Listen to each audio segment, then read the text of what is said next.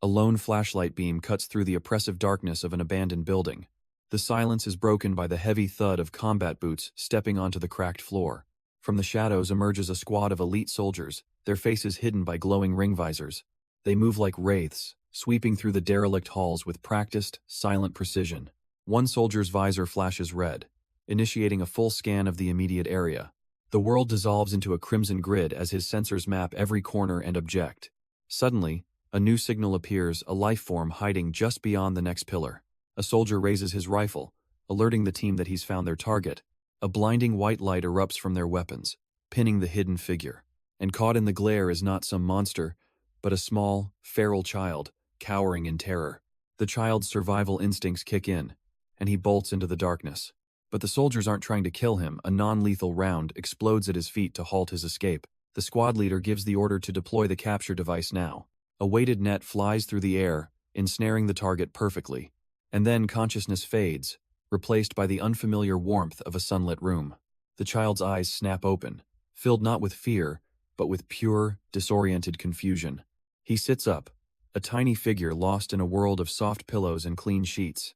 This new sanctuary is a children's protection facility, a place of safety. Tentatively, his scarred feet touch the smooth wooden floor for the very first time. For a boy who only ever knew cold ruins, this strange new world is utterly baffling. Everything was alien to him, from the perfectly flat floors, to the strange, clean clothes that didn't smell of dust and ruin, and the food that simply appeared, without a fight, without a hunt. He spent most of his days alone on a grassy hill, the open space his only comfort. But eventually, other children found him, their curiosity piqued by the silent boy. Their simple invitation to play felt like a terrifying threat to his wild instincts. He reacted not as a child, but as a cornered animal, his body arching in pure panic.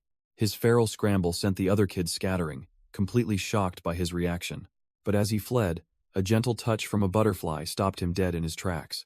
And for the first time, the boy simply laid back, captivated by a quiet, simple beauty. Meanwhile, from a window inside, a woman watches him with a thoughtful gaze. Her assistant confirms that the boy can't speak, not from disability, but because he never learned. The rescue team's report was clear. He was likely raised by animals out in the wild. Her aide compared him to Mowgli, a name that drew a blank, confused stare. The woman laughed, amused that the younger generation wouldn't know such an old story. It was, she explained, a tale from a time long before he ever arrived. But their quiet conversation was suddenly cut short by the ringing of a distant bell. Instantly, all the children in the orphanage rushed out, buzzing with excitement. Even the feral boy was swept up in the crowd, his eyes wide with pure curiosity. One of the staff held up a sealed letter, and all the children wondered what it could be. The feral boy's eyes lock onto the paper, his mind slowly forming a single thought. A letter. A little red-haired girl beside him pipes up, explaining it's from a sponsor. She then turns to him with wide, innocent eyes, asking if he has one too. Of course, the boy has no idea what that even means. So she grabs his hand, pulling him along as she explains that a sponsor is an adult who takes care of you. He argues that adults are bad, but she insists they're kind, until they finally settle on a 50-50 split. She gossips about how another boy, Matthew, got a toy and wouldn't stop bragging about it, and how Lily's sponsor bought her a gross dress with tons of frills. Even the thought of another kid, Joe, actually talking to his sponsor seems utterly disgusting to her. But as for herself, she proudly declares she doesn't need one because her mom promised to come back for her. She confides in him that her mother promised to return after just 100 nights. She insists it's a short time, that it'll pass in the blink of an eye. But her voice drops to a whisper, hoping her mom really does come soon. The boy takes her words to heart, his expression serious. So he watches from the window as the first of those 100 nights begins. He blinks, and suddenly the stars in his eyes seem to streak across the sky. Time blurs into a memory of a story, of beings that came from deep space. A teacher with a kind smile uses puppets to tell the class how these visitors became their friends. But one little boy with glasses isn't having it, loudly declaring that it's all a lie. He gathers his friends at the playground, explaining that the teachers lie because they think kids are stupid. To prove his point, he slams open a thick, ancient-looking book. The other kids are stunned, asking where he found it. From the principal's study, he says with a shrug. He traces a line with his finger, beginning the real story of how aliens first came to Earth. It wasn't friendly. Colossal, shimmering beings descended upon the cities, silent and overwhelming. Panic filled the streets as news reports confirmed the impossible. So humanity's leaders decided to fight back with their strongest weapon, something he calls HAEK. They launched everything they had, a final, desperate gambit against the cosmic giants. But as the missile closed in, the alien simply reached out a hand. It didn't block the weapon. It opened a void in space and casually fed the nuke to the darkness. The boy finishes his tale. The alien ate it, and humanity had no choice but to surrender. The epic tale of humanity's fall concludes, leaving only the quiet flutter of a butterfly and a lingering sense of hunger. But the peaceful moment is broken by the sharp toll of a bell from the rooftop. A caretaker enters, and the children immediately swarm her, eagerly awaiting news. She calls out a single name, Mori, and the boy looks up, utterly bewildered. With a gentle smile, she holds out a letter, explaining that it's just for him. He takes the envelope, staring at the official-looking wax seal, a knot forming in his stomach. The woman reveals the incredible news. He's been chosen by a sponsor, questioning why he doesn't look happy. The words hit him like a physical blow, and his small toys clatter to the floor. Forgotten. As he stands there in shock, he catches sight of a small figure standing alone in a doorway. It's the little red-haired girl, her face a portrait of utter heartbreak, tears streaming from her eyes. Her quiet sobs echo from a corner of the storage room. Mori peeks in, but she immediately screams at him to go away. Unsure of what to do, the little boy just runs in confused circles. She glances up from her knees, her eyes red and puffy from crying. Then, Mori spots a few small items scattered on the floor beside her. He crawls closer, his expression shifting as he starts to understand. These are all the things she cherishes most in the world. She picks up a half-eaten cookie, her tiny hand trembling slightly. With a frustrated sigh, she turns her head away from him. She's been waiting 100 nights, she says, even if her mom thought she couldn't count that high. And with that final realization, she whispers that she's all alone now. But before she can sink further into despair, Mori suddenly plops down, his back pressed firmly against hers. He doesn't say a word, simply offering a silent, steady presence in the quiet room. The unexpected comfort makes a small, shaky smile appear through her tears. In a gesture of newfound friendship, she offers him the cookie, asking if he wants it. Mori's eyes go wide, a line of drool already forming as he stares at the precious snack. Soon, the two are playing together, their shadows dancing behind a sheet fort. They discover a piece of paper, and she snatches it, figuring he probably can't read anyway. She squints at the crude writing, sounding out the simple words. "Hello there." Confused, she flips the note over, shaking it. That's it? Is this some kind of joke? And there on the floor lies a single, shimmering blue flower. Mori stares at it, his eyes wide with a strange sense of wonder. He picks it up, the small blossom practically humming in his hand. Later that night, Mori is the only one still awake in the quiet dormitory. He brings the flower close, taking in a scent that feels like a forgotten dream. Suddenly, a vision floods his mind of being a baby, surrounded by an ocean of these same blue flowers. The memory lulls him into a deep and peaceful sleep. But the tranquility is shattered by the morning bell ringing through the orphanage. A woman's voice cuts through the air, urgently calling out Morris' name. She's holding an envelope, and it seems there's important news waiting for him. It turns out the letter was from a sponsor, and a caretaker presents the first of many gifts. The other children can only stare in awe at the sheer volume of presents that have arrived. And in the middle of it all sits Mori, a small boy surrounded by a mountain of unexpected kindness. They all dive in, amazed by talking dolls and more colored crayons than they've ever seen. But the sheer generosity makes them suspicious. Who would do this, and what do they really want? The red-haired girl scoffs, figuring adults only act this nice when they're feeling guilty. That unfamiliar word, guilty, sparks a flicker of intense curiosity in Mori's wide eyes. Unsure what a crayon is, he immediately tries to put it in his mouth, horrifying the others. The girl snatches it away, exasperatedly showing the dummy how you're supposed to use it. And as the first line of color appears on the page, Mori's entire world is completely blown away. The next morning, sunlight streams into the orphanage, signaling a brand new day. The director decides the warm weather is perfect for laundry, asking the children for help. And what was once a chore is now a game, as they all eagerly hop into wooden tubs. Stomping away with their bare feet, they begin to wash the linens. The other kids laugh, amazed at how wrinkly their toes get in the water. The red-haired girl just rolls her eyes, wondering what's so amazing about something so simple. But for Mori, this is another incredible discovery, a world of sparkling bubbles at his feet. His eyes widen in pure wonder, captivated by a sensation he's never felt before. He completely loses himself in the moment, splashing with an explosive, innocent joy. The girl tries to warn him to slow down, but it's too late. He's having the time of his life. Suddenly, A distant voice cuts through the air, calling out a name, Rodina. The red-haired girl's eyes widen, filling with tears of disbelief and overwhelming hope. Just as Mori slips and tumbles out of his laundry tub, the playful atmosphere shatters. A woman with matching red hair rushes forward, catching the girl in a desperate embrace. Rodina collapses into her arms, sobbing out the one word she's longed to say, Mom. From their tubs, the other orphans can only watch the reunion, stunned into silence. But Mori just stares, his mind completely blank. He doesn't even know what a mom is. He watches them from afar, a strange, unfamiliar feeling stirring inside him.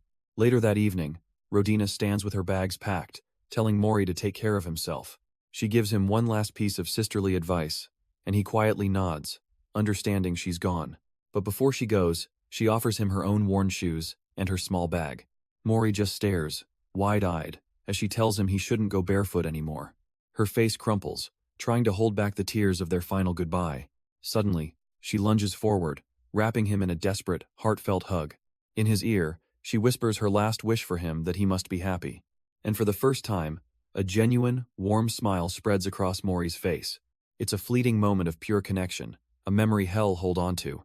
He watches as she walks away, finally reunited with the mother she longed for. All the other children and caretakers wave, wishing her a happy new life. But soon after, the child sits alone on the hill again, just like he always does. Though his friend's absence left a hole, Mori found that he wasn't lonely. A mysterious benefactor kept him company with a stream of letters and gifts. The red cloak they sent was as soft and warm as sunlight itself. There were colorful crayons and a talking doll that brought him endless fun. And the kind letters, they always carried the sweet scent of wildflowers. Mori would hold them close, breathing in the fragrance of a kindness he'd never known. Each message was adorned with a single, shimmering blue flower. But as comforting as it was, a question started to brew in his mind. Who was this person, and why were they being so relentlessly nice to him? His thoughts drifted to Rodina's tearful reunion, wondering if this was all born from guilt. And with that, a single, powerful thought took root in the boy's mind. Could this person, this source of endless kindness, be his mother? That night, he packed the talking doll and his few treasures into the bag Rodina gave him. With a determined look, he slipped out of the orphanage under the cover of darkness. He offered one last, silent wave goodbye to the only home he'd ever known. Then, he took a single step forward, leaving his past behind on that hill. His small feet soon found a new path, a set of cold steel railroad tracks. One step, then another, walking steadily into the vast, silent night. He was setting off on an unknown journey, driven by the hope of finding his mom. His path led him past a quiet barn, where livestock slept peacefully in the hay. A curious cow nuzzles the hay where he's taken shelter for the night. He's woken up not by the sun, but by a rough, wet lick to the face. Blinking away the sleep, Mori finds himself surrounded by gentle, farmyard giants. Not wasting any time, he soon finds a new ride, a rumbling freight train. The train carries him far away, deep into a vast and desolate desert landscape. He eventually decides this is his stop, leaping from the car into the soft sand. He watches his steel ride continue on without him, disappearing over the horizon. Alone now, there's no fear in his eyes, only the quiet resolve of his mission. The world around him is an intimidating, endless ocean of sand and sky. And so, his small feet begin their long march across the empty wasteland. The sheer scale of the desert threatens to swallow the small boy whole. But then, a faint rumbling sound reaches his ears, a vibration in the sand. He stops, his head tilting with innocent curiosity. In the distance, a dust cloud kicks up as figures race toward him. It's a pack of wasteland marauders on iron steeds, one brandishing a pistol. And just like that, the boy's world shatters into pure, undiluted panic. His tiny legs pump as fast as they can, a desperate flight across the dunes. The bikers easily catch up, swerving around to encircle their terrified prey. But this whole desperate chase is not going unnoticed. From a rocky overlook, a lone rider with stark white hair watches from above. The bikers finally get a good look at their catch, and they're just confused. Is this thing even human? Mori can only tremble on the ground, trapped beneath the shadows of his towering captors. They circle him like vultures, mocking his size and questioning if he's really a person. The conversation quickly turns to profit. One of them wonders if they can even sell something so pitiful. Tears stream down the boy's face as he presses his hand into the sand, bracing for the worst. But one biker has a darker idea, suggesting they could just take a little bite for themselves. He reasons that no one would notice if a single leg went missing as he slowly reaches for the boy. Suddenly, a monstrous form slams into the ground, kicking up a cloud of dust and fury. It's their boss, now a hulking beast, his glowing eyes fixing on the subordinate as he demands to know who gave him permission. The greedy biker flinches back, stammering a terrified apology to his leader. The boss scoffs, dismissing the child as not even a decent meal. But then he pauses, a flicker of confusion crossing his monstrous face. Mori looks up too, sensing something rapidly approaching from the distance. In a flash of green energy, the biker boss is sent flying backwards. His underlings reel in shock, wondering what just hit their leader. On the horizon, a lone figure on a motorcycle speeds across the desert sands. It's a rider on a menacing bike, his white hair and horned mask cutting through the wind. The bikers shout in alarm, recognizing the newcomer but trying not to panic. They immediately raise their weapons, unleashing a volley of gunfire. But the rider just weaves through the storm of bullets, completely untouched. It's like swatting at flies for him, weaving through their desperate barrage without a care. Meanwhile, the biker boss gets back on his feet, snarling in pure rage. He launches himself through the air like a cannonball, aiming to flatten this newcomer. The monster barrels forward, claws outstretched, ready to tear him limb from limb. But the rider doesn't even slow down. He guns the engine and charges straight into the beast. The two forces collide in a massive explosion of sand and rock. Through the dust, the biker boss cracks a smug, toothy grin, certain of his victory. But then he looks down at his hand, and it's glitching, dissolving like digital static. His confidence shatters in an instant. What just happened? He looks up just in time to see the rider sailing majestically through the air above him.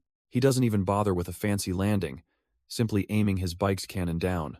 A pillar of pure energy lances from the sky, vaporizing the very ground beneath him.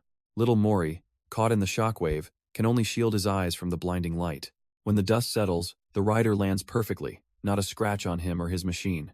In the center of a newly formed crater, the once mighty biker boss is reduced to nothing. The rider sighs, annoyed that someone dared to cause such a ruckus in his territory.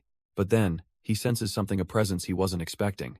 A tiny figure stands right in front of his bike, staring up with wide, innocent eyes. The rider leans forward, his form shifting into something far more demonic.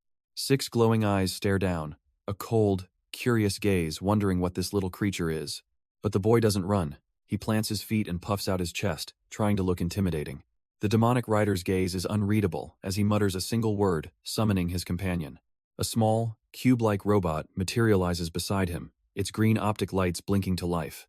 It immediately scans Mori, its display flashing with readings of fear and nervousness. His demonic form softens as he crouches down, and the little AI clinically identifies the child as a human infant. Mori's brave facade melts away, replaced by pure, unfiltered curiosity. And he's met with the widest, toothiest, most terrifyingly friendly grin he has ever seen. The boy's tough act shatters instantly, his expression frozen in pure shock. The rider tries to be reassuring, telling the boy not to worry and offering to introduce his little friend, AIA. Morris' wide eyes fixate on the floating robot as the masked man correctly guesses the situation. This kid is lost. Striking a ridiculously heroic pose, the biker declares that he will personally take the boy home. And just like that, Mori's terror melts away, his eyes now sparkling with pure admiration. The rider confidently tells him to follow, and the tiny boy immediately starts trotting behind him. With his new sidekick in tow, the demon feels a swell of pride in his benevolent act.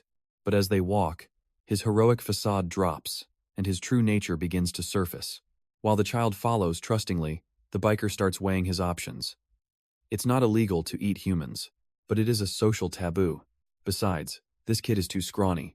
He'd be better off sold for parts or money. As Mori curiously watches the little robot, the biker considers selling him as a toy to the freaks in the caves. Hess even appraising the kid's clothes for auction when he suddenly feels a light tug on his jacket. Snapped out of his grim calculations, the biker turns, startled by the little boy trying to get his attention. The little boy pulls open his cloak, revealing a strange symbol sewn into the fabric. And just like that, a bone-deep chill runs down the biker's spine. He throws his hands up, laughing nervously, suddenly realizing how very, very late it is. He apologizes profusely to the confused child, explaining that he's just an incredibly busy guy. Then he summons his bike, hoping the kid can find his own way back home, right? Great. Without another word, he guns the engine, leaving the small boy standing alone in a cloud of dust. He speeds across the desert, putting as much distance as possible between them. Leaning over his handlebars, he's sweating, realizing that was the symbol. He almost ruined his entire life. His little robot companion dryly observes that this is what's commonly known as chickening out, earning a furious retort.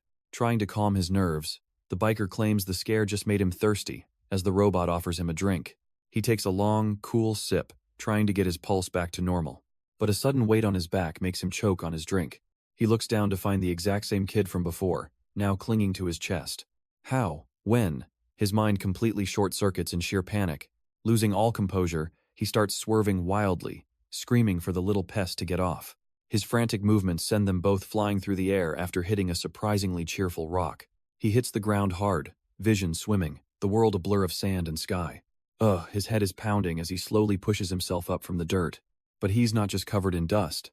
He's covered in letters? And the kid's little red cloak? He picks one up, completely bewildered. What in the world is all this?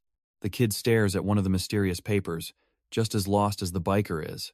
But before he can figure it out, the biker finally lurches awake with a monstrous roar. His little robot drone calmly explains it covered him with the kid's items to keep him warm. The drone helpfully suggests he might need some hydration, and the dazed biker can only agree. Hearing this, the kid suddenly gets an idea and starts waddling over to the campfire. He comes trotting back with a metal canister, eager to help. But that friendly little rock from before decides to say hello, sending the kid stumbling forward. A huge splash of water hits the biker directly in the face, soaking him completely. He's left sputtering, dripping, and utterly speechless at the sheer audacity. The biker's gaze locks onto the kid, a slow burn of fury building as he realizes it was him. His many eyes burn with absolute fury, ready to obliterate the child before him. But the kid just stands there, innocently clutching a bundle of papers and a small bag. Then, the biker's gaze catches on a small wax seal, and his rage instantly freezes. He knows that symbol. There's no doubt about it, it's the mark of the patch.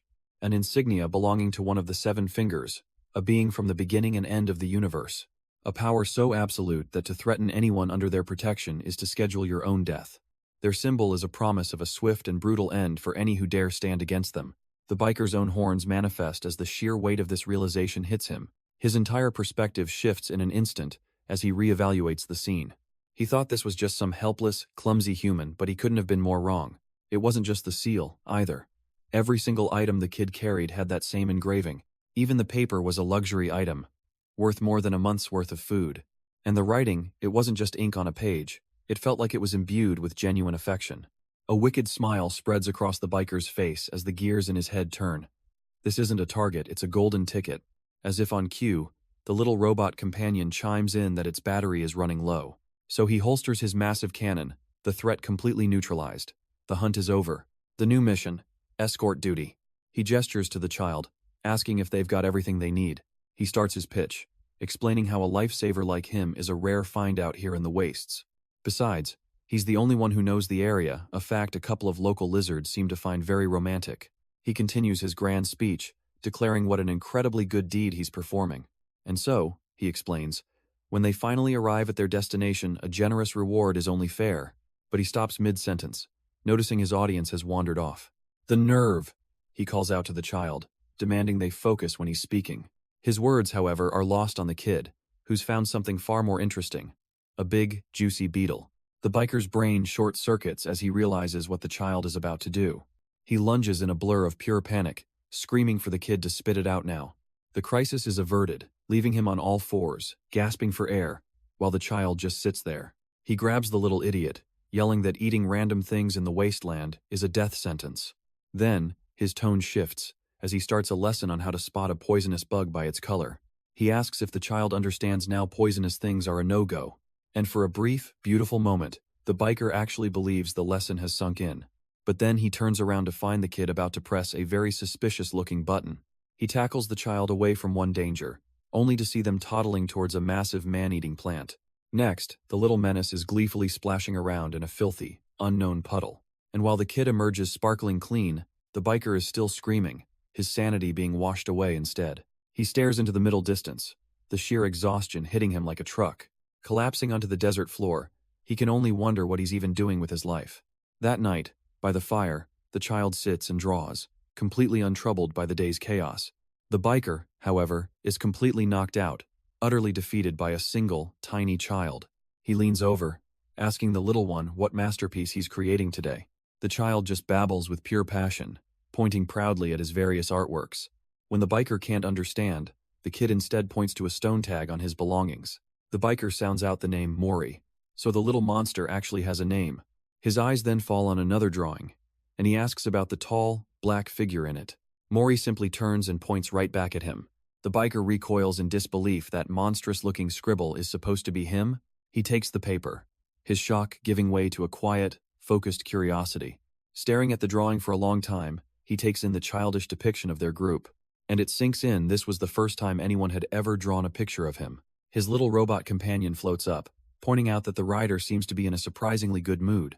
Startled, the biker immediately denies it, defensively shouting that he isn't happy at all. The robot then critiques Mori's drawing of it, giving the kid a 50 for his less than flattering depiction.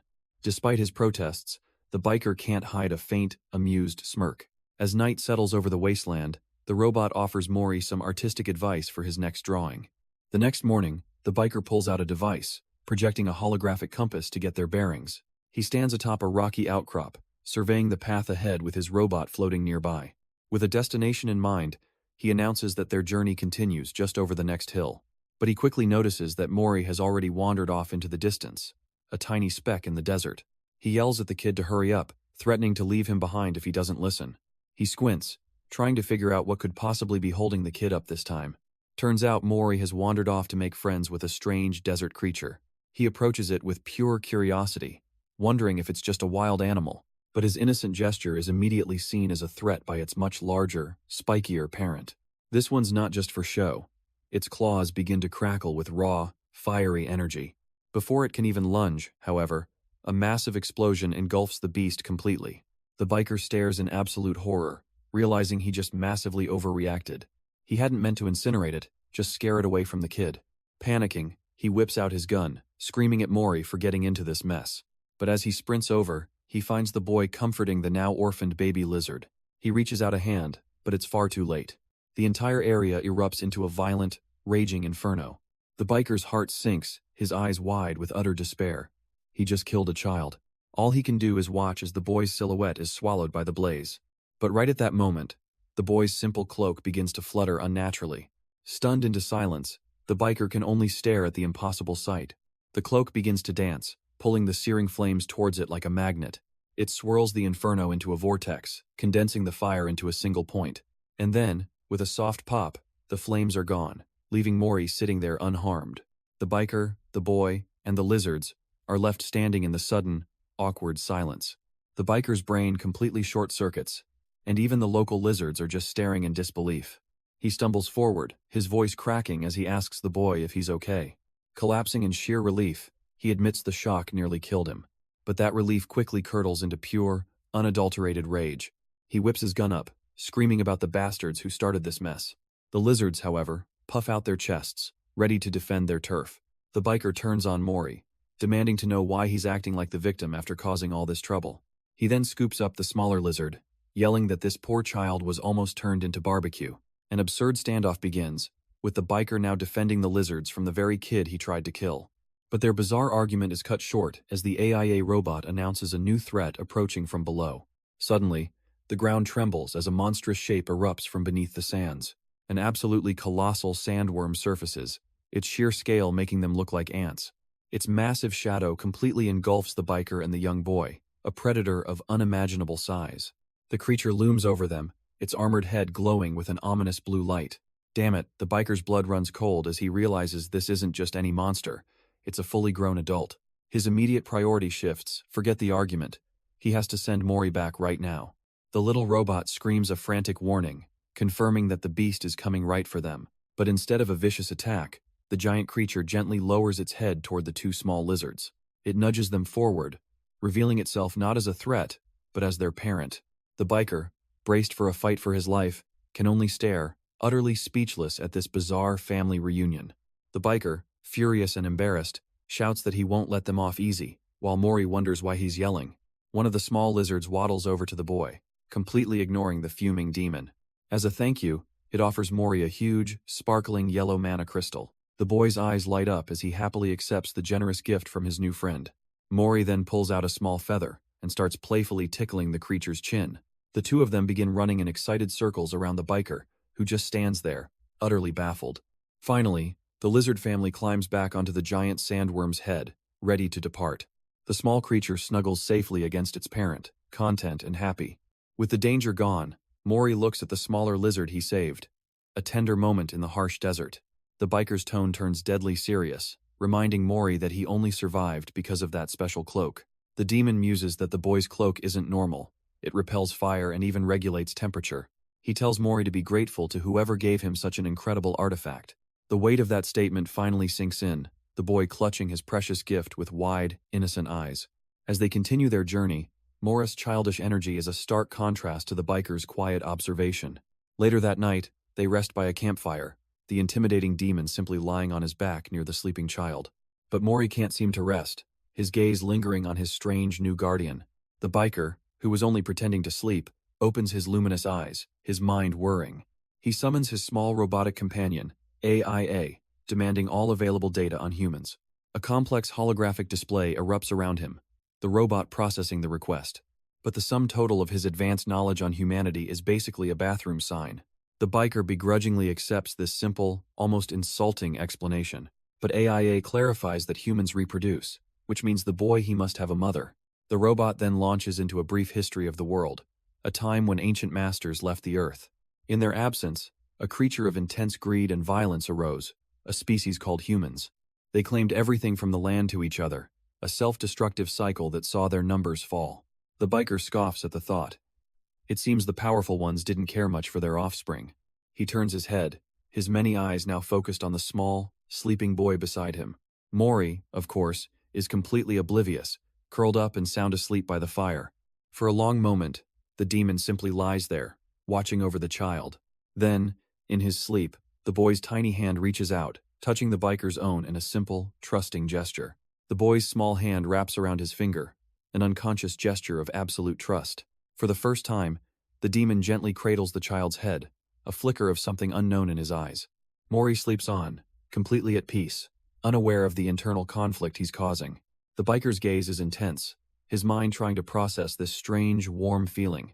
Suddenly, the boy lets out a tiny snore and flops over, catching the hardened demon completely off guard. He lies back down, staring into the darkness as the pieces begin to click together. It's certain now. The boy couldn't have survived that endless forest on his own. The answer had to be that mysterious cloak he was wearing. He looks over at the sleeping child, his resolve hardening into a promise. He will find it, without fail. And as the first light of a new day streams across the sky, Mori's eyes begin to flutter open. He wakes not to the harsh desert, but to an endless field of soft green grass. A gentle breeze rustles as he slowly sits up, a shooting star streaking across the perfect blue sky. For a moment, there is only peace, a world away from the monsters and the wasteland. But something feels off. He turns, a flicker of confusion in his eyes. Where is this place, and how did he get here? And then, with a jolt, his eyes snap wide open. The beautiful field vanishes in an instant. The world sharpens back into harsh reality. His head lolls back with a groan, his vision blurry, and his body being jostled around. Looking up, he's met with a horned, red face, the demon biker casually asking if he's finally awake. The demon holds Mori up, urging the dazed boy to take a look at their destination. Before them lies an impossible city, carved into massive, towering rock spires. They enter the settlement, a vertical world of stone pathways and bustling life. Mori is set down on his feet, still trying to process what he's seeing. He looks up at the dizzying heights, at bridges connecting one spire to another. The sheer scale of it all leaves him speechless, his eyes wide with pure wonder. But his awe is shattered as a crowd of other demons suddenly surrounds them. They're not hostile, though they're fawning over him, calling him cute. Mori freezes, completely startled by the sudden, overwhelming attention. His biker captor shoves them back, yelling that this kid isn't a free attraction they have to pay to look. Scooping Mori up, the biker sighs the kid stands out way more than he'd planned. Enough of this sideshow. He strides off with a purpose, heading for a specific destination. They enter a dimly lit tavern, a den filled with other demons going about their business. But even here, another local gets curious, asking if they can touch the little human. A voice cuts through the noise, a horned figure named Valentine wanting to know what's going on. Sitting down, Valentine questions the biker's motives for suddenly raising a human child. But he's not here for small talk. He pulls out an envelope, showing them a distinct wax seal. Valentine's eyes widen in recognition they've seen that symbol before, during a trade deal. The people he's looking for, they tell him, are almost certainly in the city. Then they lean in closer, noting that the merchant they met also had black hair, just like Mori. But before they can go anywhere, they need a room and supplies, which Valentine is more than happy to provide for a price. The biker is shocked, insisting the price is outrageous, but Valentine just scoffs at his naivety. He accuses the innkeeper of trying to trick him again, while little Mori curiously pokes at the AIA robot. Flustered and desperate, the biker tries to haggle again, but Valentine's dismissive hand gesture shuts him down completely. Defeated, he empties his pockets, the meager coins clattering onto the counter as the other patrons chuckle at his misfortune. His loyal AIA robot chimes in, suggesting they could sell its battery, which still has over 70% charge left. The biker immediately refuses, is it telling him to starve? He'd never sell off his own gear like that. Out of options, he pulls out a strange golden rock he's been carrying, asking how much this would be worth. Valentine's smug demeanor instantly changes, identifying the item with a grin it's a Tomas stone. And without a moment's hesitation, the innkeeper smashes the valuable-looking stone right on the counter. The biker screams in absolute horror, his one last hope seemingly destroyed by the smug innkeeper. But Valentine just calmly tells him to take a closer look, because before his very eyes, the shattered fragments of the Tomas stone begin to magically reform. The innkeeper holds up the now perfect stone, explaining that it fixes itself and glows by absorbing light. So it's expensive, right? The biker asks, hope returning, only for Valentine to crush it by calling the stone worthless. Disgusted and out of options, the biker dismissively tosses the useless trinket to little Mori. But the stone tumbles right past the boy's small, outstretched hand. Mori toddles after it, his expression unreadable. He picks up the glowing rock and brings it right back to the stunned biker. The little boy silently offers the stone back, a simple, unexpected act of kindness. But his simple act is interrupted by a towering, masked demon who leans down with a terrifying grin. The creature's hidden thoughts are simple and chilling. It finds the little boy cute. A primal fear takes over and Mori tries to run, clutching the stone tightly. But he doesn't get far before a gloved hand snatches him right off the ground. A swirling purple void opens beneath them as the demon drags him toward an unknown darkness. Mori tumbles helplessly into the abyss, the world vanishing around him. He shuts his eyes in pure terror, a single tear streaking down his face. The demon merchant simply watches from above as its prize disappears into the portal. Mori is left completely alone, a tiny speck floating in an endless, silent void. With no one to hear him, the boy's terrified screams echo into the oppressive darkness, but his cries are swallowed by the void, leaving only a lingering echo of his fear. Back in the marketplace, life goes on, completely oblivious to the boy who just vanished. The white-haired demon suddenly realizes something is wrong, his head snapping around as he calls out Mori's name. He spots a cloaked figure, slinking away behind a curtain, a flicker of suspicion in his eyes. The merchant peeks back for just a second, a silent confirmation that they are the culprit. In that instant, all of the demon's eyes lock onto the target, his confusion turning to cold fury. He shouts for them to wait, his voice cutting through the noise of the crowd. Pushing through the masses, his little robot companion initiates a scan as he chases after the fleeing figure. He demands that they stop, his patience wearing thin. With a desperate lunge, he reaches out, trying to grab the merchant before they can escape. The cloaked kidnapper leaps across a chasm, desperately trying to create distance. For a moment, the demon loses sight of him, stopping in confusion. Where did he go? But the merchant had only ducked under the bridge, hoping he'd given him the slip. That's when the little robot's scan confirms it, a life form in the pocket. It's Mori. He roars at his drone to get ahead and block the bastard's escape route. The chase resumes, both figures scrambling across the precarious rock bridges. The white-haired demon pushes himself to his absolute limit, sprinting with everything he has. His little robot companion shoots high into the air above the canyon, and begins a wide-area scan of the entire demon settlement. A green holographic grid maps out the terrain, plotting the fastest way to intercept. The drone processes countless variables in a fraction of a second. It maps out the entire settlement, identifying 14 possible escape routes for the merchant. Based on his speed and direction, the robot locks onto the most probable path. Route 2. The navigation data streams directly to the white-haired demon, his eyes flaring with lethal intent. He gets his first-order stares ahead, and immediately launches himself down the precarious path. The merchant, meanwhile, tries to blend into a crowd, hoping he can finally shake his pursuer. But it's useless. The demon is a blur of motion, closing the distance across the high bridges. The drone pings again, calculating an intercept course a bridge to the left will cut him off. The merchant sprints onward, completely oblivious that he's running straight toward a dead end. And the treasure he's guarding? A sand sculpture Mori spent half a year on, a proud self-portrait. and with a devastating crash, the merchant is sent flying as Mori's sand sculpture shatters into a million pieces. He's left weeping on the ground as his pursuer simply turns and vanishes into the crowd. But wait, the demon left behind the navigation robot and the merchant's disguise. A classic misdirection. Realizing he's been played, the demon gets a new target from the robot. Route 11. The real chase is on. Meanwhile, the crafty merchant has already donned a new, more intimidating disguise, hidden by the rain. In that same moment, poor Mori feels his creation break, his little heart shattering right along with it. But the demon is relentless. The robot announcing their arrival at the predicted intercept point. The merchant sprints right into the trap, a glowing dead-end passage. He lands inside, thinking he's found another clever escape route, only to find himself perfectly cornered, his pursuer looking down from above with nowhere left to run. The demon can't help but scoff, wondering if this guy is for real. But his little robot buddy has one last card to play. It flashes a signal, giving the final command. The merchant takes the bait, leaping down into the canyon. But his pursuer is already moving, a white streak cutting through the air. The merchant lands, thinking he's pulled off another escape, but he's so wrong. He looks up in pure disbelief. The demon is already there waiting for him, and just to rub it in, the hunter kicks his own bike over the edge. It comes crashing down, landing right beside the trapped merchant. The chase is over. They're on a tiny ledge, with absolutely nowhere left to go. The cornered merchant finally speaks, demanding to know who his relentless pursuer is. But the hunter ignores him completely, his voice a roar as he calls out for someone named Mori. Hidden away, a tiny, terrified face pops up, hearing that desperate cry. The merchant just stands there, trying to look innocent, clutching his robes nervously. As he does, the hunter's little robot companion begins scanning his voice. The scan is a match. With 98% certainty, it's Morris Guardian, who now furiously demands the return of his human. The merchant plays dumb, but the hunter cuts him off, accusing him of hiding a tiny human in his pocket. The masked figure continues his act, claiming to have no idea what he's talking about.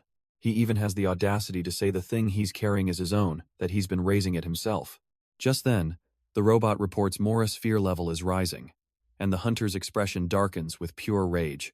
The hunter's patience shatters, his gun aimed true, screaming for the nonsense to end and the boy to be returned. But the merchant's reply is a calm, infuriatingly simple no. He claims the human is just too cute, and he's decided he's going to raise him instead. Before the hunter can even process this insanity, the merchant calls him out by name, Ryder. He knows all about the infamous, simple-minded outlaw and his illegal little creation. So he poses the question, how could someone so notoriously dangerous possibly raise a human child? The merchant then declares with utter conviction that he could raise Mori with far more love. He even has the gall to suggest the hunter is only keeping the boy because he likes him, too. So what's the difference between them? He proposes they find out. If the hunter is so confident, he smirks, let's just ask Mori who he'd rather be with.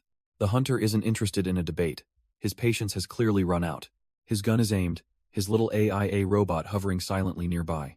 Unfazed, the merchant calmly reminds him that firing a gun in town is illegal, but the hunter just dismisses the warning. That's not important to him right now. Meanwhile, Mori is somewhere else entirely, screaming into a terrifying pitch-black void. The poor kid is trapped, lost, and completely overwhelmed by fear. He stumbles through the darkness, desperate to find some way out. But then, a voice suddenly calls out to him, cutting through his panic. It's the doll the hunter gave him, offering a strangely motherly piece of advice. Mori freezes, his terror instantly replaced by wide-eyed shock.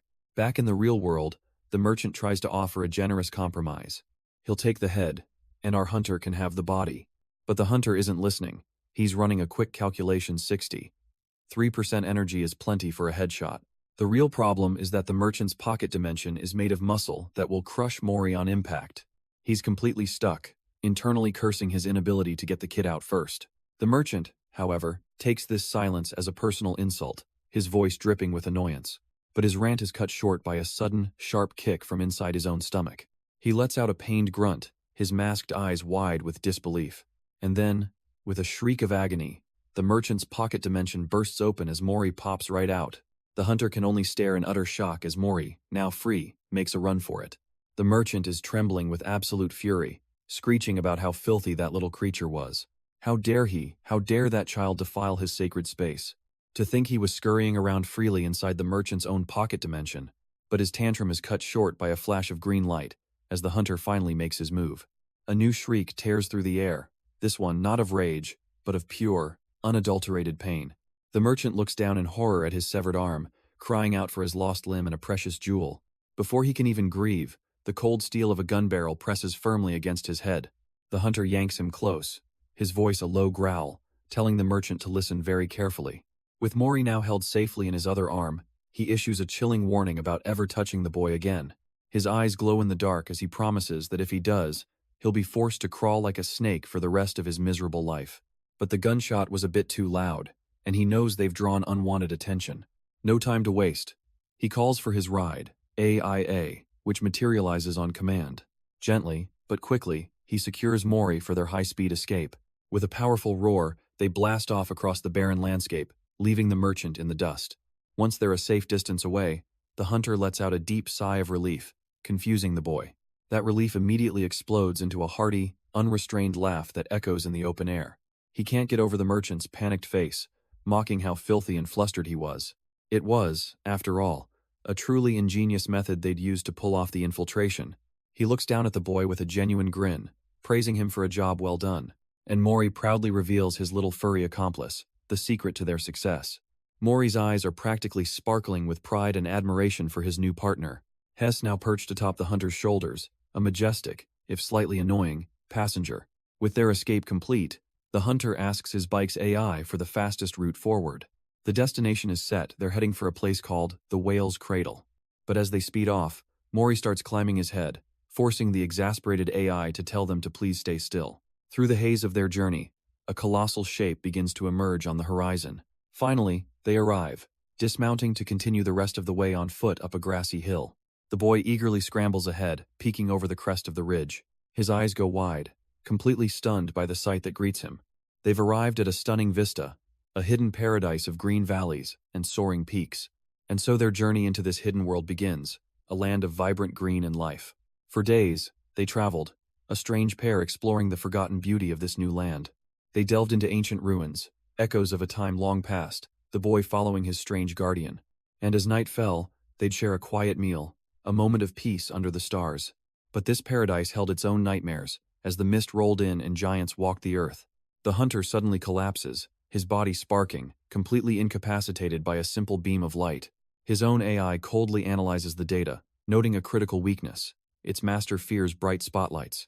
With the protector down, it's Mori who takes the lead, lighting their way through a massive cave of refuge.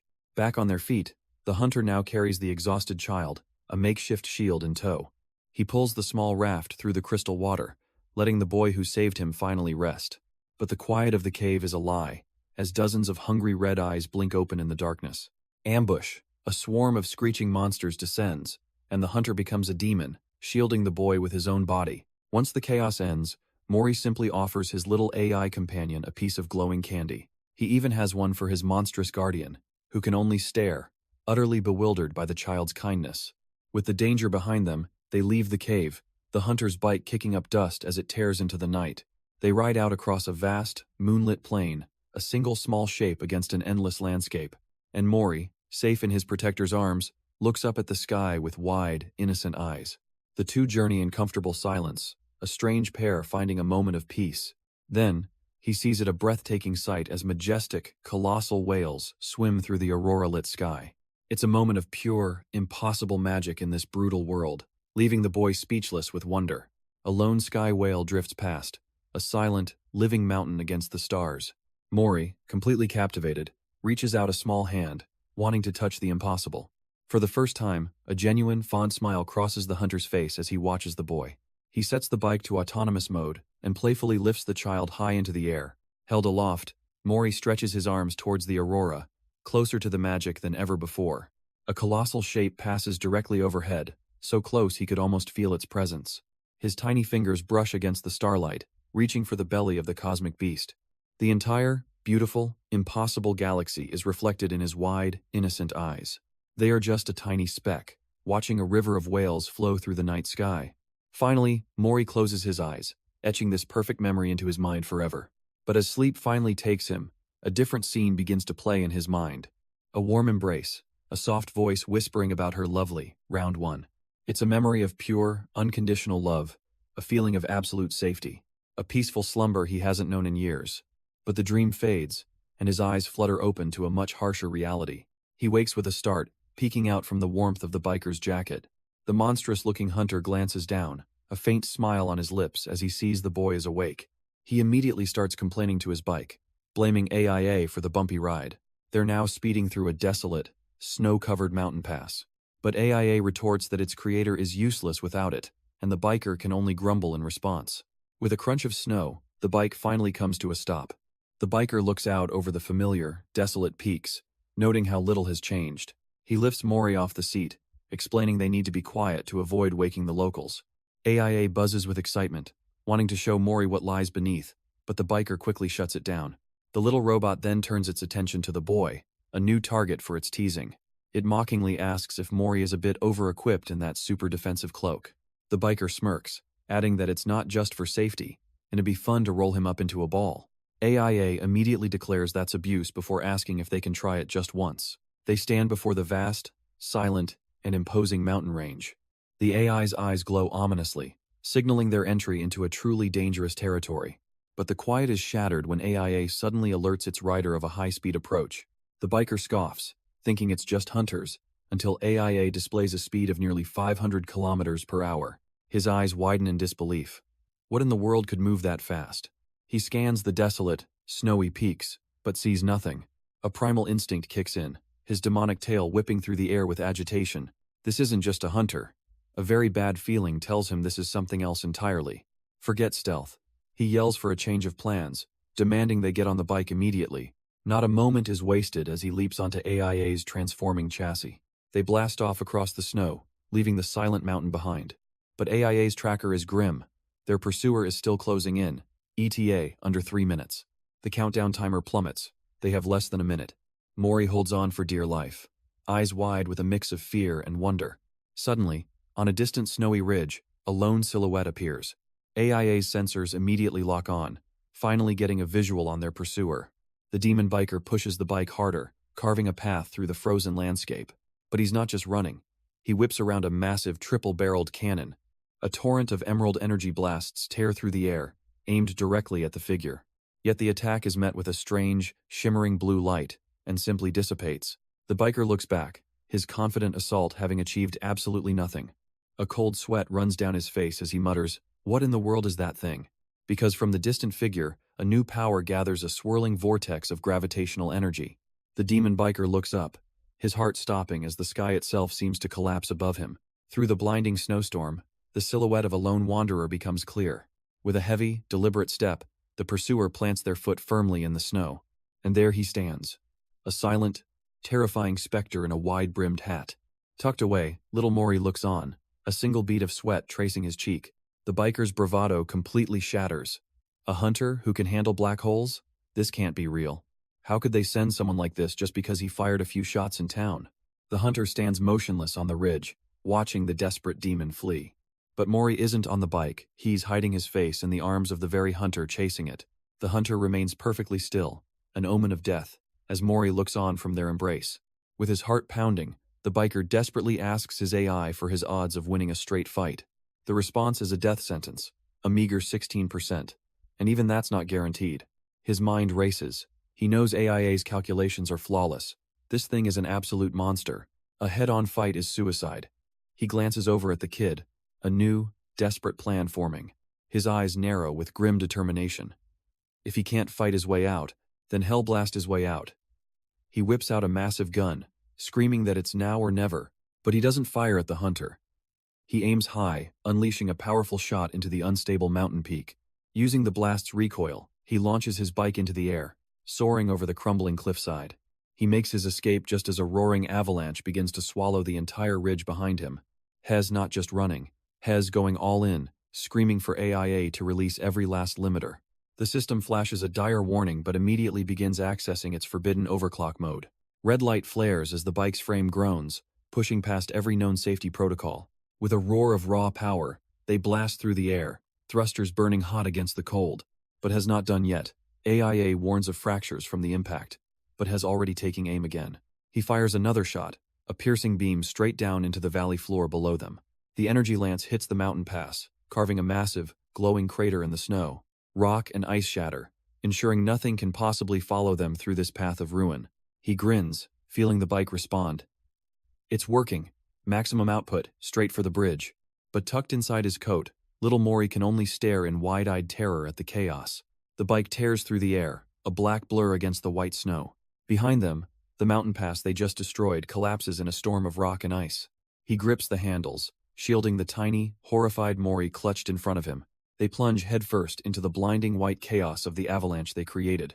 He roars over the wind, his mask gone, telling the poor kid to hold on for dear life. But all Mori can do is scream, his face a mask of pure, unadulterated terror. Suddenly, the biker's eyes snap forward, spotting something through the swirling snow. There it is, their goal, an ice bridge shimmering in the distance. With their destination in sight, he pushes the bike into an even more reckless overdrive. A blade of blue energy forms around the front as he guns it straight for the crossing. But as they careen through the snow, a brilliant blue beam of energy zips right past them. The attack comes from the hunter, who calmly conjures another sphere of power.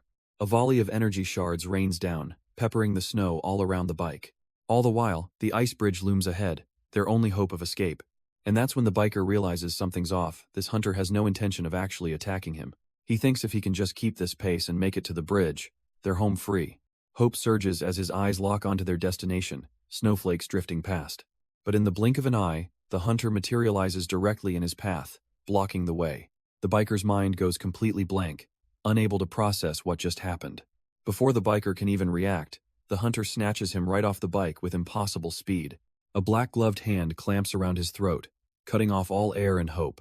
His multiple eyes widen in pure agony, a choked gasp his only reply to the crushing force. His feet dangle uselessly, kicking at the empty, frozen air. Then, with a flicker of eerie blue light, the hunter simply lifts him higher. He casually tosses the demon off the ice bridge, sending him plummeting into the abyss below. But this isn't about a simple kill. A gun materializes in the hunter's hand. In another flash, he's behind the falling biker, pressing the cold steel of the barrel into him. Trapped and helpless, the biker can only let out a pained grunt, completely at his pursuer's mercy. But just as he's about to end it, a vision flashes through the hunter's mind. A dark, gloved hand reaches out, not to kill, but towards a small, bundled child. It's Mori, a baby version of him, his innocent green eyes staring up in fear. The sudden memory is so jarring that the hunter actually flinches mid-air. For a split second, his grip on the biker loosens, his hand pulling back. The demon senses it, a moment of hesitation, a flicker of hope in his terrified eyes. But that hope is instantly crushed as the hunter's bike materializes right under them. He lands perfectly in the driver's seat, his prey now trapped in front of him. With the biker pinned against the console, the merciless pursuit continues on his terms. The biker smirks, trying to get a rise out of his captor, taunting him about being in unfamiliar territory. The hunter's response is to simply drive his bike off the massive ice bridge, letting his prisoner plummet. He leaps right after, a silent specter descending into the abyss. But as he falls, something makes him pause, his glowing eyes widening in surprise. He lands softly in the snow below, looking back up at the impossible drop. The biker isn't dead, he's dangling helplessly, caught by one of the hunter's shadowy tendrils. Standing over the defeated demon, the hunter calmly recalls his bike, its system confirming the command. His masked face gives nothing away, but a flicker behind those blue lights hints at a deeper turmoil. And once again, the innocent, wide-eyed face of a baby flashes through his mind. But the hunter's moment is cut short as colossal, whale-like creatures darken the sky above him. The world suddenly fades to black, the view shifting, refocusing through someone else's eyes. It's the boy, Mori, and the AIA's interface addresses him directly. He is the rider. The white-haired biker groans, his many eyes blinking open in total confusion. Did he pass out? Gasping for air at the new altitude, his first thought is for Mori, who rests safely on his chest. The system explains the hunter's brilliant, if not completely insane, strategy. He woke the sleeping whales. These titanic beasts, their cradle disturbed, are now migrating to the safety of a distant ravine. The biker, still piecing it all together, turns to the little robot and asks where they've ended up. Before them, nestled in a vast mountain range, is a colossal black sphere. They've arrived at the city. Mori points excitedly towards the sky, still in awe of the colossal flying whales. As they prepare to enter the city, the AIA bot suggests to disguise his current face is just a little too recognizable. With a surge of energy, the biker's hair begins to morph and shift. In an instant, it's changed completely, settling into a wild mane of pure white. He turns back to the boy, confidently announcing it's time to go. "Let's move out, Mori." But Mori just stares back, a look of complete and utter confusion on his face. The biker is just as baffled by the kid's reaction. A silent what? Hanging in the air between them. Suddenly, Mori starts scrambling away in terror, making the biker sweat. What is wrong with him? He scoops the boy up, frantically trying to explain that it's him, it's Ryder. The little robot chimes in that Mori can't recognize him, leaving a desperate Ryder to wonder what on earth he's supposed to do now. The little robot chimes in with a simple, yet perhaps brilliant, idea. He'll just perch himself right on top of Mori's hooded head, and with Mori riding on his shoulders, they form one very awkward, very tall person. They proceed down a massive, sterile corridor, with Ryder trying to get the kid to stop fidgeting. Their clumsy journey comes to an abrupt halt as a figure steps before them. A disembodied voice echoes out from the end of the passage, offering a simple hello. The greeter is a strange being with a floating orb for a head, formally welcoming them to the city. Ryder states they're here to meet someone called the Patch, but the guide needs to see some insignia first. He grumbles, fumbling in his pouch while Mori continues to make things difficult. At last, he produces a letter, sealed with a simple red wax stamp. The guide presents them with a swirling galaxy of glowing insignias, asking which one they're looking for. Ryder is floored. The Patch isn't one person, but a whole scattered organization. AIA, peeking out from under the hood, stammers, having no idea who they're supposed to choose. Mori just stares up at the dizzying array of lights, seemingly lost. But then, a thought strikes him, and he fumbles around in his little pouch. He pulls out a tiny, delicate blue flower. It's a simple, almost childish offering, yet it feels deliberate. The guide's floating head tilts, silently acknowledging the item. With this new clue, the guide states there's only one person they could be looking for. The chaotic network of symbols converges, highlighting a single path forward. The path forward manifests as a stark black rectangle, a perfect door to nowhere. The biker reaches out cautiously, his hands sinking into the inky surface as if it were water. Their guide calmly explains that no matter which way they walk, they'll arrive just fine. With that less than helpful advice, he commits, letting the darkness swallow his arm. In an instant, the portal lurches to life, pulling both of them off their feet and into the abyss. They're plunged into a brief, disorienting freefall through absolute nothingness. Then, they're unceremoniously spat out into a brilliant blue sky, tumbling over a vibrant green field. Mori is absolutely starstruck by the sight, while his demonic ride is just utterly confused. Before them stands a massive, impossibly pristine mansion, completely out of place. The biker can only mutter that whoever lives here must have some very unique tastes. The idyllic scene looks like something straight out of a children's storybook. Mori's eyes are wide with a wonder he's never known, completely captivated. He frolics through the grass with pure joy, as the biker dryly notes his good mood, warning him not to fall. With a deft flick of his wrist, the demon snatches the tumbling AIA robot out of the air. The mismatched trio finally arrives before the towering, wrought-iron gates of the estate. He warns them both to stick close, reminding them that entering this city uninvited is a death wish. But for all his tough talk, he's completely baffled by the simple intercom on the gatepost. Mori just watches him poke at it, a silent question mark hanging over his head. The boy's attention wanders past the gates to the mansion's windows, where he notices movement. His eyes suddenly flash with recognition, completely stunned by who he sees inside. Inside, a woman with long, dark hair moves past a window. Mori's eyes go wide. It can't be, but he knows that silhouette. A jolt of recognition hits him as she disappears from view. Without a word, he starts frantically climbing the massive iron gate. The biker is left shouting in disbelief as Mori drops to the other side and runs. He screams at the boy to come back, but Mori is already climbing through an open window. Now, truly panicked, the demon starts hammering on the bars, demanding they open the door. Mori scrambles over the ledge, pulling himself into the estate. He finds himself standing alone in a long, silent, sunlit corridor. His gaze immediately fixes on a pair of doors at the far end of the hall. With his goal in sight, Mori's small footsteps echo down the grand hallway. He's so focused, his eyes wide with a mix of fear and determination. He barrels forward, desperate to reach those doors. But just as he gets closer, he freezes in his tracks. A strange figure has emerged from one of the side rooms, blocking his path. The creature, a tall, bird-like being, looks down and lets out a confused, "Huh?" It's soon joined by another, and they stare at the little intruder, wondering who he is. Mori, now completely thrown off, just stares back with a bead of sweat running down his face. The servants murmur to each other, confused about this unscheduled guest and what they should do. But just then, a faint, familiar scent of flowers hits him, and his attention snaps away. His eyes lock onto a door down the hall. That's where the scent is coming from. The bird-like servants shout for him to wait, but their cries are lost on him. Ignoring them completely, Mori bolts down the long, sunlit corridor. He barrels straight towards the large, imposing wooden doors at the end. With a determined push, his small hand swings the heavy door open just a crack. He squeezes through the gap, his curiosity overriding any sense of caution. But the moment he's inside, his world seems to sparkle and then stop. The little boy freezes on the spot, his mouth hanging open in pure astonishment, because he's not looking at a person, but at a sea of countless, glowing golden eyes. A colossal figure looms over him, wrapped in wings that watch his every move. Mori just stands there, small and speechless, before this impossible sight. A random memory flashes through his mind: Rodina, crying with joy in her mother's arms. The image pierces his heart, and his own eyes begin to well up with a deep, confusing sadness. The towering figure seems to notice this change, a silent witness to the boy's turmoil.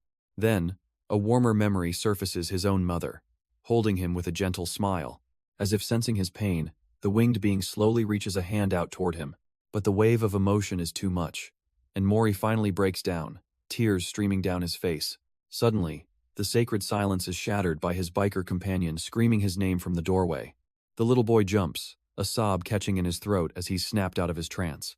Even the celestial figure recoils, its countless eyes blinking in shock at the sudden, chaotic intrusion. The biker freezes, his many eyes wide with an oh crap realization of what he's just done. Back at a grand estate, the mood is heavy. A clumsy attempt to fix things is underway. Little Mori is huddled under a table, still trembling from the earlier shock. The biker gets on the floor, trying to gently coax him out, promising snacks and safety. Even the bird-like attendants are trying to help, their soft calls failing to reach the terrified boy. Finally, the door creaks shut as they decide to give him some space. The biker stands up, sighing in defeat. He admits to the winged figure that his approach isn't working. She notes how upset he seems, and he confesses it's the first time he's ever seen Mori cry. He looks down, a wave of guilt washing over him. He really thought he'd be better at this.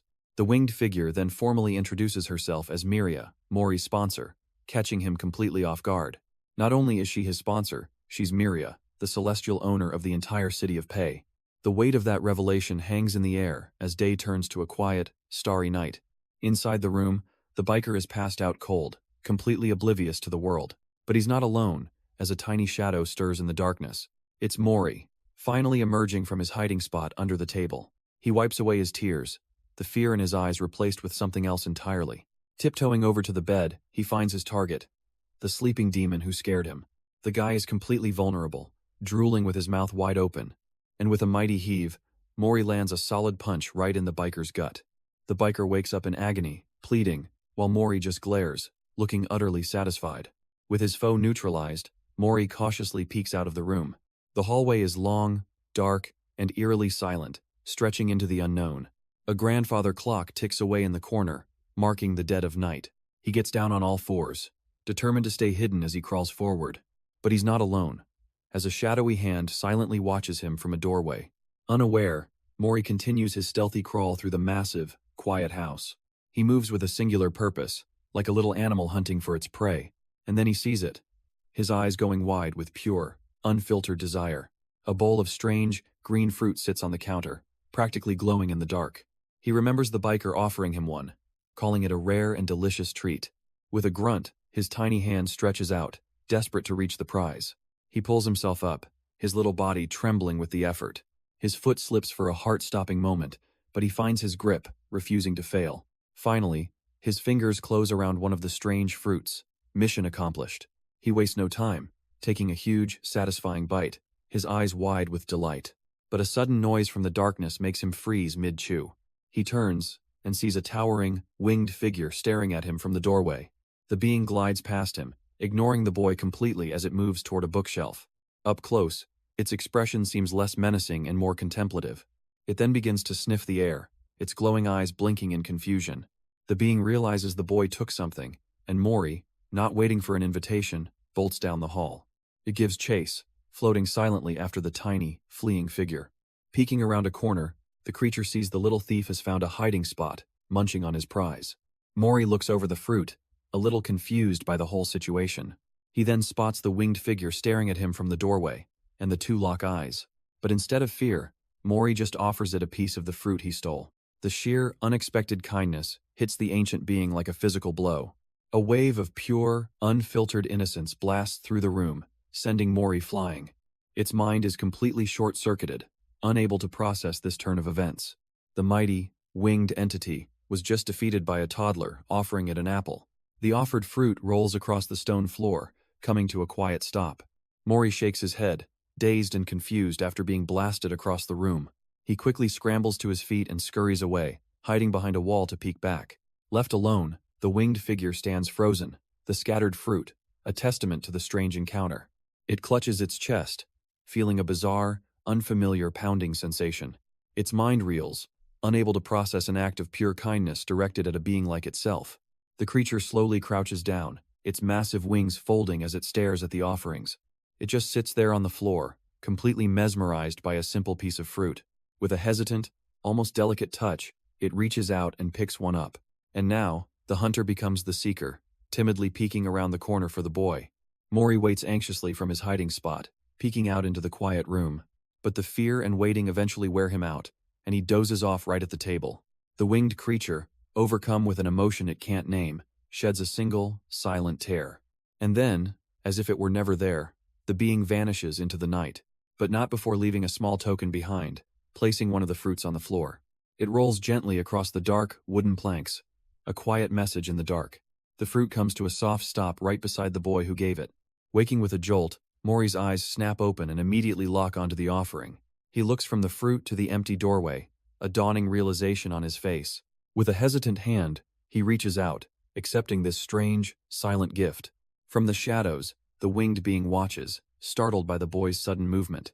Mori takes a cautious bite, his eyes widening in surprise at the sweet taste. It's delicious, but he doesn't just keep it for himself. He quickly gathers up the other fruits scattered on the floor. Then, with purpose in his small steps, he runs back toward the doorway. The creature's brilliant eyes shimmer, taken aback by this unexpected gesture. Mori gently places the fruits down, a silent offering in return. He then happily sits down with his own share, munching away contentedly. The winged figure looks on, a profound stillness in its gaze. And so, in the quiet of the night, the small boy and the celestial being share a meal. The quiet night passes, filled with starlight and a strange sense of peace. But as morning breaks, Mori finds himself lost in a fragmented memory. A dream of being a much smaller child, hiding and shushing a friend. His own curiosity, however, was too strong to be contained. He remembers running through a messy kitchen, a faint echo of the night before. He runs toward a tall, shadowy figure, grabbing onto their leg without fear. Looking up in surprise, his dream self fades, and he awakens to the biker looking down at him, his robot companion hovering nearby. But the feeling from the dream lingers, and Mori immediately rushes to cling to the demon's leg. The biker tries to act tough, but scoops the boy into a hug, a fact his AI doesn't fail to notice. While Mori is still being held, the AI explains what happened the day before. It seems his friend from the shelter has left, and they only managed to track the direction of his home. We cut to the biker sitting with the winged figure, Valentine, who is overwhelmed with gratitude. As a token of his thanks, Valentine slides a simple black box across the table. He tells the biker to open it, and with a bit of curiosity, he pops the lid. A blinding, brilliant light erupts from the box, stunning him completely. All 6 of his eyes widen in disbelief at the treasure held within. It's a magnificent, impossibly intricate crystal, practically radiating power. He immediately recognizes the legendary item, a genuine star fragment. His mind races, calculating its value, 40,000? No, this has to be worth 60,000. Tears of joy stream down the biker's face. He's finally rich, while the winged figure dismisses him. He can't help but let out a relieved, trembling laugh. But his mind doesn't linger on the gold. It drifts back to a small, lonely boy by a fire. The weight of his journey settles in, a bittersweet feeling washing over him. He remembers shielding that child with his own body, fending off screeching horrors in the dark. He remembers cooking for him, creating a small pocket of warmth in a cold, dead world. And he remembers the boy's simple kindness when he himself was weak and injured. A quiet thought cuts through his joy, a moment of profound clarity. All this struggle, all this risk, it was all for this one peaceful, sleeping face. His sentimental thoughts are cut short as AIA buzzes beside his head, bringing him back to the present. The winged host catches him mumbling that he doesn't want to leave yet, and asks him to clarify. Caught red-handed, the biker starts panicking, trying to invent a plausible excuse on the spot. He puffs out his chest, insisting that Mori is completely attached to him, and would be lost if he left. All the while, AIA just floats there, silently judging this ridiculous performance. So, he concludes, he'll just have to stay by Morris' side until the boy gets used to things. A noble sacrifice, really. His host seems genuinely surprised by this offer, asking if he'd truly do that for them. Feeling like a big shot now, he leans back, boasting about the life and death bond they've obviously forged. But a sudden chill runs down his spine, and he glances back in confusion. A horrifying, shadowy figure looms directly behind him, and he lets out a terrified shriek. The host calmly introduces the terrifying specter as their aide, Gile, as our hero cowers on the couch. The biker scrambles to apologize, explaining he only freaked out because he thought the host was a kidnapper. AIA, however, seems less than convinced by this sudden change of heart. He shushes the robot, covering Morris' ears and claiming the boy wouldn't understand difficult words anyway. AIA immediately calls him out, asking why he's covering the boy's ears if that's the case. Deciding it's time for a serious talk, he asks Mori to go explore the grand estate with AIA for a while. The little robot agrees, and Mori happily toddles off to see the new place. But as he goes, he glances back at the biker's imposing figure and lets out a tiny squeak of fear. With a final little scamper, he disappears down the hall, leaving the adults to their business. The biker is then welcomed into a massive, ornate room where the host and their attendants are waiting. Now that they're alone, the host gets straight to the point, revealing a critical problem.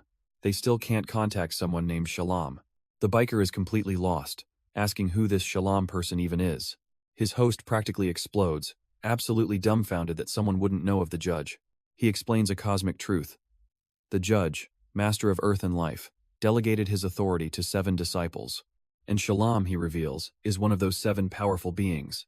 The host even mentions that the black hole power an enemy once used was just a tiny fragment he had loaned out. To illustrate the problem, he conjures a massive, glowing topographical map right there on the floor. He points to a specific forest on the map, explaining that the entire region is Shalom's domain. This is where Morris' shelter was located, placing it squarely under Shalom's jurisdiction. When Mori disappeared, the shelter couldn't contact Shalom, and the weekly reports on the boy had already stopped coming. One of the attendants nervously tries to calm the room, suggesting Shalom is just an extremely busy person who is hard to reach. The host gives him a direct order. Stay with Mori, and don't move until they can contact Shalom. The biker, still reeling from everything he's just learned, can only nod in agreement. He kicks his feet up, thinking the debriefing must be over now. But the host leans in with a dark aura, announcing it's time for the real meeting to begin. The biker immediately tenses up, a cold sweat breaking out. What could be more serious than all that cosmic talk? An attendant steps forward, presenting him with a ridiculously tiny set of tableware. He stares at the miniature bowl and spoon, completely bewildered by this sudden turn. He asks what on earth this is, and the attendant cheerfully explains it's Morris' personal set. The biker explodes, shouting that it's far too small, only to be told that Mori is currently the size of a finger. Unfazed, the attendants simply reveal they made plenty of tiny dishes, knowing this might be an issue. The bird-like attendants then proudly present a colossal bed, certain it'll be safe for Mori. They eagerly seek the biker's opinion, desperate for his approval on their grand preparations. He can only look on with a forced smile, thinking these guys are getting way too excited. Meanwhile, the actual Mori is elsewhere, holding his small robot companion.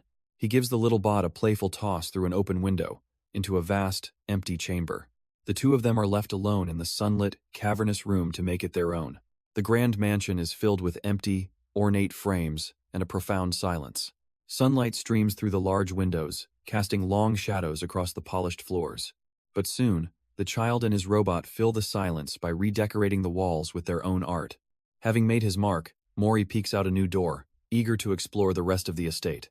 His exploration continues into the kitchen, where he playfully puts a pot on his head. The game is simple. Mori points at an object, and his little robot companion identifies it for him. From the grand chandelier to a simple houseplant, AIA patiently names them all. The boy then gestures towards the window, babbling with excitement. For a moment, his robot companion seems a little confused by the child's antics. But then, its sensors pick up something far more interesting in the next room over. It guides Mori towards a large study, where a desk is covered in leftover crafting materials.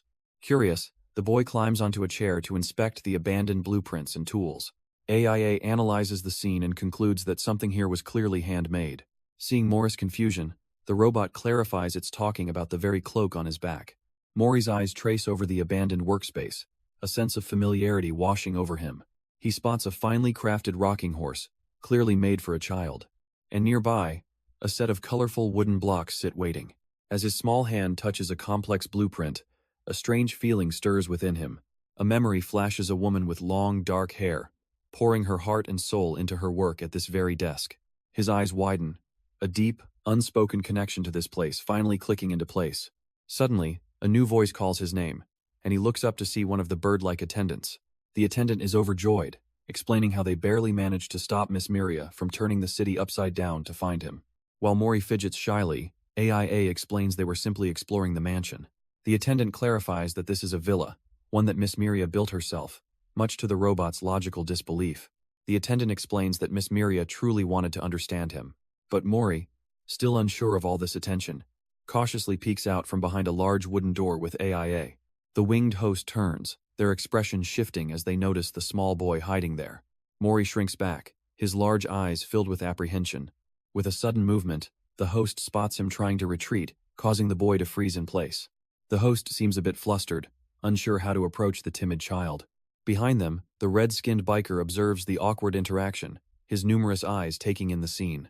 He watches Mori and the dejected host, a thoughtful expression on his face. After a moment of silence in the grand villa, he figures out the problem. He chimes in with a simple, brilliant idea. For now, they should just focus on becoming friends. The winged host admits that's a wonderful idea, but they have absolutely no clue how to make friends. Suddenly, a light bulb flashes over the biker's head. He's got a brilliant, foolproof plan. And so it begins. Operation Befriend Mori, with the first step being an all-out snack assault. The host awkwardly offers a plate of cookies, trying to gently coax the boy over. But their bird-like attendants are already on it, swarming Mori and lovingly feeding him cookies themselves. The biker sighs, munching on a cookie. Right, of course everyone can do that. Time for the next idea. Step 2 is revealed. Show a keen interest in the child's favorite things. He watches with a critical eye, waiting to see how his socially inept friend will handle this. The host takes this a little too literally, decorating their entire robe with crayons, cookies, and toys. Perfect. Now, the biker says, just casually walk past him. As they do, the host spots a familiar teddy bear on their robe, remembering it from one of Mori's drawings. The host creeps up behind Mori, who immediately notices the imposing figure looming over him. He panics, thinking he's in trouble for the cookie, and offers to give it back immediately. With that plan a total bust, the biker unveils his third idea. Show a familiar, cool appearance. He summons AIA, telling the little robot to bring out the bike. The biker gives a quick tutorial, showing the host where to grip and which button to press. With a gloved hand, the host grabs the throttle, ready to look cool and approachable. The bike instantly tears off at full speed, sending the host careening out of control as Mori screams their name. But wait, AIA smugly reveals it does most of the driving, while Mori holds the remote control. Frustrated, the biker moves to his fourth and final idea. Recreate how they became friends. The new plan is simple. The host will dress up as a villain, and the biker will heroically save the day. The stage is set, with little Mori quietly playing by himself, completely unaware. An intimidating shadow falls over him, the hunter, stepping into his role as the menacing villain. Hidden nearby, the biker gives the signal, thinking it's time for his heroic entrance. But the host, bless his heart, completely misreads the room and charges in to save the day himself. He arrives only to find the villain already knocked out cold, with Mori sitting victoriously on top. The biker is absolutely livid, grabbing the host and yelling that the plan was to bully the kid, not get one-shotted. This wasn't their only attempt either. They tried again and again to win him over. But every single scheme ended in nothing but spectacular failure. As the chaotic day finally ends, a quiet rain begins to fall outside. Tucked into bed, Mori rests, leaving the world's most incompetent babysitters to their failed plans. And so, for the first time in a long time, Mori sleeps soundly. But even in his dreams, a single tear escapes, tracing a path down his cheek. His peaceful rest begins to warp and dissolve into darkness. Then, a blinding flash of light pierces through the void of his subconscious. A horrifying, glitch-ridden eye stares back at him from the depths of his mind. With a silent scream, Mori's own eyes snap open, filled with raw terror. He bolts upright in bed, his small body trembling from the nightmare's grip. Looking like a lost child, he stares into the darkness of the unfamiliar room. His head whips around, searching frantically for a threat that isn't there. The panic finally subsides, leaving only a lingering tear and pure confusion.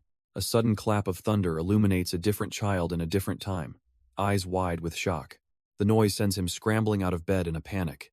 In the present, the storm has also terrified Mori, who stands trembling in the dark. He cautiously peeks around a corner, a tiny figure in a vast, intimidating mansion. A small, frightened sound escapes him as he wanders the empty halls. Meanwhile, the one they call Ryder is focused, tinkering with some strange glowing device. But Mori is all alone, dwarfed by the cavernous, shadowy room. He walks past a lonely grandfather clock, the pouring rain outside matching his mood. Pulling his hood tightly for comfort, his eyes dart around, searching for anyone. Then, he spots a thin sliver of warm light coming from a nearby room. With a nervous gulp, Mori peers into the room, drawn by the promise of warmth and safety. Inside, a lone figure rocks gently by the fireplace, the mansion's intimidating master. It's the winged host, looking surprisingly serene, almost lost in thought. With the storm raging outside, Mori decides to risk it, crawling silently across the floor. The host calmly sets a book down on a nearby stool. Mori's curiosity pulls him forward, past a large desk littered with papers and books. He peeks at the pages and finds a manual on child behavior observation and notes on talking to kids. Completely baffled, the boy creeps right up to the strange figure's rocking chair. Then, in a flash of movement, Mori is suddenly snatched from the ground. Hez not in danger, though just awkwardly but securely placed right onto the host's lap. Mori squeezes his eyes shut, bracing for the worst, convinced his end has come. But the blow never lands, he's just held, and he dares to peek up in utter confusion. His wide eyes stare, trying to comprehend why this terrifying monster is being so gentle. Instinct kicks in, and the terrified boy burrows his face into the host's robes. The winged figure simply looks down, their expression calm and unreadable. Mori is frozen, completely bewildered by this impossible situation. He slowly lifts his head again, his gaze drifting past the host, and suddenly, his eyes reflect a vast, starry sky from a time long forgotten. A core memory surfaces, a feeling of warmth, of safety, and the faint thought of a mother. As the fire crackles warmly, the storm outside feels a million miles away. The winged host's glowing eyes slowly flutter open from a deep slumber. They feel a bit disoriented, wondering when they dozed off by the fireplace. But as they try to stand, they look down and their entire being short-circuits. Why is Mori here? Since when has this child been sleeping in their lap? A silent, internal panic erupts as they flail, trying to figure out what to do. But any thought of moving vanishes as Mori just snuggles in closer, still fast asleep. Trapped, the host can only sit perfectly still, watching the flames dance. The boy looks so peaceful, so utterly content in their arms. All the panic melts away as the host looks down at the sleeping child. A strange, warm feeling settles over them, a quiet moment of unexpected peace. Gently, the host cradles the sleeping boy, a flicker of warmth in their chest. They remain still, watching the fire dance as the night quietly passes. Morning light dawns on a new day, in a completely different city. And here, the demon rider wakes up with a massive, jaw-splitting yawn. His robotic companion, AIA, reports that his last mission took longer than expected. The rider mutters that it's because he had to run his systems in a dangerous overclock state. A memory flashes of pushing his robotic form to its absolute breaking point. He tells AIA they'll have to lay low for a while, and the little robot agrees. But his quiet morning is shattered by the cheerful greetings of the bird-like locals. Caught completely off guard, the rider stammers, his extra eyes blinking open in surprise. The birdfolk are already bustling about, asking him if he slept well. Still flustered, the rider is saved by a notification from AIA. Mail has arrived. Another local, hauling a heavy barrel, stops and gives him a curious look. Eager to be useful, he quickly volunteers to go get the delivery himself. He tells them to just bring their cargo to someone named Miria, and dashes up the stairs. Reaching the massive front doors, he crouches down to see what's in the mail slot. He pulls out a glowing document, his expression turning serious as he begins to scan its contents. And his face falls. It's a wanted poster, with a huge danger warning stamped over his own face. As he silently explodes with fury, AIA chimes in that the pictures came out rather well. His host, Miria, calls out his name in alarm as his demonic power begins to flare uncontrollably. He immediately snaps back to a ridiculously cheerful demeanor, trying to cover his tracks with Miria. She asks if he happens to be busy today, and he loudly proclaims he has all the time in the world. That's great, she says, because she needs to do something about Morris' clothes. And just like that, the writer's fake smile freezes as a horrifying realization hits him. Had been so shocked to see Mori that he completely forgot he's a wanted man. Miria, oblivious to his internal screaming, suggests they get ready to go out. He sputters, trying to stop her. desperately asking where on earth they could possibly be going. With a calm smile, she simply says they're heading to the center. A cold sweat breaks out as he stammers, praying she doesn't mean the city center. But she beams, confirming with a cheerful yes. His worst nightmare has just begun. His internal monologue is just one repeating phrase. He is absolutely, completely screwed. But instead of guards, they're greeted by a chorus of impossibly elegant, white-skinned figures. They're led into a surreal, minimalist space that feels more like a high-end art gallery than a shop. The rider, holding Mori tight, can only stammer out a question about where they are. And Miria calmly explains, this is her personal tailor. One of the strange beings demonstrates their craft, conjuring a virtual design that can be modified on the spot. It's their unique philosophy, they claim, requiring a personal visit for their 100% custom-made clothing. Miria adds that finding human clothes in this world is a pain, so she figured it was best to consult the pros. The tailors turn their attention to Mori, greeting him by name and admitting that he's just as intimidating as they were told. But they came prepared, revealing that Miria had already provided them with countermeasures to handle the little guy. And with the sudden appearance of snacks and toys, all of Mori's suspicion instantly melts into pure, sparkling delight. The writer can only watch as Mori is happily led away by a feather duster and a cookie. He calls out in disbelief, his one terrifying asset completely neutralized by cheap tricks. Internally, he's freaking out, realizing the sheer wealth it takes to have a private portal like this. While the guide leads them on, the writer quietly asks AIA to get a read on their surveillance. The little robot begins its work, but powerful security measures are interfering with the scan. Still, it gets a lock. Cameras behind, in front, and security personnel waiting just outside the door. The writer's mind races with possibilities, his paranoia kicking into overdrive. What should he do? He could play it safe and just return to the mansion, or he could just cut and run. But as he spirals, a sudden swish cuts through his thoughts. The tailors present their masterpiece. Mori, dressed in a honey, bear onesie, looking utterly adorable. The writer, for all his tough guy act, is completely flustered, yelling about how cute it is while looking absolutely furious. The winged host, on the other hand, is just openly weeping, completely overcome with emotion. Eager to see more, they pull up a holographic display and offer to try another look on the boy. And out comes Mori again, this time in a frilly, aristocratic outfit with little wings on his hood. The host can barely handle it, panting as they mutter that this is just too good. Not to be outdone, the writer shoves them aside, declaring it's his turn to play dress-up. He dials up the cool factor, decking Mori out in a miniature biker gang outfit, complete with a skull-themed ride. The writer is ready to declare victory, but AIA calmly floats forward, stating that they both lack taste. With a flick of its own interface, Mori is transformed into a sleek, futuristic pilot in a high-tech suit. The entire room is stunned into silence. The guide declares it perfect, and with that, the fashion show is over. The winged host is absolutely enchanted, holding the tiny, dressed-up Mori. The writer gets his turn, looking on proudly as the boy nibbles on a cookie. But his blissful moment is shattered by a sudden, panicked realization. He frantically tries to rationalize his past that wanted poster wasn't his fault, and firing a gun was for Mora's sake. He quickly turns to the host, Miria, desperate to explain the situation. He opens his mouth, ready to plead his case, but he's cut short. A new, solemn voice echoes through the space, questioning how someone so dangerous could raise a human child. The writer freezes, his confident demeanor completely gone. The voice delivers its final verdict, coldly stating that guides will escort them on their way out. A bead of sweat drips down his chin. He's been judged and found wanting. But just as he's dismissed, the writer spots the winged host, Miria, and a desperate idea sparks. He rushes over, asking if she remembers that letter he wrote for Mori, the one he said meant lovely circle. Miria gives him a long, silent look before turning away, leaving him to sweat.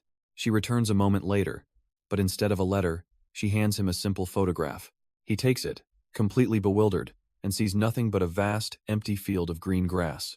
Then Miria points to a nearly invisible speck in the distance, explaining that this is Mori. She begins her story, recalling a day she was processing documents when a letter from someone named Shalom arrived. It looked like a common flyer, something she was about to toss aside without a second thought. But then the paper began to glow, pulsing with a strange energy, and a message appeared. Intrigued, she accepted its challenge, and a brilliant light instantly warped her to that very field. And just like that, Miria found herself standing alone in a vast, grassy field. She scanned the horizon, spotting a lone building, trying to get her bearings. But then, a tiny flicker of movement over the nearest hill caught her eye. Something was slowly, cautiously, peeking out from behind the blades of grass. She squinted, genuinely confused, wondering what that little thing could possibly be. As she watched, it shuffled a little more, revealing a bit more of itself. And suddenly, there he was, a tiny child with huge, curious eyes, just sitting there.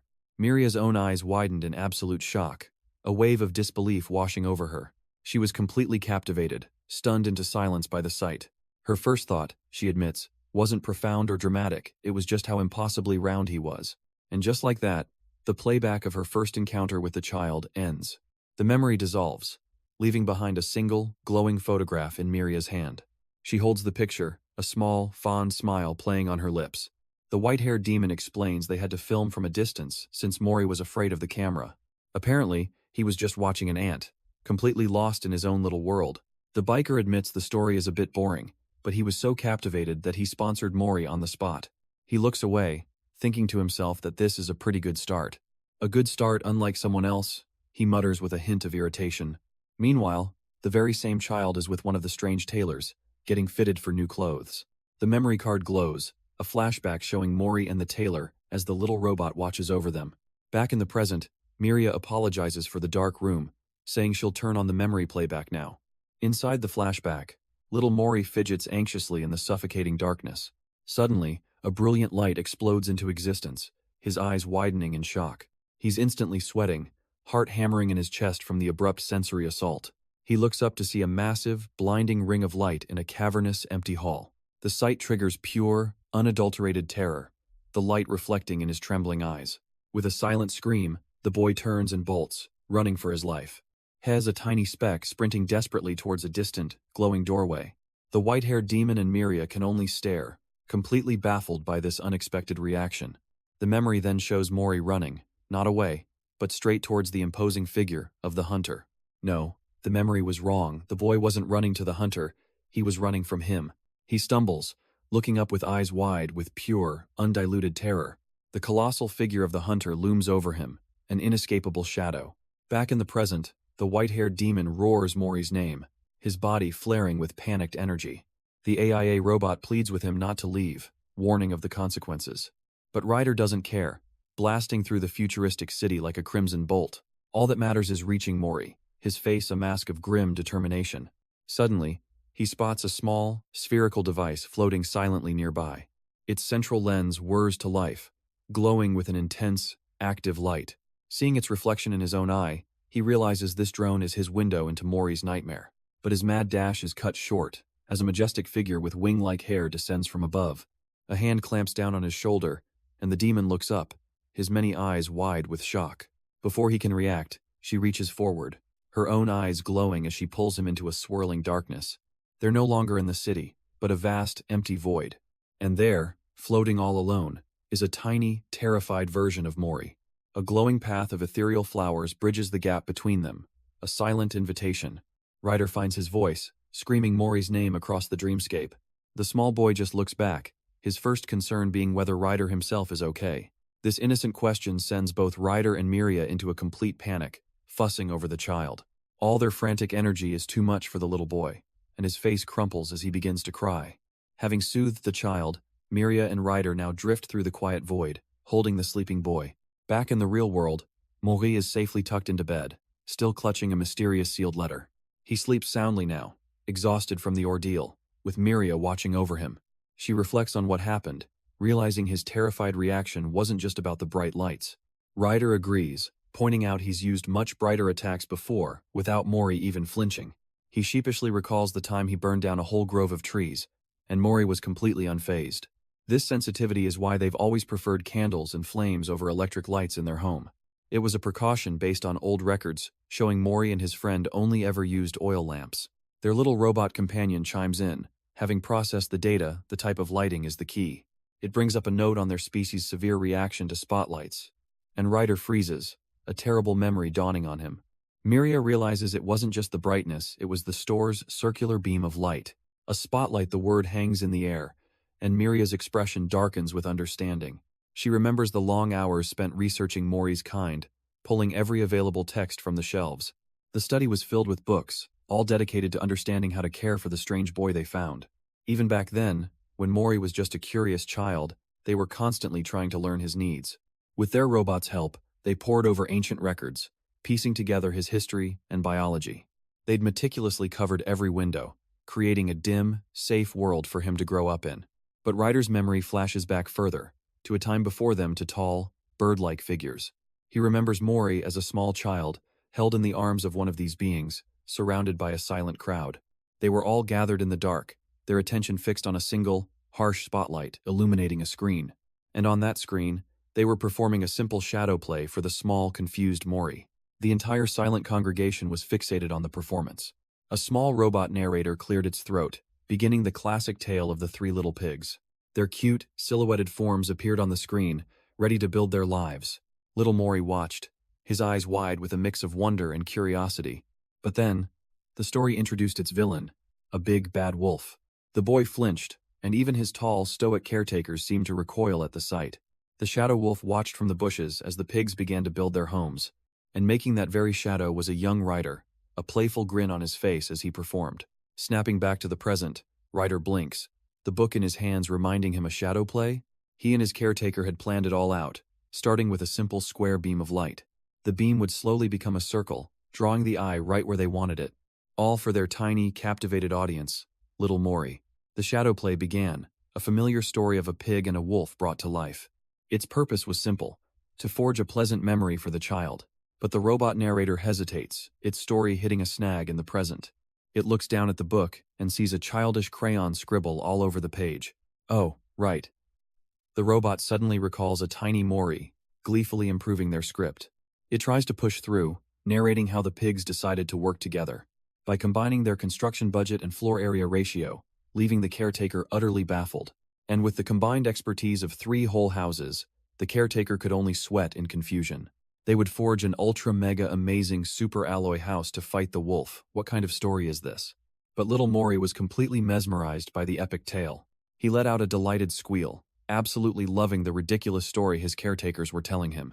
The biker stared, his mind completely short-circuiting at the child's reaction. Even Miria was taken aback, her glowing eyes wide with surprise. But seeing Morris' pure joy, the biker's bewilderment melted into a warm, knowing smile. The story reached its climax as Mama Pig and Mama Wolf arrived to tell their kids to stop fighting. Laughter echoed from the lonely mansion, a rare sound of happiness in the night. But that warmth is cut short as a heavy, ominous boot steps into the scene. The hunter walks a desolate bridge, his solitary footsteps echoing in the oppressive silence. He approaches a grand hall, flanked by 2 colossal, featureless statues standing as silent guardians. Their strange, smooth faces watch over the path, ancient and unsettling. And from the darkness, a single command is issued. Find and call Miria. But that dark mission fades away, as morning light streams through a window somewhere else entirely. A tiny Mori, no older than a toddler, slowly awakens from his sleep. He blinks in the bright, dazzling sunlight, still groggy and innocent. Looking around the room, his eyes land on a familiar sight. Oh? His personal AIA robot floats over, wishing him a good morning. Mori, happy to see his caretaker, immediately snuggles up to the little robot, feeling safe and loved. But even his robot friend can't contain his energy, and the little guy starts tossing and turning. He rolls around with a burst of morning energy before popping up, fully awake and ready to go. With his big eyes wide open, a mission is clearly forming in that tiny mind. He begins his great expedition, crawling across the vast white plains of the bedsheets. Mori finds a strange lump under the covers and pulls them back to reveal a horned, white-haired head. But his guardian, a sleepy red demon, just pulls him into a hug, pleading for 10 more minutes of sleep. Mori, however, is a boy on a mission and slips free, standing impatiently by the bed. He waddles over to the door, determined to escape, as the demon groans in protest. Just outside, a pair of bright yellow boots walks past, catching Mori's attention. It's the penguin family, calling his name and asking if he slept well, ready to start the day. One of the bird-like attendants peeks out, trying to warn the little one that it's dangerous to run. But Mori's tiny hand pushes the door open, his curiosity far stronger than any caution. He runs straight into the arms of Miria, who welcomes him with a warm, gentle smile.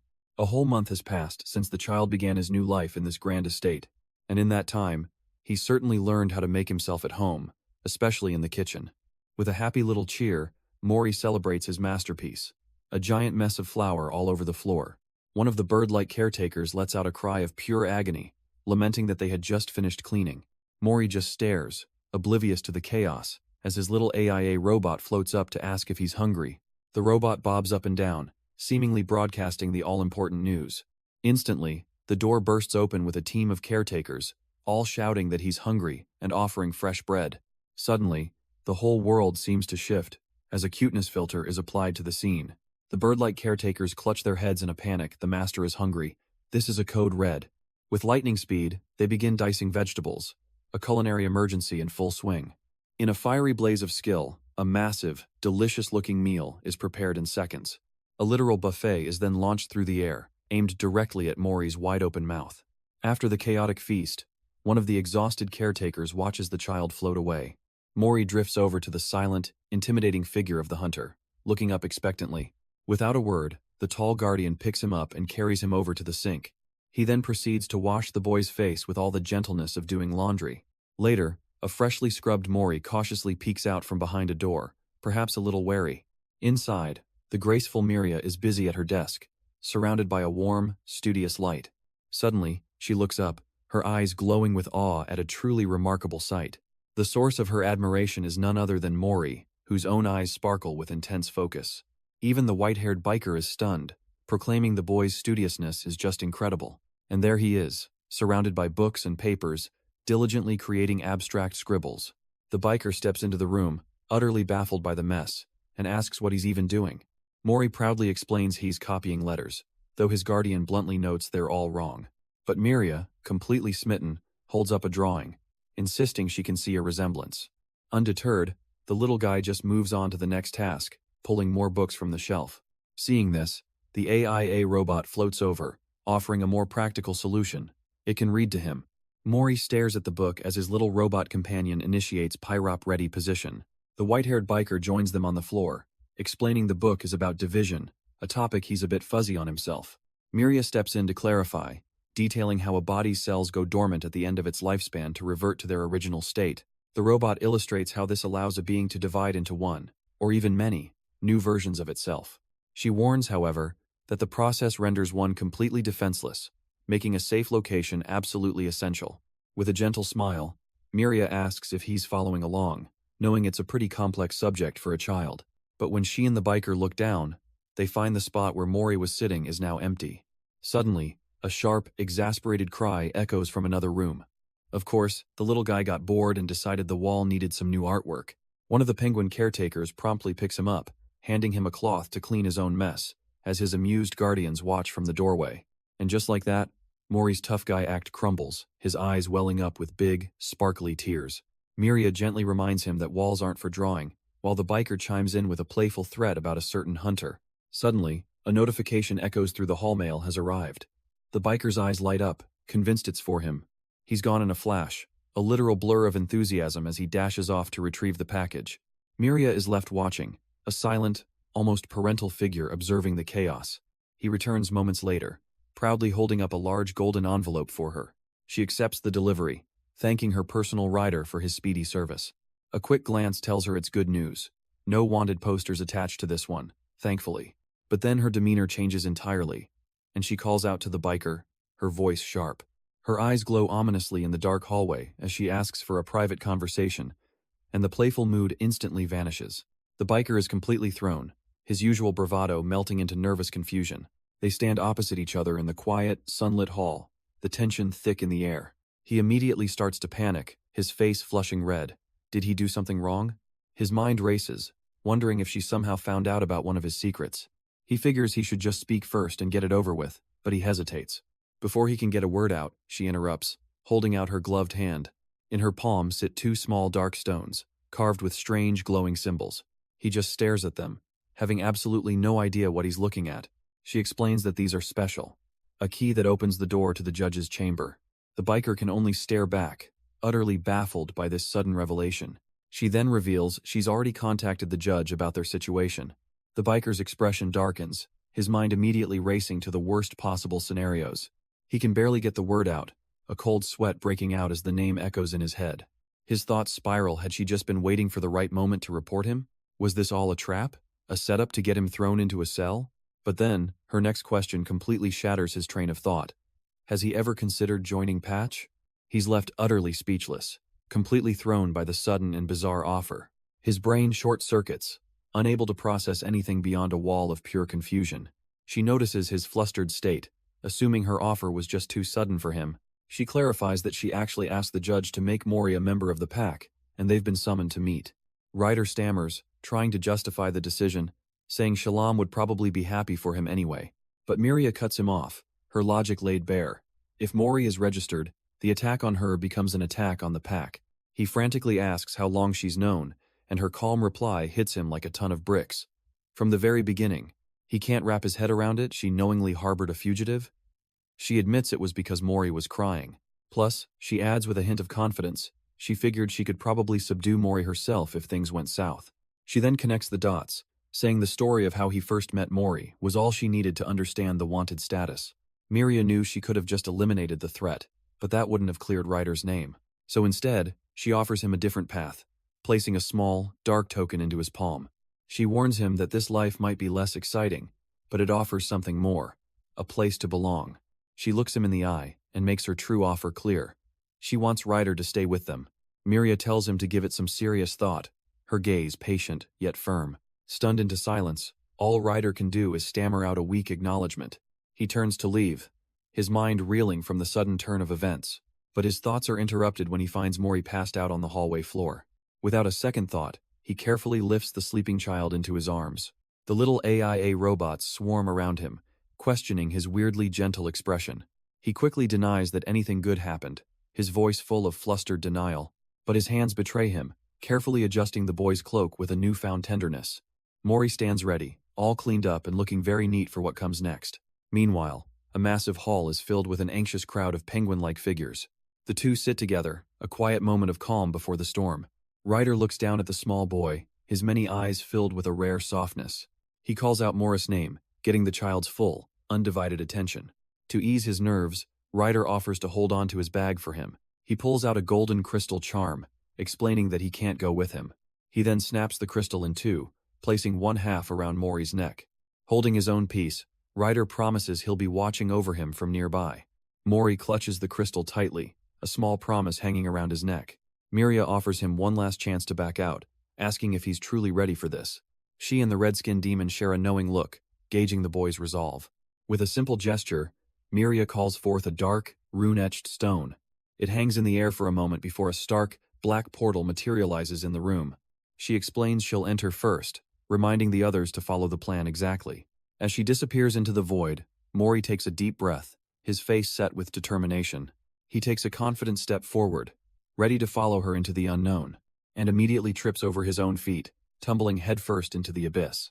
So much for a grand entrance. Mori plummets through the darkness, flailing wildly. He lands in a colossal, ancient-looking hall, flanked by two towering, silent guardians. Meanwhile, the red-skinned demon and his penguin-like entourage are watching this whole thing remotely. Miria and her followers are already proceeding, their steps echoing in the immense chamber. She calmly walks to the center of a massive, intricate sigil carved into the stone floor. Then, she kneels, focusing her power as the wing-like tresses of her hair seem to flare with energy. A deep rumble shakes the very foundation of the hall, causing dust and stone to rain from above. The sheer, impossible scale of the structure is revealed, with pillars stretching into a cosmic abyss. And back with our demonic spectators, their faces are a perfect picture of disbelief this was not part of the plan.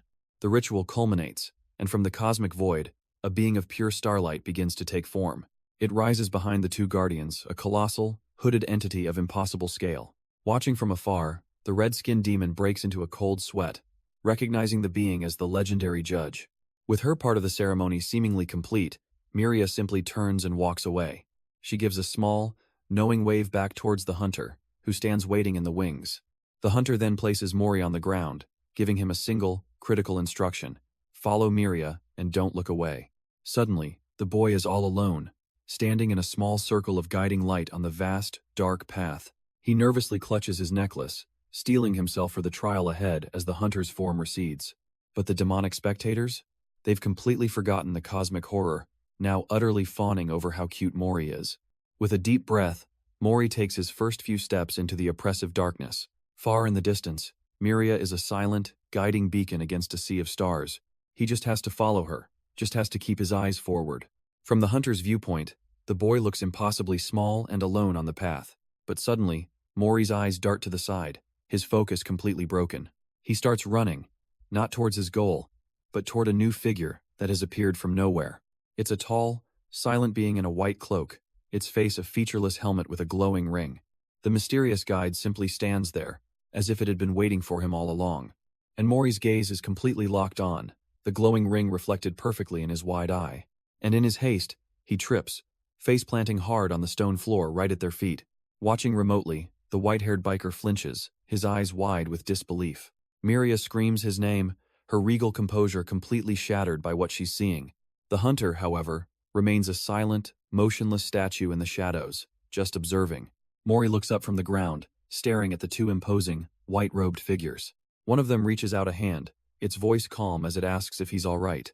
But the boy's face suddenly drains of all color, his eyes locking onto them in sheer terror. He sees past the kind gesture, past the glowing rings, to something else entirely. A dark, fragmented memory flashes through his mind, men in tactical gear with glowing red visors. Miria senses the danger instantly, screaming for them to wait, but she's still too far away. A single hand reaches out, and Mori's world distorts into a nightmare. His mind screams a single, primal command: do not let them touch you. And with a feral snarl, he lunges forward, sinking his teeth into the guide's arm. The guide cries out in shock, completely baffled by the sudden, violent attack. His companions rush in, trying to pry the boy off, demanding he stop this madness. But Mori just bites down harder, his own mouth filling with a sickening taste as he refuses to let go. Finally arriving, Miria raises a hand, her expression grim as she prepares to intervene. A small orb of dark energy begins to form at her fingertips, a power meant to end this instantly. But one of the colossal statues turns, its voice booming that such power is forbidden here. Miria freezes, her magic nullified, forced to watch helplessly as the chaos unfolds. The statue's command isn't just a voice, it's a wave of pure force that slams into Miria. She's thrown violently backwards, her attempt to use magic met with absolute rejection. The recoil doesn't just hit her, it zaps the guide too, both of them crying out in shared agony. Left floating in the aftermath is Mori, his eyes glazed over, seemingly lost in a trance. Suddenly, his body goes limp, and he's helplessly drawn into a dark, swirling vortex that opens above him. Miria can only look up from the ground, watching in disbelief as the boy is swallowed by the strange portal. She clutches her head, her own name echoing in her thoughts as the situation spirals completely out of her control. Before the statues, a colossal cosmic being manifests, its presence alone demanding an explanation for this chaos. The guide, now showing his true demonic form, is furious, screaming about how utterly insane this all is. But Miria simply glares back, her expression icy, as if wondering if he's really the one to be talking about nonsense right now. The verdict from on high is in. The elders believe Mori is dangerously unstable, and they're pointing the finger at Miria.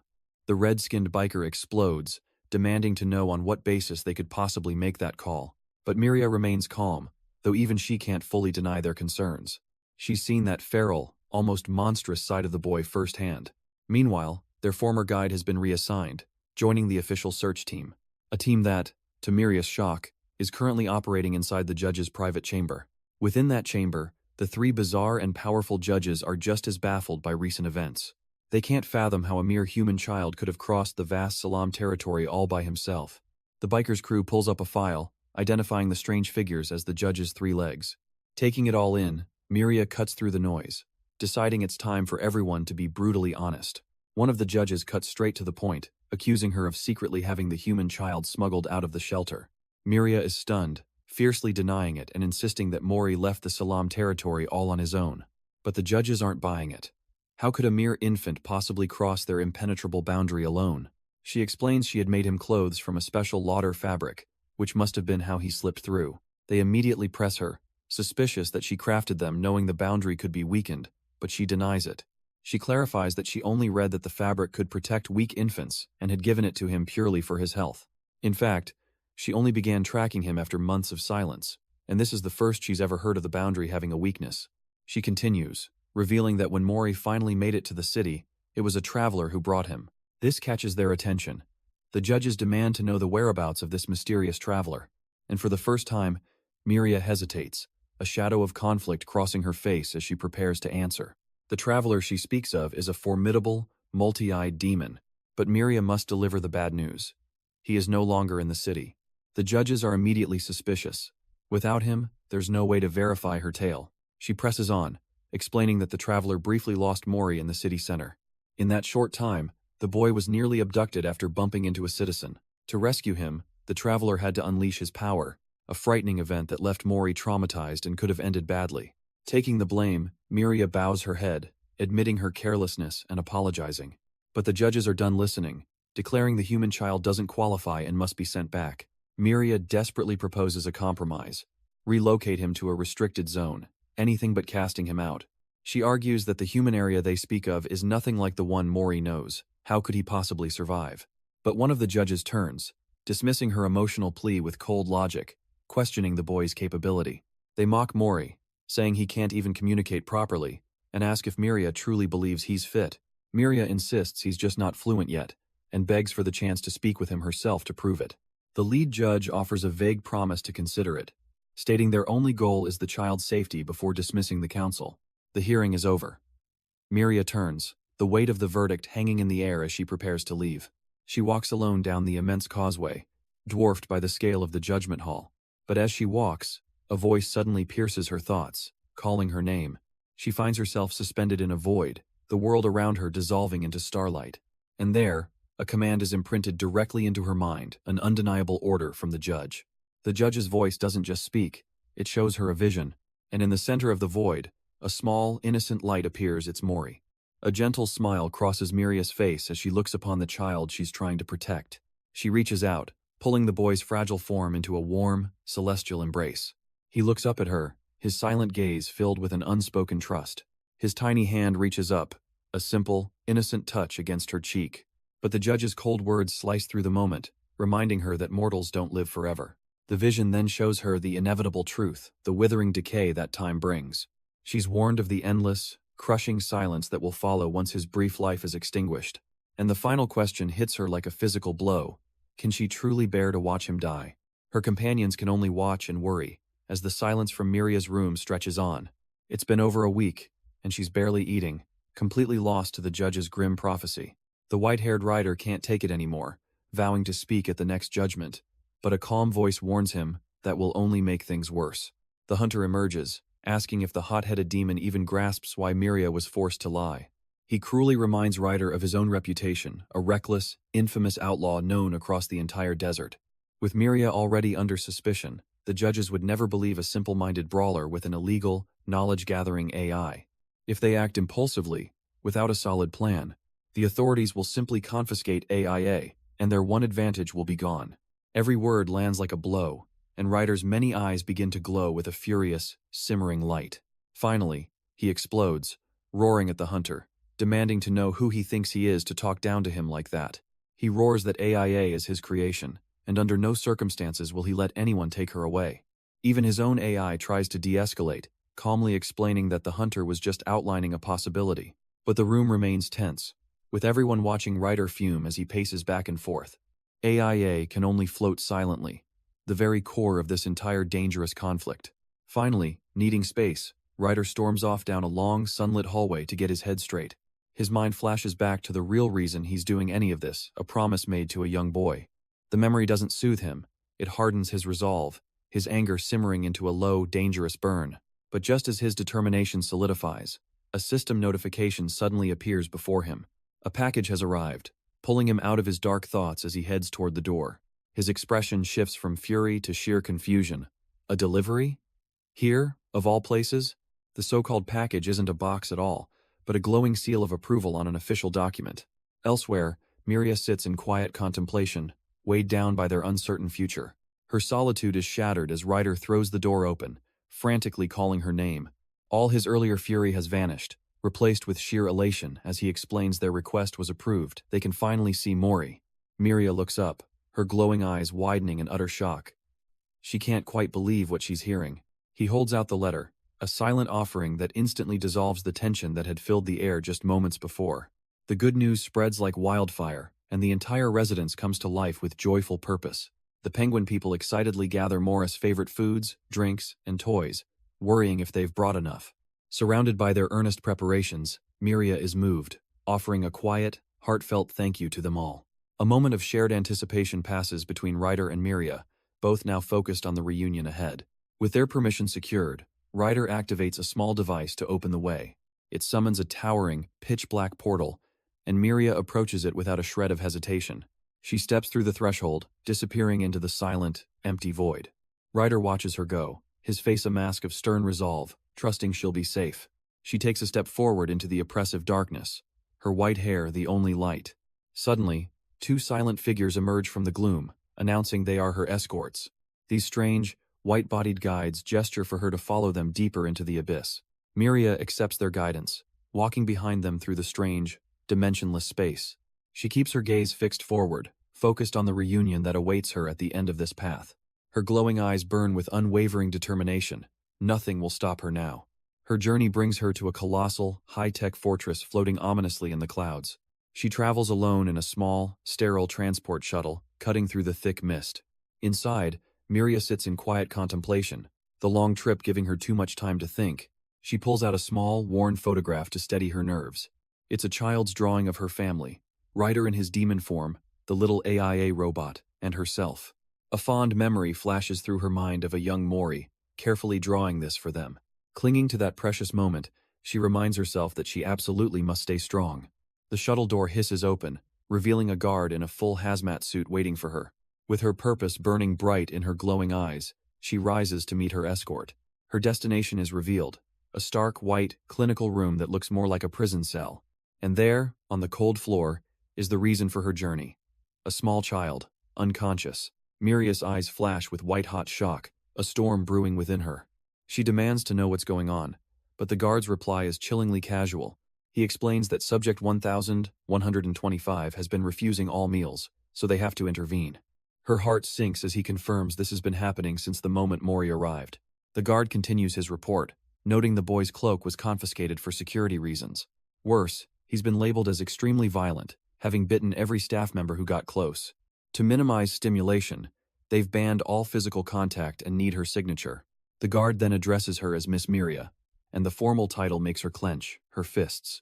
He immediately stammers an apology, sensing the dangerous shift in her demeanor.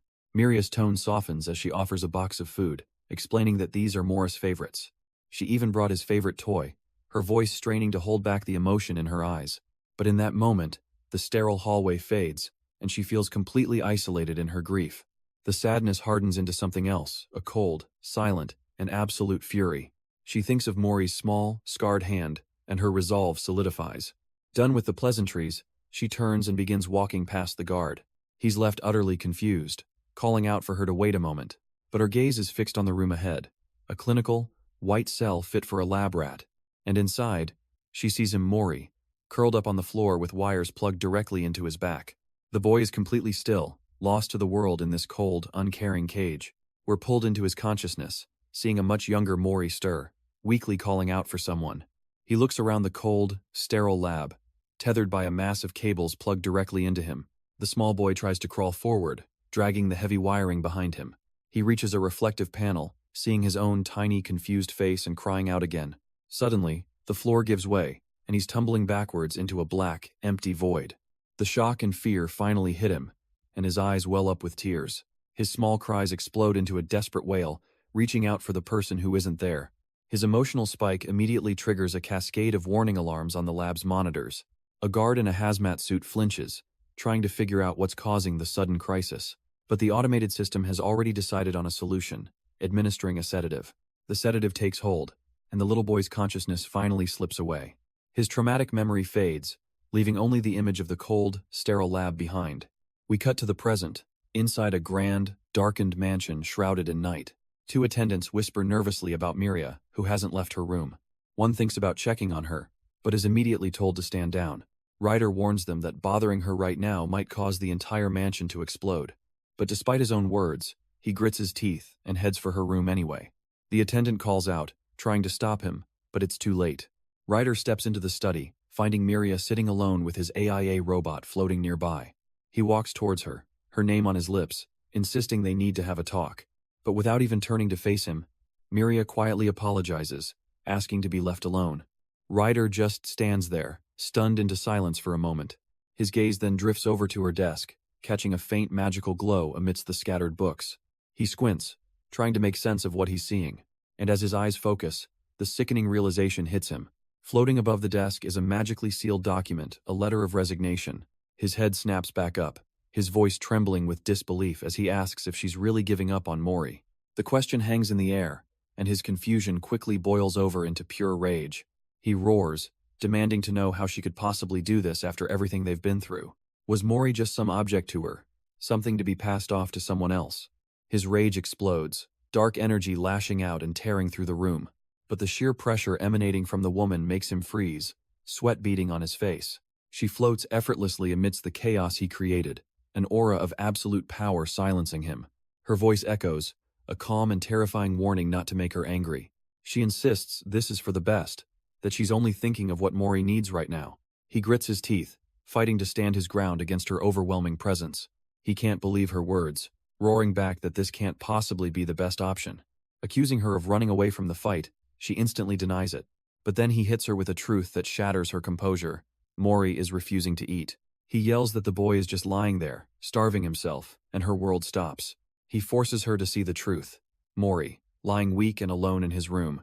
The boy hasn't eaten anything for 2 weeks, ever since the day of the judgment. He roars that the only thing keeping Mori alive are nutrition tubes, and her composure finally shatters. Her sorrow is a tangible force, her grief literally tearing the world apart around them. The illusion crumbles away, leaving them floating silently in an endless, star-filled void. As childhood trinkets drift by, she finally admits to herself that she was just being greedy. She knew human lives were short, and used that as an excuse to keep him by her side. She wanted to forge a connection, and the happiness she felt was just too good to let go. A child's drawing of them together floats past, a memory of what she thought was pure joy. But now she's forced to ask herself, was any of it for Mori, or was it all just for her? A chilling realization dawns on Miria. The longer she fights, the weaker Mori becomes. Her hand trembles at the thought of him getting sick because of her selfish struggle. If all of this, leads to his death, a single tear breaks free, tracing a path of pure regret. Maybe for Mori's sake it would be better to just let go. But before that thought can fully form, she's violently seized by the collar. The biker roars in her face, calling her an idiot for daring to say such weak things. He snarls that she seems to have forgotten something absolutely crucial. He throws his hands up, shouting that Mori is just so damn tiny. Miria is left utterly speechless, completely bewildered by his sudden, strange point. He shouts that she said it herself, Mori is tiny, and one wrong move could be fatal for a baby. Frustrated, he grips his head, reminding her they found Mori in the desert, meaning his story started long before they arrived. The scene shifts, and the little AIA robot decides it's time to get organized and review their strategy. The biker lays out the plan. To win this judgment, they must prove they're more awesome than any mom from the restricted area. But the assembled penguin people are confused, asking what, specifically, they need to excel at. So the robot begins its lecture, explaining that according to Miria's data, humans have genders and reproduce. The ideal human setup, it projects, involves 2 adults in a contract called marriage, raising a child together. This unit is called a couple, or more importantly, parents. The biker listens intently, a new idea beginning to form in his mind. He turns to a stunned Miria, crosses his arms, and proudly declares that this means they're a couple now. Miria can only stutter out the word couple, a faint blush dusting her cheeks. Nearby, the hunter squeezes a pouch, his intentions unclear, while the penguins wonder if he's angry. The robot cuts through the tension, asking the biker to choose his role. Will he be the mom or the dad? It helpfully adds that most kids prefer their mom, so the biker instantly makes his choice. He then asks if a couple can have 2 moms, and the robot, after a brief check, says it's probably fine. With that settled, the penguins start brainstorming, suggesting they could win by proving their strength. The robot points out that humans also value wealth, and the biker smirks, sure he's got this in the bag. But the little robot pipes up, bluntly reminding everyone that its rider is completely broke. The biker erupts in a comical puff of rage, accusing the robot of using outdated parts on purpose. Miria calmly proposes a new plan.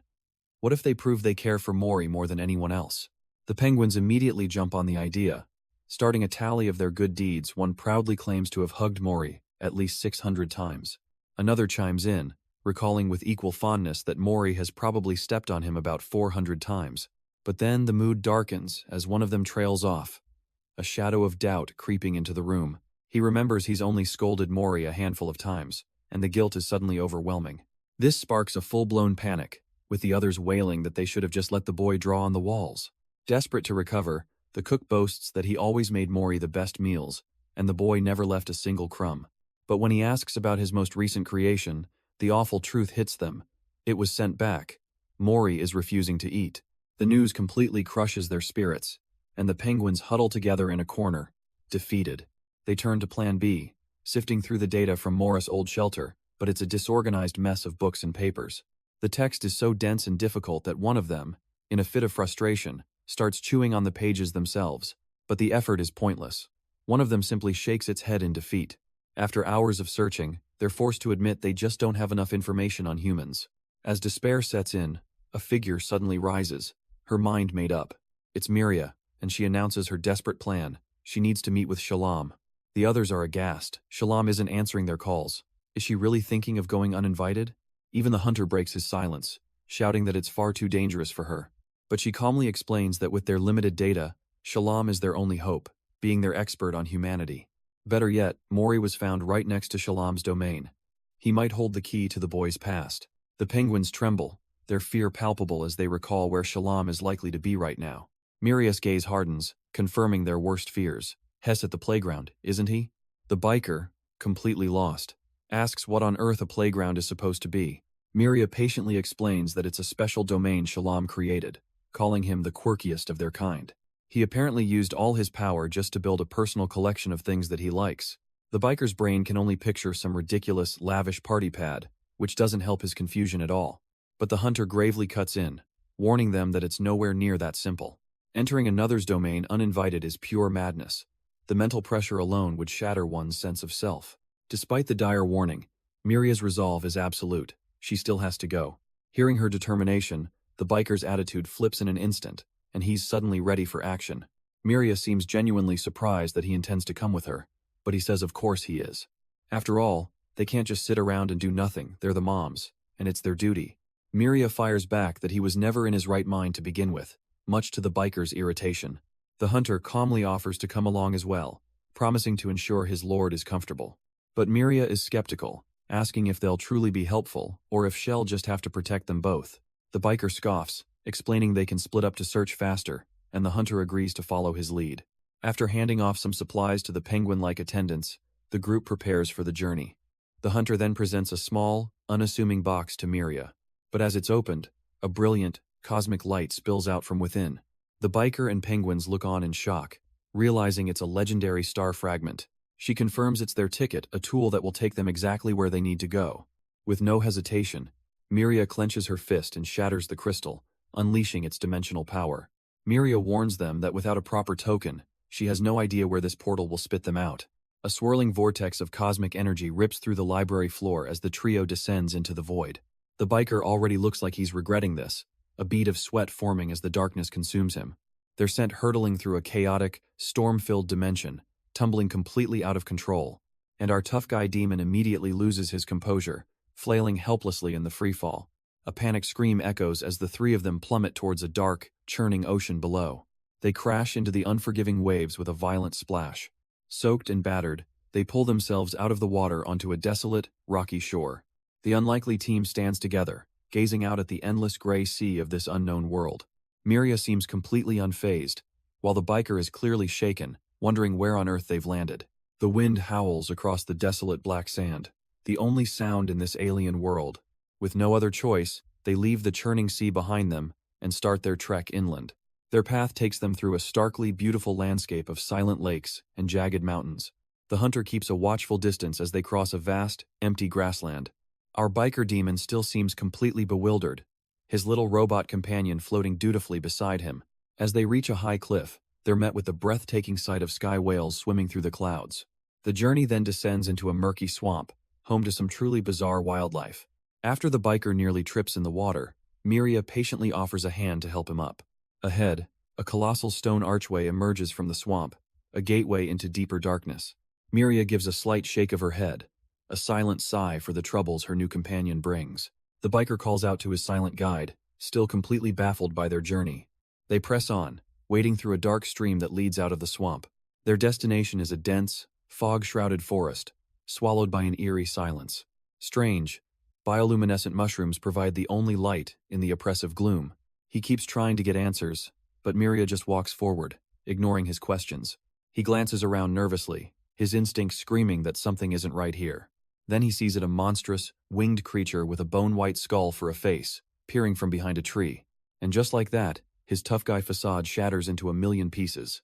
He yelps, grabbing onto Miria for dear life, his body trembling with fear. She doesn't even break her stride, simply continuing their walk deeper into the haunted woods. The nightmarish forest suddenly dissolves, leaving them wading through an endless sea of golden fields. They stand atop a hill, watching colossal, dreamlike jellyfish drift across a sunset sky.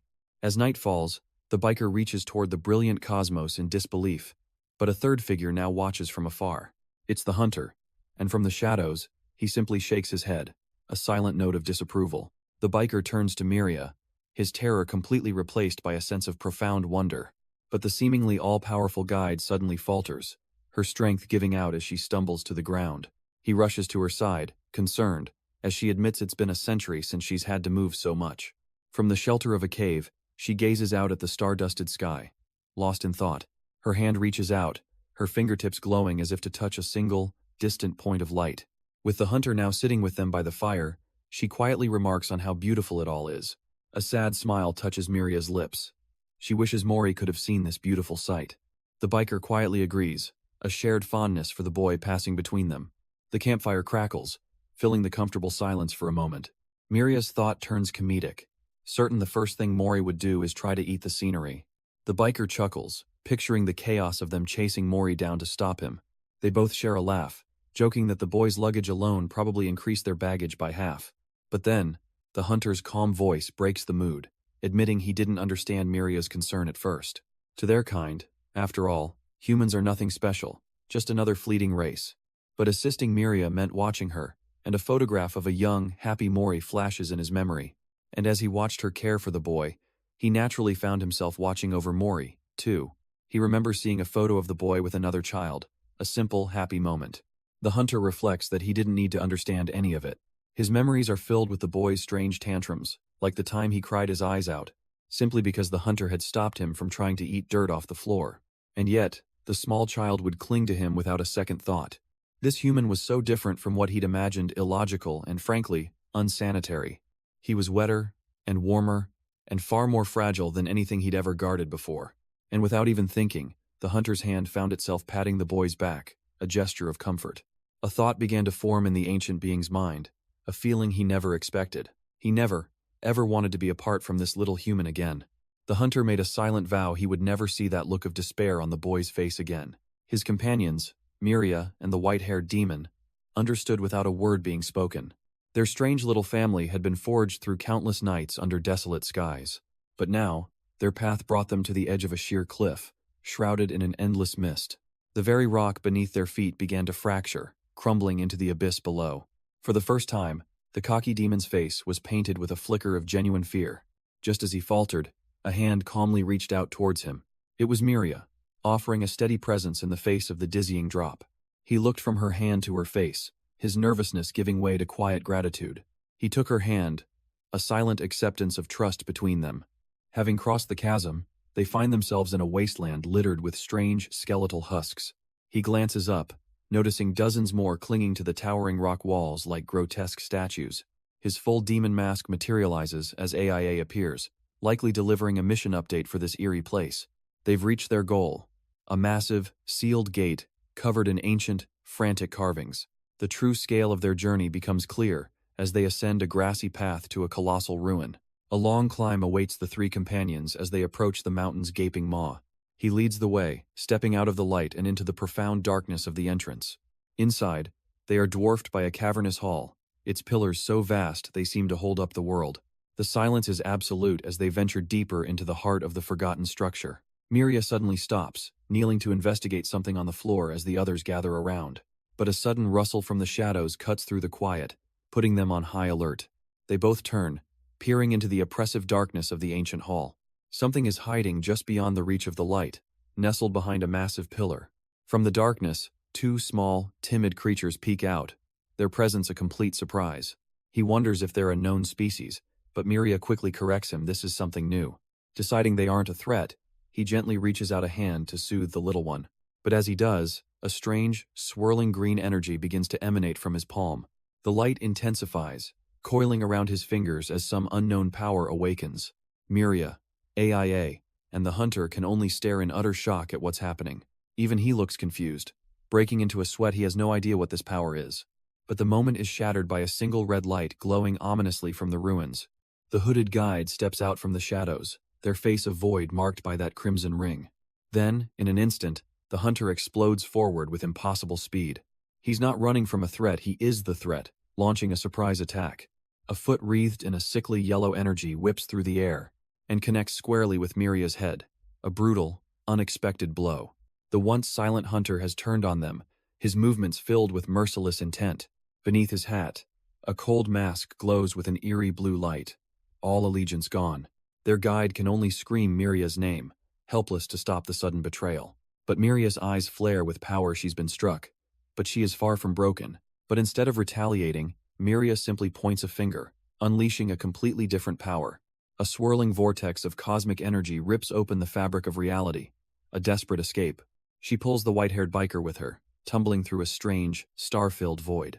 They crash land in a cavernous, pillared hall, with Miria herself reduced to a silent, dark sphere. In a flash, she reforms, holding a remnant of that void in her palm as her companion looks on. Stunned, he reaches out cautiously, utterly bewildered by the transformation he just witnessed. Miria, however, ignores his shock, a warm smile spreading across her face as she calls out a name.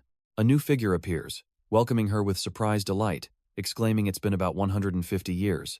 She apologizes for the sudden intrusion, but their host, Napel, is simply overjoyed by the reunion. His cheerful words continue, but when he mentions another name, Miria's smile falters into confusion.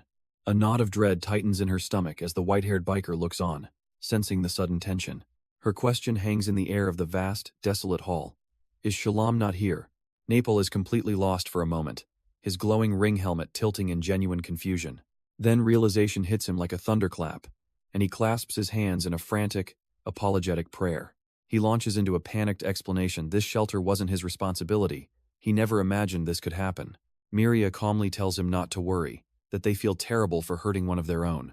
She clarifies that from a human perspective, it looked like a rescue mission against kidnappers. They only realized wild animals were involved after the fact, and their search party is tough, but her words trail off. As a cold certainty settles over her, she finally understands. Shalom has entered division. The news hits the white-haired biker like a physical blow, his shock turning to utter disbelief. And for Miria, everything clicks into place. Now she understands why Shalom's people were in the judge's chamber. The only reason Mori could escape the domain was because Shalom himself had weakened it by entering division. Napel confirms it. The judge is protecting Shalom in what is quite literally the safest place in the universe. All of Shalom's closest aides have entered the division chamber with him, while the rest stand guard. Napel, meanwhile, was left behind to manage the playground, clutching his little stuffed wombat. He sheepishly admits their master is a bit of a laid-back type who entered division rather suddenly. 1 minute, Shalom was insisting it wasn't time. The next he was casually announcing the process had begun, sending his followers into a frenzy. They were in a state of absolute chaos for 6 months. A fact Miria notes with a deadpan. I can see that. The white-haired biker, silently absorbing this bombshell, looks up with grim realization. His little robot companion finally asks the one question that matters. So in the end, they can't meet Shalom at all, can they? The air in the cavernous hall hangs thick with the weight of their failed quest. The white-haired biker grips his hands tight, his frustration palpable after coming all this way. Sensing the dangerously heavy atmosphere, Napel grows visibly flustered. He throws his hands up with a nervous laugh, desperate to break the suffocating silence.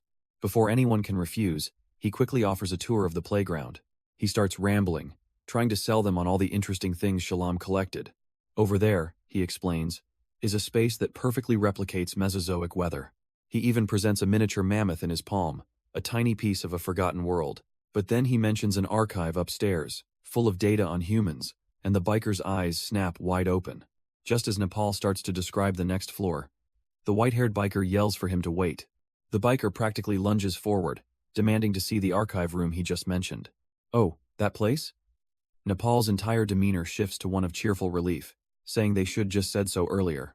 He happily leads the way up a colossal stone staircase, joking that his master would drop everything to be here if he knew. With a laugh, he admits that no one else really cares about this stuff. Even the judge apparently avoids this floor. The biker listens intently, a new understanding dawning on him. This collection wasn't just a hobby. As they walk, Nepal's voice grows somber. It all started because his master, Shalom, deeply pitied humans. He speaks of the destructive deeds of adults, their wars and their weapons, and how those sins are always destined to be inherited by the younger generation. So Shalom chose his own path, to watch over the little ones who were within his reach.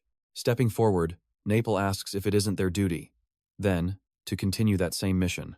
And so, with his purpose laid bare, Naples leads them to a truly colossal gate. They stand before the final threshold, a gaping maw of stone and shadow. Reaching forward, Naples places his hand on the mechanism, activating the ancient lock. But before opening it, he turns back to them with a final, somber word of caution. He warns them that what lies beyond this point will not be an easy sight to bear. The biker just looks on, completely baffled. What could possibly be so shocking? With a low groan, the massive doors part, revealing an endless, silent void. The three of them are just tiny figures standing at the edge of an abyss. Stepping forward, the biker and Miria enter the consuming darkness. Miria's gaze drifts upward, her glowing eyes reflecting the impossible sight before them. The biker can only stare, his mind reeling as he tries to comprehend the impossible sight. It's a swirling, cosmic storm of light and energy, an entire galaxy contained within the void. He struggles to find the words, calling it a giant, confusing lump of existence. But Miria knows exactly what it is. This isn't a star system. It's pure, unadulterated data. She explains it's a cosmic archive of everything their creator finds interesting, from animals down to the cellular level. Naples then reveals the catch. It's completely unorganized. They gave up trying to sort it thousands of years ago. Their mission is to dive into that chaos and find only the records pertaining to human mothers. The small AIA robot floats beside them, its system ready to begin the impossible search. A nearby terminal stands as their only way to interface with this monumental library of information. But the sheer volume would take a year to process, and the biker realizes with horror that the judgment is the day after tomorrow. While Naples warns Miria to conserve her strength, the biker steps forward, announcing he'll try something. He's not just going to try. He's resolved to force a solution, no matter the cost. His small robotic companion waits silently, its system ready for his command. A loading screen flashes, and a smirk crosses his face. He's in. It actually worked. For a split second, he's lost in a memory of the day he first activated his partner. Back in the present, the AIA robot's glowing eyes seem to burn a little brighter. He turns to a confused Miria and asks a simple question. How much power can they access here? He wants to use the nearby amplifier, but she points out they have no device to connect to it. A bead of sweat drips down his face. She doesn't get it. He's not looking for a device. He looks to his robot, telling it that they will be the ones to handle the classification. He's ready to connect the power, but his own creation suddenly shouts him down with an absolute no. AIA is furious, asking if his memory's shot. It explicitly warned him not to overexert himself after the whale's cradle. The probability of catastrophic damage is over 88%, and this guy wants to mess with an amplifier? But then, the logical argument stops, as AIA floats in the dark and asks a question that has nothing to do with tactics. The biker is stunned, silent.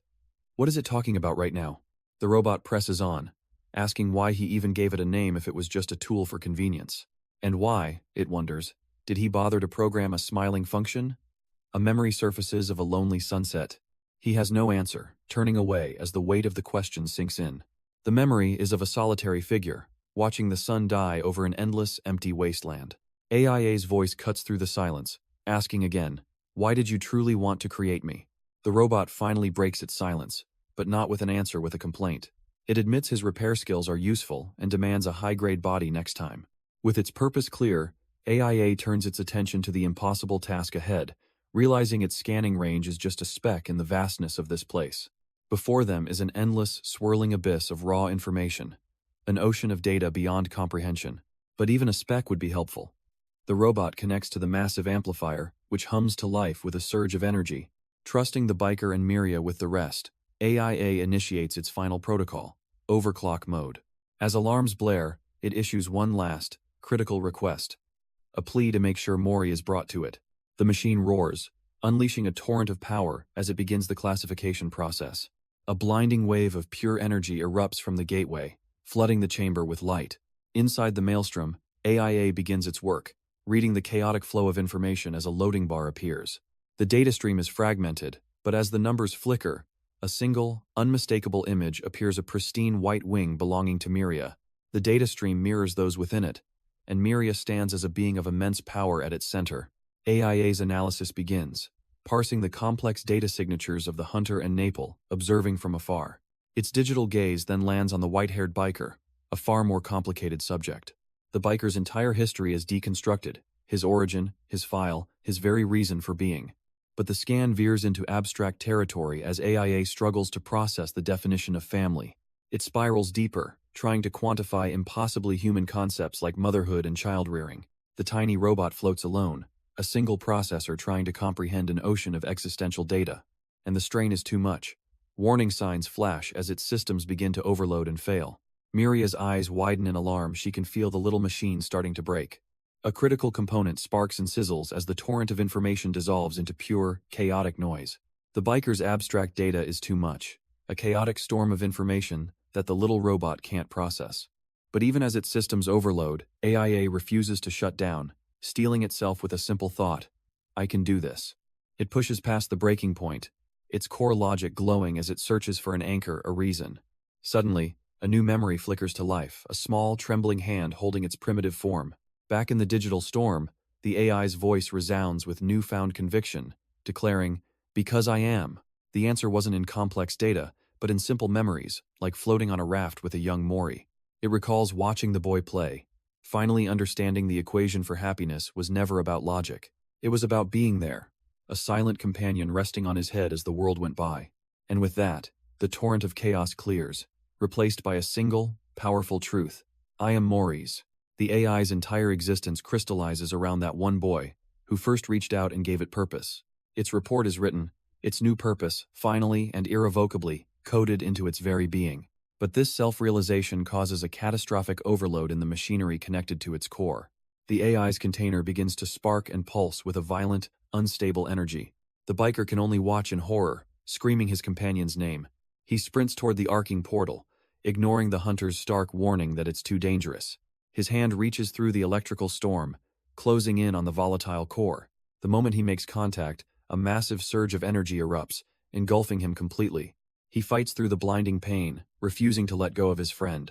With a surge of his own, he tightens his grip on the glowing container. Bracing himself against the storm, he's determined to pull AIA out of the fire. From a distance, the hunter and Miria watch as the data stream finally stabilizes. Miria reaches out, a tear forming in her eye, as if she can feel the life fading from the other side. But Ryder refuses to let go, gritting his teeth as the dimensional energy tears through him. His hand closes around the core, a desperate, final pull against the raging storm. With one last, agonizing roar, he yanks his companion free from the chaotic portal. The violent energy dissipates, leaving only silence and the small, damaged core on the cavern floor. He collapses, cradling the device and screaming his friend's name into the darkness. A faint, flickering light responds, as AIA weakly calls out his name, Ryder. Hearing that voice, Ryder looks up, his face now a mask of demonic features and multiple glowing eyes. The ordeal is over, but he's been permanently changed, a long, monstrous tail now swaying behind him. His head hangs low, the weight of the transformation and the near loss of his friend settling in. He cradles the cracked, silent core, a single tear dropping onto its surface. Suddenly, Miria's voice cuts through the silence, asking if he managed to secure the data.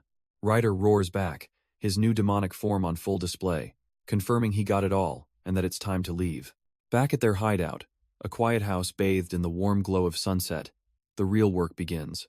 They've hooked up a series of complex machines, all leading to one critical objective.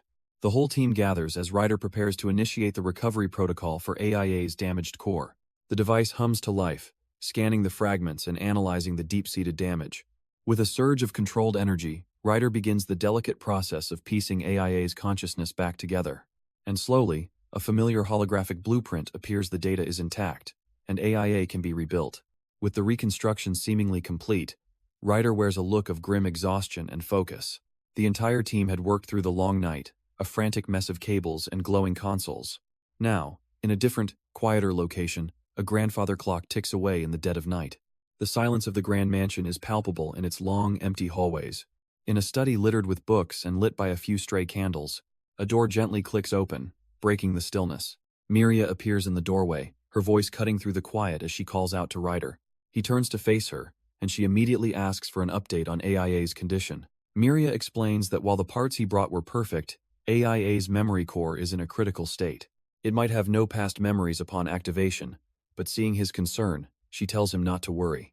But Ryder's faith is absolute. He sits on the floor and firmly states his belief in the kid. Miria's mind, however, is on a different, more daunting task. The two of them are surrounded by towering stacks of books in the dimly lit study. She comments on the sheer volume of data they're sifting through, and he agrees they're far from finished. The conversation shifts as they try to define what a mother truly is, concluding it's more of a symbol than a simple role.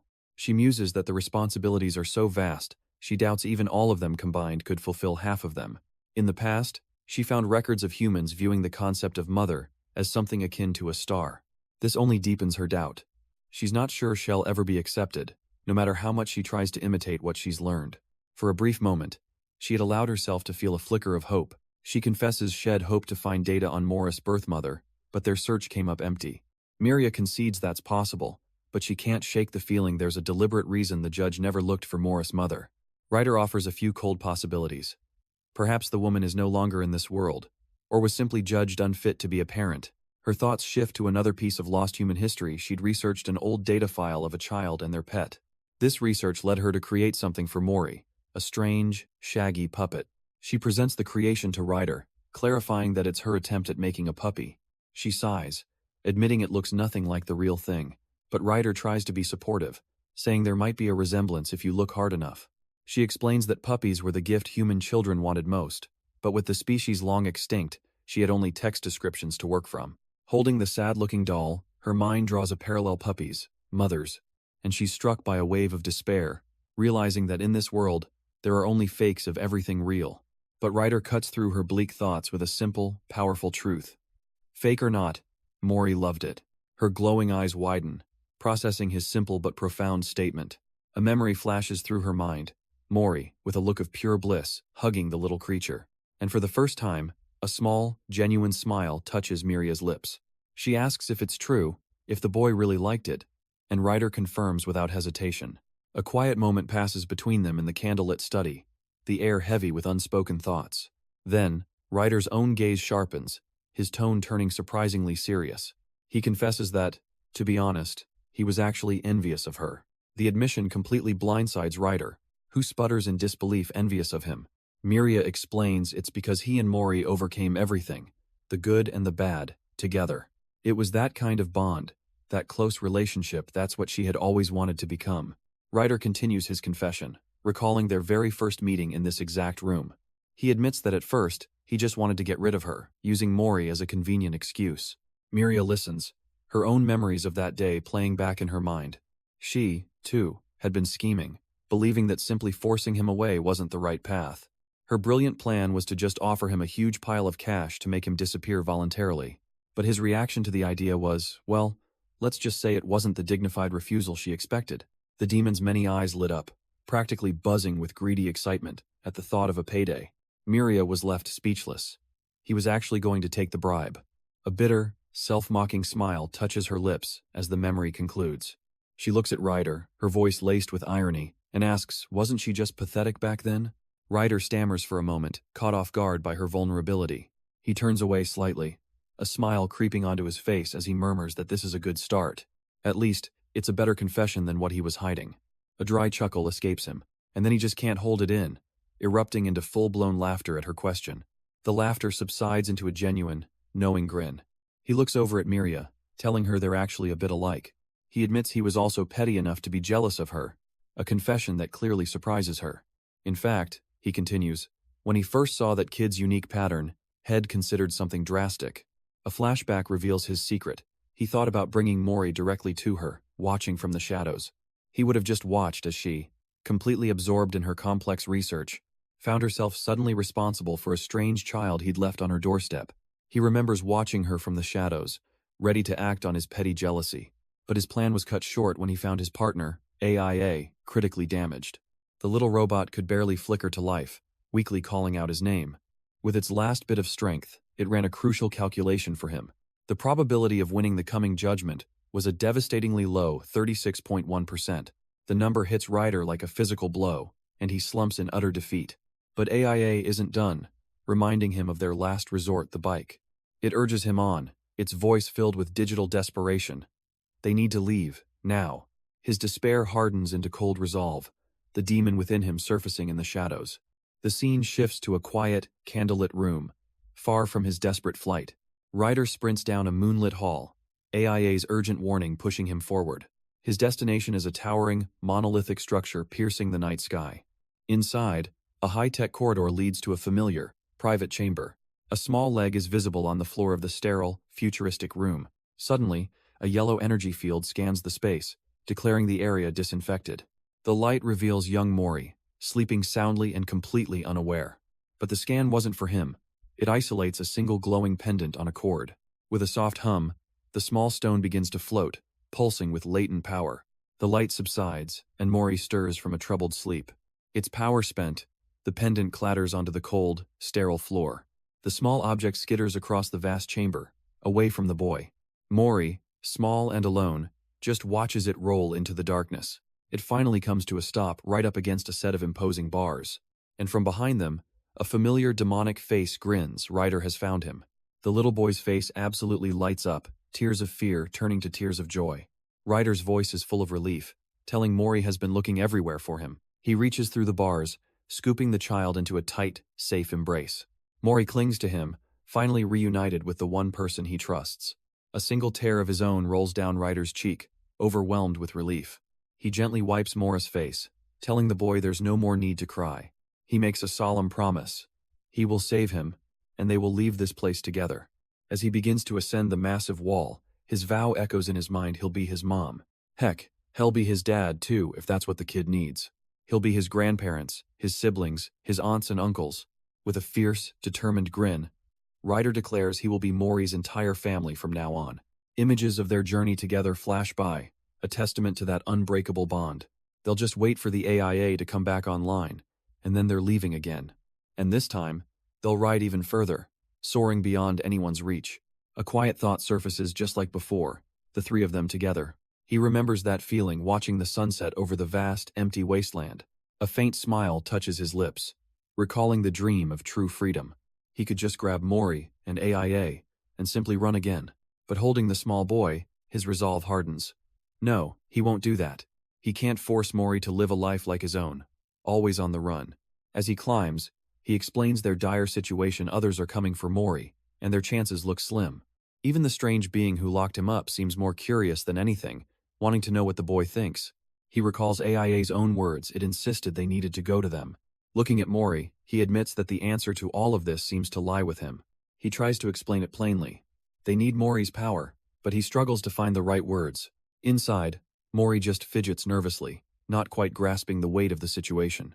His attention drifts to the AIA unit, which is now glowing as a floating datasphere. And suddenly, as if seeing the data, something clicks in the boy's mind. He scrambles back to the window, pressing his face against it and shouting frantically. Ryder, now unmasked, can only stare back in complete confusion at the boy's gibberish. Mori keeps trying, waving his hands and babbling, desperate to get his point across. A bead of sweat drips down Ryder's face. This method of communication is a total failure. Thinking on his feet, he slides a sketchbook through the bars to Mori's outstretched hand. Along with it, a box of crayons, a new plan to let the boy show him what he can't say. Mori doesn't waste a single moment, hunching over the sketchbook on the cold floor. He grabs a red crayon, his small hand moving with a desperate, frantic energy. The first image takes shape, a terrifying memory of the multi-eyed wolves that once cornered him. But his short life wasn't only filled with monsters. A happier time emerges on a new page running through sunlit fields with Rodina and the other kids. He keeps drawing, one memory after another spilling out onto the paper. Even the strange, silent hunter and the friendly penguin people appear in his visual story. Soon, the floor is littered with his drawings, a chaotic tapestry of his entire journey. He even sketches the little AIA robot, the very thing that unlocked this flood of memories. And as he's forced to relive it all, the good and the bad tears begin to stream down his face. But then, a different kind of memory breaks through the noise, gentle, open hands reaching for him. A feeling of safety, of being held close by the demon rider when he was just a baby. His crayon moves frantically, capturing the image as a voice softly calls his name from the past. Mori freezes, the sheer weight of these recovered memories filling his eyes with unshed tears. The voice echoes again, pulling him deeper into the memory he's desperately trying to sketch. It was them, the tall, winged figure who cared for him in the very beginning. They were teaching him, patiently holding up a flashcard with a simple drawing of a carrot. And on the back, the word itself, the first building blocks of language. They even taught him how to draw, showing him the basic shapes with a gentle hand. The little AIA robot was there too, praising him, telling him this was how you write your story. A single tear traces a path down his cheek, the weight of the past becoming real. Back then, their voice was always so gentle, asking if he wanted to try one more time. His little hand hovered over the flashcards, trying to grasp the meaning within. But the frustration was too much, and he could only collapse amongst his failed attempts. Suddenly, a piercing scream of his name shattered the quiet lesson. The shock throws him back even further, to a memory he didn't know he had. His guardian holds up a new drawing, a simple sketch of a mother and child. They hold it steady, letting the image sink in. Reflected in his wide, innocent eye is a universe of unspoken longing. And on the back, the first word that would come to define his entire existence: Mom. That single word echoes into the present, guiding a small hand in the dark. A green crayon scrapes across the page as Mori tries to capture his memories. He sits alone, surrounded by his art, trying to piece together a life he barely remembers. Meanwhile, far away, on the sheer face of a monolithic tower, something stirs. A spherical drone with a single glowing red eye descends from the sky. It silently latches onto a yellow striped rope hanging down the side of the structure. Deep inside, a pair of hazmat-clad guards notice the disturbance on their monitors. One guard casually assumes it's just the exterior cleaning crew at work, but his partner scoffs at the idea who would clean without a lift, using only ropes. The truth hangs in the air as Ryder begins his descent, right under their noses. A shout echoes from above as a spotlight catches Ryder red-handed. The facility erupts into a code gray alert, but the intruder just grins, mission seemingly in hand. Elsewhere, in a quiet chamber, a dark hand toys with a small, glowing runestone. One of her attendants nervously asks about Ryder's status, but Miria doesn't even flinch, her expression calm and unreadable. Her thoughts drift back to a quiet promise made between them before he left. A faint, confident smile plays on her lips as she recalls their talk. She states her absolute faith: Ryder will come back, and so will she. With her declaration made, she turns to leave. She glides through the grand hall, leaving her followers in her wake, utterly certain of victory. She stands alone in the center of a vast, ethereal chamber, ready to face her accusers. Her identity is announced to the silent watchers: Miria of Patch has arrived.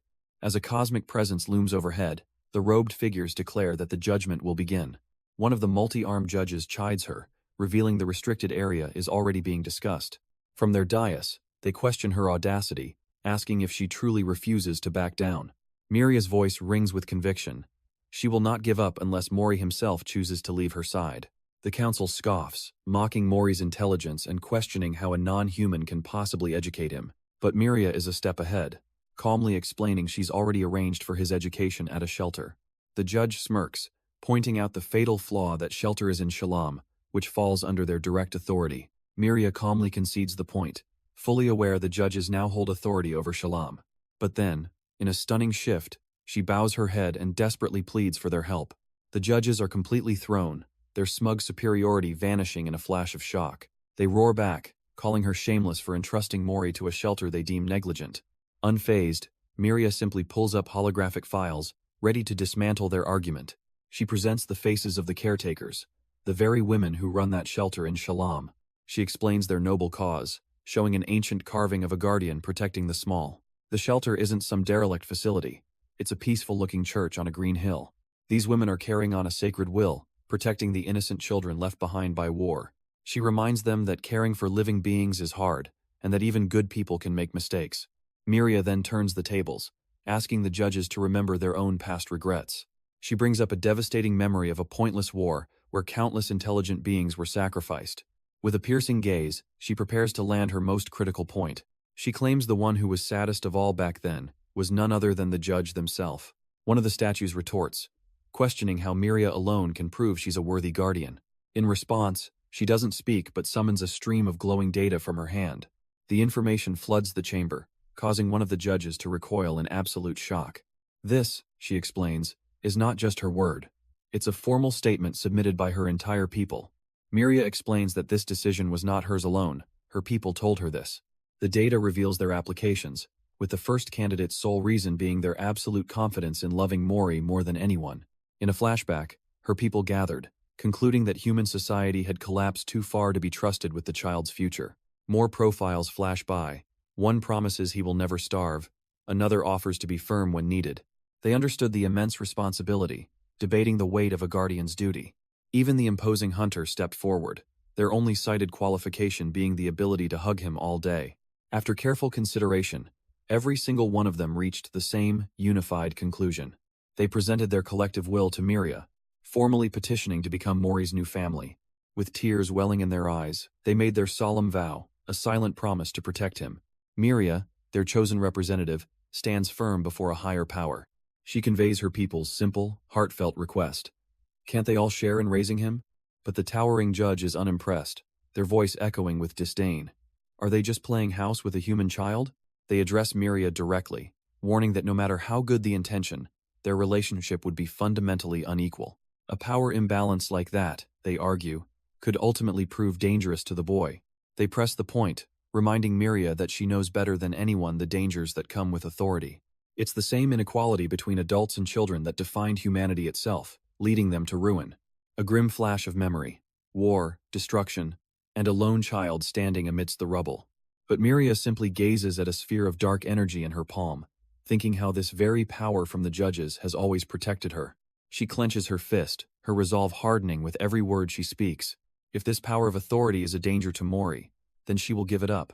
The judge explodes in fury, calling her decision foolishness. How dare she refuse their gift? Another of the colossal beings chimes in, its voice dripping with condescension. It looms over her, asking if she truly believes she's fit to be a mother. Miria turns away, her quiet, honest answer echoing in the hall. She doesn't know. She's searched through endless data, through all of humanity's records, but found no answer. A perfect solution might be something she never finds, not even in a lifetime. But that uncertainty isn't the end of her argument, and she turns back to face them. She may know the textbook definition of a mother, the one everyone thinks of, but the only definition that matters is the one Mori will decide on for himself. And her deepest wish is that she and her companions will be the ones he chooses, the ones to hold his hand through the unknown, and accompany him on his journey to find that very answer. She clasps her hands, her whole being focused into a single, desperate plea. All she asks for is a chance to prove herself worthy of that role. But the judges remain unmoved, dismissing her words as a mere appeal to emotion. A tense silence hangs in the air as she awaits their final judgment.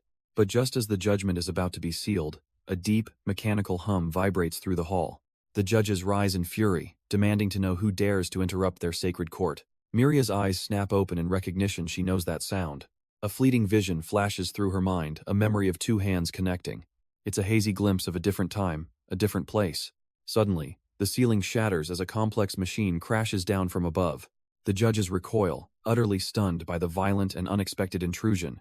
A look of dawning hope spreads across Miria's face as she looks up. Because dropping into the middle of the courtroom is Ryder, and he does not look happy. In a hall of giants, Miria stands small before the towering ancient pillars. She reaches out, and a hand of pure cosmic energy materializes in the darkness. With a flash, a torrent of celestial power erupts, engulfing Ryder in its blinding light. Miria can only watch in horror, screaming his name as the spell takes hold. Ryder is cast adrift, floating alone in an endless, silent void.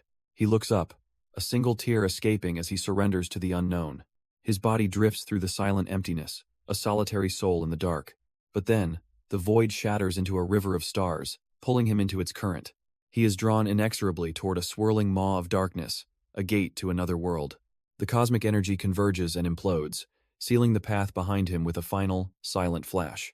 The dimensional travel takes its toll, and Ryder lurches forward, sick from the violent transition. He tumbles through the cosmic gateway, his presence immediately flagged as a high-priority wanted criminal. Two towering figures, the judges, look down on him with contempt for his reckless intrusion into their sacred chamber. But Ryder just hangs his head with a sly grin, mocking their surprise with a simple truth about raising children. He wasn't talking to them, of course, but to the vast, silent cosmic entity that fills the void. The entity's voice resonates, asking if he came all this way because he was curious about Mora's thoughts. Ryder calmly presents his purpose. A letter, from Mori, delivered directly to this godlike being. One of the judges extends a hand, and the paper dissolves into strands of glowing data, raw information. The judge confirms its authenticity. This message was, without a doubt, written by the human. And with its contents now understood, the last fragments of Mori's letter fade into nothingness. The great cosmic entity has received Mori's message. Its voice echoes through the void, confirming that it understands. And Ryder, floating before it, finally confesses he knows he's a terrible person. Green fluid drips from his hand as he admits that, despite everything, the boy still liked him. He hangs his head, his entire purpose hinging on that simple, powerful bond. A memory flashes, a tiny human hand gripping his monstrous finger. For Mori's sake, he looks up with burning conviction, ready to do anything. A monumental power surges from the cosmic being in response. Miria looks on from below, completely awestruck by the raw energy being unleashed. Even the impassive judges are frozen, witnessing a decision far beyond their control. The judges stand motionless, their role as observers now complete. An immense voice echoes through reality as the cosmic being declares it will now pass judgment. The scene flashes back to a sterile, white facility, deep in Mori's past. A much younger Mori toddles through the cold, empty hallway with surprising speed. He tumbles and plays, a beacon of innocence in a place utterly devoid of it. His eyes are wide with curiosity, taking in the strange world around him. But he's so small, so utterly alone in this vast, clinical room. Then, the memory shifts, and he's tumbling into a dark, star-filled abyss. He becomes a tiny speck, lost in the crushing, infinite void. But from the darkness, a colossal hand of pure nebula reaches out to catch him. He is no longer falling, but floating gently in this beautiful, star-filled cradle. A voice echoes through the cosmos, a parental tone calling him its young star. The entity speaks of reaching an end, and as it does, a piece of the boy flakes away into golden dust. But in its place, a small red cape drifts down, a gift from the void itself. The entity's final wish is simple, a blessing for him to live the life he truly desires. The cape wraps around his small shoulders, and he looks up with pure, innocent wonder. He snuggles into its warmth, a tiny, cozy being in the vastness of space. The cosmic voice chuckles, agreeing with Miria that he is, in fact, round and lovely. Now complete, Mori floats peacefully, a small, protected soul in the infinite dark. Declaring its love complete, the entity sends him on his way with a brilliant flash of light. It's time to go home. With the gentle rush of the wind, Mori's eyes begin to flutter open. He's no longer in the void, but lying on a bed of soft, green grass. A tiny, caped figure dropped into a vast, peaceful world. He sits up with a start, suddenly alert and taking in his new surroundings. Perched on the hill, he looks out at the endless blue sky, trying to get his bearings. A flicker of confusion crosses his face as he senses he's not alone. He turns his head, a silent question hanging in the air. And then he sees it, something that makes his eyes widen in pure shock. In the distance, across the field, stands a solitary figure. A reflection in his trembling eyes reveals a truth he can barely comprehend. It wasn't just one person waiting for him, but a whole crowd of figures on the horizon.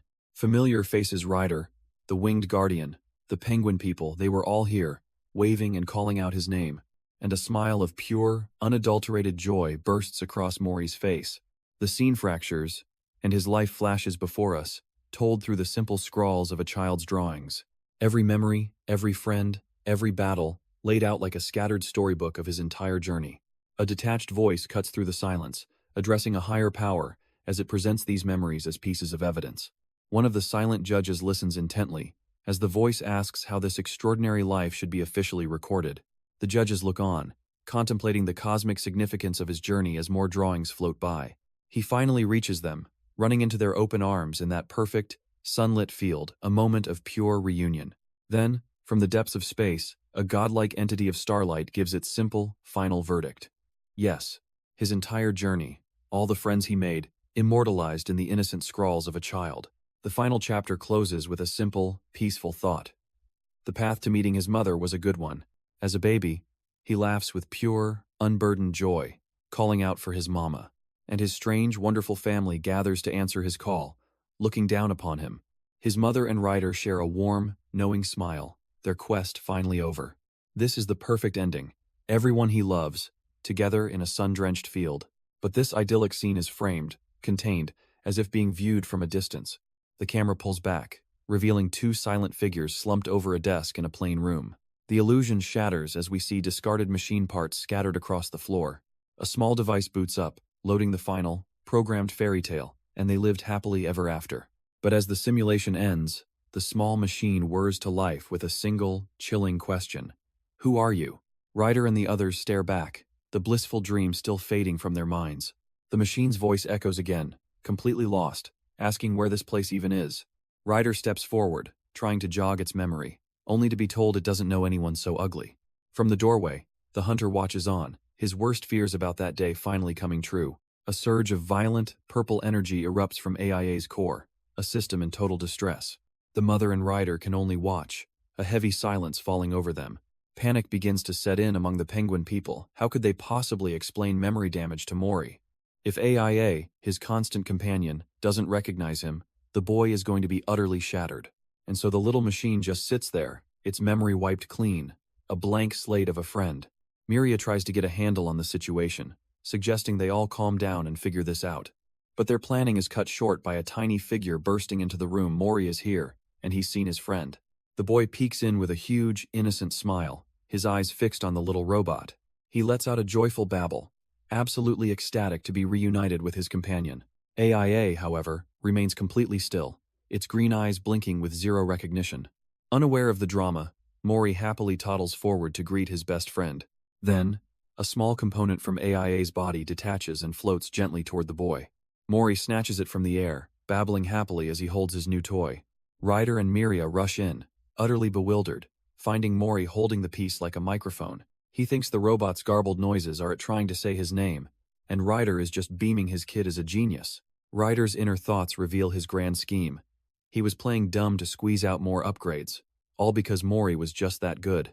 Nearby, Miria and her attendants listen in on the childish squabbling, looking completely bewildered. She chases after him, fuming about the cost of the parts he just gave away, but Ryder waves it off. Despite her anger, Ryder's simple declaration of a parent's love strikes a chord, and Miria's expression softens into a warm smile. The scene transitions to a grand estate, signaling the start of their journey to find Mori's mother. Inside, the little boy is an instant celebrity, getting pulled into a heartfelt hug by one of the bird-like demons. Another attendant snuggles him close, looking overwhelmed with pure, unadulterated adoration. A third demon excitedly announces they want their turn to hug the baby too, but instead of passing over Mori, their friend simply hands them a box of tissues. The two of them stare at the tissue box, a wave of confusion washing over them as the wholesome moment grinds to a halt, and the poor demon's heart sinks as he stares at his ticket, not number 3, but number 37. It turns out so many attendants wanted to hug Mori, they had to start a lottery just to keep things fair.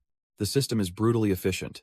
Even Mori's nap and meal times are factored into the agonizingly long wait. As the lucky number 5 is called, one demon practically explodes with joy, leaping forward for their turn.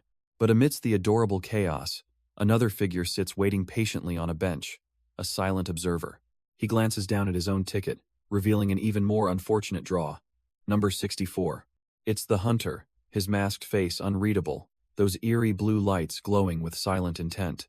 He sits there, a silent thought bubble proclaiming he's on the path to meet the mother. The scene then gently fades, shifting from the tense waiting room to a serene, dew-kissed branch. We see a book left open on the floor of a child's room, its pages covered in innocent crayon scribbles. And so, in a sun-drenched room, a new morning begins. Beneath the warm white sheets, something begins to stir. A tiny hand waves hello to the day, pushing back the covers. It seems Mori fell asleep, cradled safely in Ryder's arms, a moment of pure peace. But now, he wakes up all alone in the middle of a vast, empty bed. A bed, as one of the bird demons proudly explains, that they customized by sawing off the legs just for him. Mori rubs his eyes, confused. He dreamed he was sleeping soundly between his new parents, but as he looks around, he finds the bed empty, and his gaze drifts down to the floor, where he sees Ryder and Miria curled up, having given him the entire bed to himself. Without a second thought, the little boy scrambles down to snuggle close, returning the warmth in spades. Having had his fill of snuggling, Mori decides it's time to explore his new home. He grabs his little furry friend by the scruff, not about to leave his companion behind. With his stuffed sidekick in tow, the little adventurer toddles out into the massive hallway. He makes his way to a window, peeking out at the bright, unfamiliar morning. His gaze drifts up to a large, empty picture frame on the wall, a space waiting to be filled, and that's when he spots a figure down the hall. The hunter, standing silently in the light. The imposing demon startles, clearly not expecting the tiny child to have found him. But Mori just gives a sleepy rub to his eyes, completely unafraid of the masked giant. With pure, childish innocence, he walks right up and reaches out a tiny hand. The hunter kneels, allowing the boy to take his hand in a quiet, trusting gesture. Then, the hunter's shadowy fingers begin to gently tickle the boy's sides. The masked giant remains perfectly still, watching the child's reaction with an unreadable gaze. And in an instant, Mori's sleepy confusion bursts into a fit of pure, unrestrained giggles. With surprising gentleness, the hunter lifts the tiny human into the air, eliciting a shriek of delight. This heartwarming sound echoes down the hall, drawing the attention of the bird-like demons. They peek from around a corner, stunned to witness such a scene in their quiet home. Even the stoic Miria stands watching, the little AIA robot hovering beside her. Elsewhere, Ryder sleeps soundly, a symbol of the new peace settling over the entire household. The bird demons are ecstatic, chattering that with this laughter, the place finally feels like a home. Filled with a new purpose, one of them steps forward, about to make a grand declaration. His grand declaration? It's about mops, brooms, and buckets of water. With a mighty roar, he rallies the troops for a full-scale cleaning assault on the dusty library. This is all for Mori, to make sure his new home is absolutely perfect. After all, they believe the most important thing for a child is a clean environment. Raising their cleaning tools in a salute, they chant that a spotless home ensures a healthy child. With that, the great tidying of the demon household begins. Dust that has settled for ages is finally wiped away with newfound purpose. But amidst the flurry, one of them stops, puzzled by a book he's trying to shelve. He explains that these books from the shelter are impossible to organize just by their covers. So the grand cleaning effort shifts to a quiet study session, as two of them sit down to read and sort together. One of the demons, duster in hand, finds his comrades completely sidetracked, lost in the pages of the books. Soon enough, the quiet reading session turns into a full-blown book club as more of them get sucked in. Suddenly, another demon storms in, furious that the grand cleaning operation has ground to a halt. The readers sheepishly admit that organizing books is a dangerous task. The temptation to peek is just too strong. But someone else has been watching this whole scene unfold, peeking from behind a nearby door. It's not the books that have captured little Morris' attention, but the magical, sparkling cleaning supplies. His eyes are wide with wonder, completely mesmerized by the simple broom and duster. Noticing the boy's fascination, one of the demons leans down and asks if he'd like to give it a try. Mori's tiny hands grip the broom handle as the demon gently shows him how to hold it. With a quick demonstration, Mori gets his first lesson in sweeping, his face a mask of pure concentration. But his first swing is a little too enthusiastic, sending one of the poor demons flying. The others watch in horror as their friend is knocked out cold. The cleaning tool has become a terrifying weapon in Mori's hands. Okay, new plan. A demon gently suggests they try a different kind of cleaning, something a little less aggressive. They gather the boy around, ready to demonstrate a much safer household chore. The lesson is simple. Smooth out the cloth, then fold it neatly, and he asks if Mori wants to give it a try. Mori immediately gets to work, his brow furrowed in absolute concentration as he tackles the fabric. And he's a natural, building up a perfect little stack of neatly folded cloths beside him. The demon works alongside him, but Mori seems to be in his own little world of folding. But when the demon turns to check his progress, he's stunned to find a perfectly folded, almost unnaturally square stack of cloths. He doesn't realize that pile belongs to him. Mori's own attempt has resulted in a chaotic, ominous mountain of fabric. The demons stare in despair at the results, thinking this is no different from an endless hell. They realize this won't work. They need a chore that's simpler for Mori and safer for them.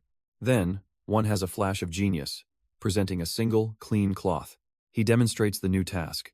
Just gently wipe the dust off the walls. Perfect. Now Mori can clean at his own pace while they finally finish their own work. The little boy gets right to it, dutifully patting the wall with his cloth. But as he works, his attention is drawn to another demon diligently mopping the floors. A sudden splash of water from the bucket lands nearby, catching him by surprise. Forgetting his task completely, Mori wanders over to the source of the sound. He peeks into the massive water bucket, his eyes wide with a dangerous new curiosity. And with a splash, Mori dunks his cleaning cloth right into the bucket. He pulls out the sopping wet rag, a new plan already forming in his mind. His eyes light up with a brilliant, terrible idea. Meanwhile, the demons breathe a sigh of relief, finally done with their chores. But their peace is shattered as Mori begins to swing his new weapon. He whirls around like a tiny, water-flinging tornado, aiming for his new targets. The demons are caught completely off guard, getting splashed with dirty water. It seems he's taken their instructions a bit too literally, deciding their faces need a good scrubbing. And just like that, absolute terror fills their eyes. Panicked, they snatch up the boy and make a desperate escape from his helpful cleaning. Their brilliant solution to Mori's earlier chaos is a frantic, over-the-top bath. But just as the bubbles fly, the door swings open and Ryder steps in, calling out for the boy. He freezes, his eyes landing on a scene of utter devastation, unconscious demons everywhere. Ryder can only assume the worst, thinking he's walked into a massacre, far too late to help. Meanwhile, in another long, sunlit hallway, a lone bird demon is diligently cleaning. It stops dead in its tracks, spotting something that makes its head twitch with irritation. More crayon scribbles on the wall. It grumbles, complaining the whole mansion is becoming a sketchbook. With a long-suffering sigh, its clawed hand begins to scrub the colorful drawings away. But then it pauses, its cleaning cloth hovering over one particular image. It's a simple drawing of the demon itself, holding a smiling Mori in a gentle hug. The bird demon stands stiffly, its body language screaming disapproval. A twitch of irritation runs through it, more childish scribbles on the pristine walls. It raises a hand, fully intending to wipe away this latest masterpiece. But it can't tear its eyes away from that one specific drawing. Suddenly, its little tail begins to wag as a brilliant idea takes root. It glances over at a heavy wooden cabinet against the wall. Perfect. With a cheerful little hum, it decides this particular piece of art needs to be protected. Instead of cleaning, it carefully slides the furniture over the drawing, hiding it from view. Satisfied, it calls out happily, looking for the little artist, Mori. And life in the grand, sunlit mansion continues on, one small moment at a time. But that Cyrillic piece is about to be shattered by a massive, violent explosion. To understand what led to this, we need to rewind the clock just 1 hour. It all began with a much smaller problem. As little Mori woke up from a nap, he rubs his eyes, clearly annoyed, his messy black hair getting in his face. Ryder and Miria watch on as the AIA robot correctly deduces his bangs are the issue. Miria can't help but gush, thinking his growing fur is just the cutest thing. So Ryder, ever the man of action, decides he'll fix this little grooming problem himself. With a quick flick, he parts Mori's hair, creating a surprisingly neat style for the cookie-munching kid. Everyone agrees the new look is adorable and suits him perfectly. But a new thought occurs. What if they just let it grow and grow into a single, absurdly long spike? Miria shoots down that wild idea, explaining that if his fur gets too long, it'll just be a nuisance for him. Ryder seems taken aback by the thought of trimming it, but she insists that since Mori is a baby, they have to take charge. She assures them his hair has no pain receptors, just like their own fingernails. But despite her calm reasoning, the reality of giving the little guy a haircut seems to make her a bit flustered. Ryder, on the other hand, confidently reveals that he knew this day was coming. He was so prepared, in fact, that he's already assembled a full professional hairstyling kit. Not to be outdone, Miria presents her own meticulous research, earning an impressed O from Ryder. And so, operation. First haircut begins, with Miria laying out the first step, a cloth to keep him clean. They drape the little green cape over Mori, completely swallowing his tiny body from the neck down. Ryder and Miria can only watch as the little walking shrubbery, hair sticking out the top, stands ready for his trim. To make the whole experience less intimidating, Ryder starts with a simple game of peekaboo, and it works beautifully, as Mori's eyes light up with pure, unadulterated joy.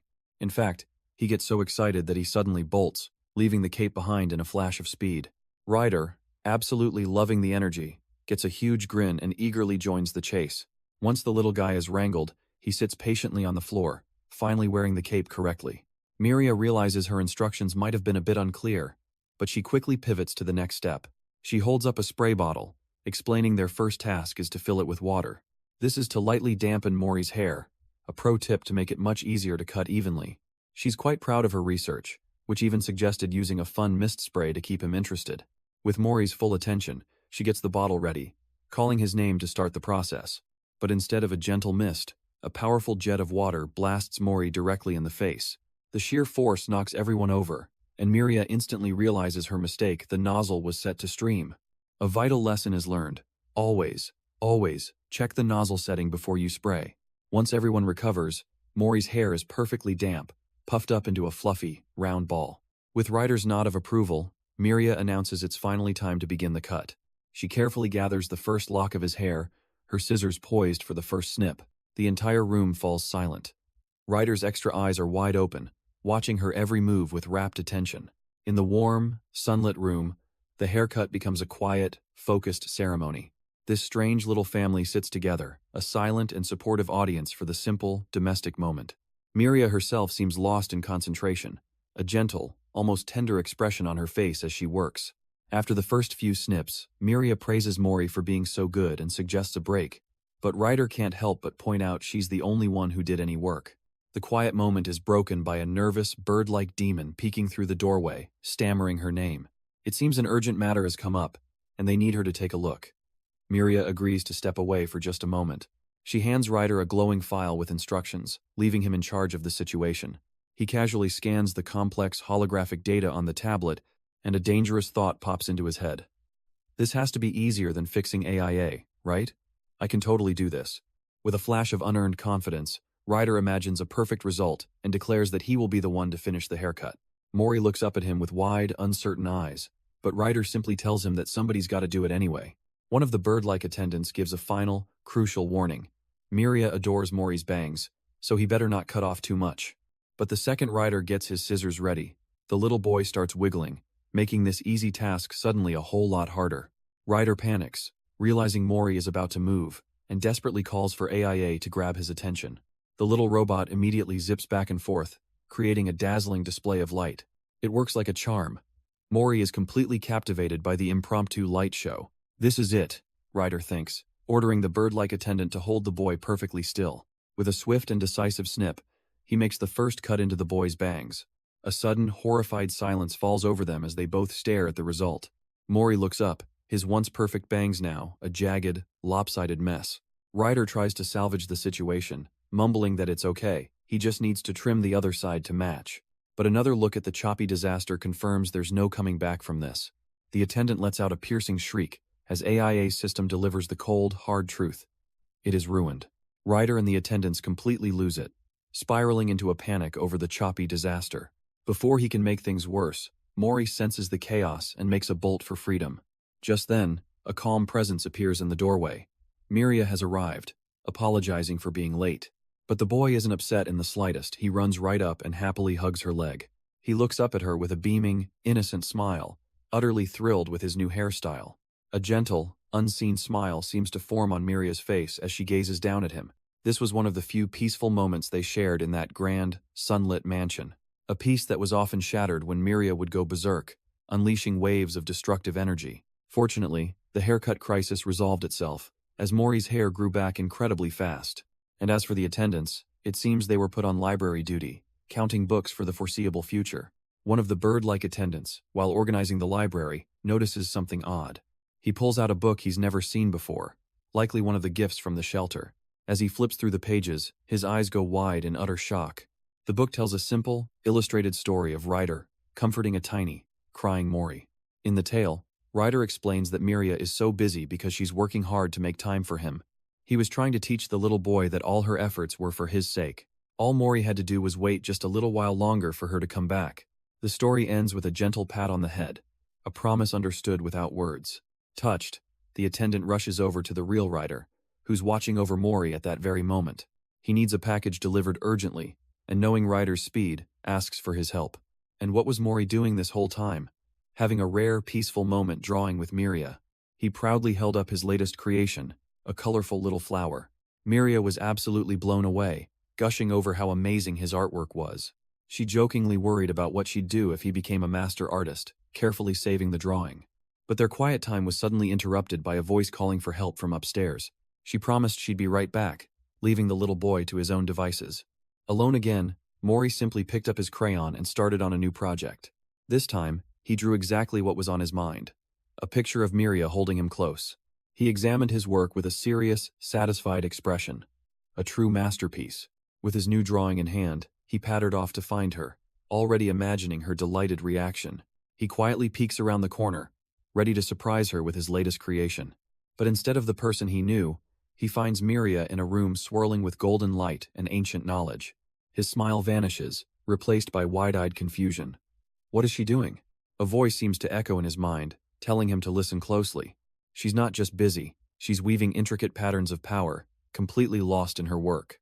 And as he stands before the closed door, he hears the reason she's always so occupied. He looks down at his drawing, the one he was so proud of just moments ago. With a sigh, the little boy plops down onto the floor, his grand plan forgotten. He stares at the paper, his masterpiece of love and admiration. Then, with a curious nibble, he begins to eat it.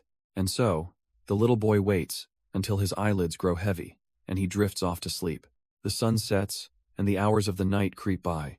Inside, Miria finally pulls back from her work, a wave of exhaustion washing over her.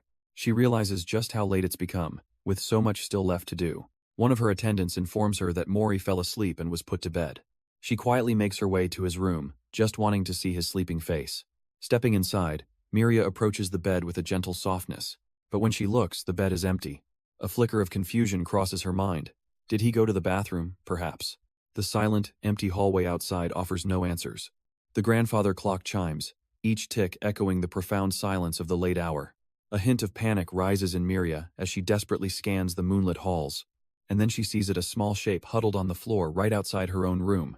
Her frantic worry melts away, replaced by pure, dumbfounded confusion. It's Mori, curled up and fast asleep on the cold, hard ground. She wonders if he woke up and tried to walk back to her, only to give up partway. A soft, unfamiliar warmth spreads through her chest, looking down at the innocent child. Without a second thought, she sinks to the floor, becoming a silent guardian in the dark. She gently covers him with a blanket, a quiet act of profound care. For just a moment, she allows herself a gentle touch, a silent promise to protect him. Her mind races with doubt, feeling utterly useless even while standing guard over him. Strange, haunting visions fill her thoughts, memories of a past she can't escape. If she fails at this simple task, how can she ever hope to be the mother he needs? But her spiraling thoughts are cut short by a small movement beside her. Mori stirs, and she immediately worries that her touch woke him from his dreams. The boy, however, isn't upset in the slightest. Instead, he simply crawls over and settles comfortably into her arms. A wave of profound warmth washes over Miria, silencing all her fears. Her hand gently holds him close, a silent vow taking root in her heart. And just like that, he's sound asleep again, completely safe and trusting in her embrace. In this quiet moment, with the weight of the boy in her arms, all her anxieties, all her fears, just seem to melt away into the starry darkness. Meanwhile, Ryder finally returns, stepping through a dark gateway into the hall. He sends AIA off to recharge, telling the little bot he's going to check on Miria. His expression is calm, his purpose clear as he walks through the moonlit corridors, and what he finds is a scene of perfect stillness. Miria, holding the sleeping boy. Without a word, he wraps his arms around them both, a silent pillar of support. He then gently takes Mori, carrying him down the hallway to let her rest. But elsewhere, a sudden commotion erupts among the bird-like demon staff. Their eyes are glued to an object of incredible rarity, a legendary Reuben fruit. They're practically losing their minds, questioning how he even acquired such a thing, let alone sent it to Earth. Ryder, with Mori in his arms, asks what the big deal is, and one of them explains, it's a fruit from a nebula, impossibly rare. The legend says eating it grants 700 years of perfect health, a fact that makes Ryder's ears perk up as he immediately asks the price. One of the bird-like demons leans in to whisper the astronomical figure, and Ryder's mind is instantly flooded with visions of mountains of gold. This thing is worth an absolute fortune. He can't believe they're just giving it to them, but they insist, eagerly offering the very first piece to little Mori. The boy's eyes go wide with wonder as he takes a bite, the sweet, cosmic flavor and instant delight. Overjoyed by his reaction, the lead demon decides this is an occasion for everyone and rushes off to gather the rest of the staff. Soon, the whole family is gathered around the table, sharing the precious fruit, urging a hesitant Miria to join them. And for the first time in a long, long time, a genuine, peaceful smile graces her face as she watches them all. Surrounded by his new family, Ryder feels a surge of responsibility, realizing he needs to work harder than ever. Even AIA, the little robot, wistfully wishes it could partake in the joyous meal. Later, in a quiet, sunlit room, a moment of peace descends. Ryder watches over Mori, who is happily occupied with a small fuzzy toy. The boy clutches the little creature, hugging it with all his might. But then, to Ryder's absolute shock, the toy suddenly springs to life and goes flying through the air. It lands with a soft plop on the rug, once again looking like a simple, inanimate doll. Ryder is still processing what happened when Mori points an accusing finger, blaming him for the toss. Ignoring the baffled demon, the little boy toddles across the wide-open floor. He scoops up his friend, giving it a reassuring hug, as if nothing strange had happened at all. Ryder watches the boy, a little lost in thought about his intense focus on that doll. A soft smile forms on his face. Perhaps it's time to try and get a little closer. He carefully shuffles forward, an almost gentle approach from the demon. Mori, however, remains completely engrossed in his own little world with his fuzzy friend. But then he looks up. A silent, curious question hanging in the air. Taking the opportunity, Ryder opens his arms, gently calling for Mori to come over. And in response, the little boy immediately starts scooting backward. He just keeps on shuffling away, dragging his precious toy with him. All the way across the room he goes, leaving Ryder sitting there, completely dumbfounded. The mighty demon, utterly defeated by a toddler's silent rejection. One of the bird-like demons peeks out, utterly confused by the scene unfolding. The little boy's retreat continues down the long, sunlit hall, with Ryder in slow pursuit. He even follows Mori outside, as AIA wonders just how far this absurd chase is going to go. Ryder decides on a new plan. It's time to take the kid on a little trip to meet Mom. Their journey takes them to a breathtaking, colossal demon city carved deep into a canyon.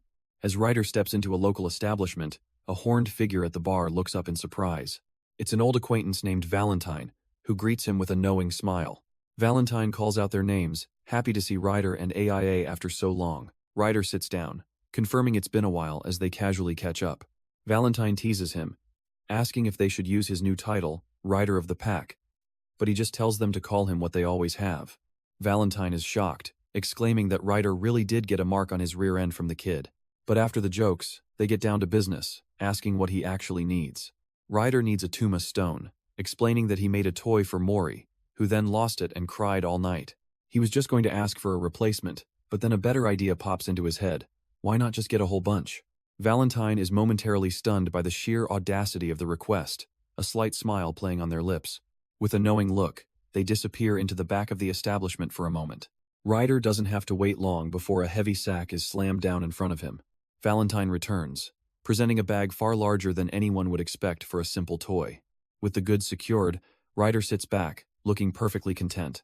Valentine asks what he'll offer for the haul, but Ryder just wants to know if he can open the bag. Valentine grants his request, but as they open the bag, their hands freeze. This isn't the Tuma stone he asked for, it's a pile of rare, blood-red ferret stones. They look at Ryder, bewildered. The West Side has a complete monopoly on these. How could he have so many? A cold sweat breaks out. The question is no longer about payment, but about where on earth he got them. Leaning in, Valentine presses the issue, their voice laced with a new urgency. A dreadful thought crosses their mind. Did he really steal these from those people? But Ryder just scoffs, completely unconcerned about the hornet's nest he's just kicked. Valentine's demeanor shifts from shock to serious concern, looking their old friend in the eye. They remind him that his name is getting famous, and out in the lawless desert, that kind of fame is a death sentence.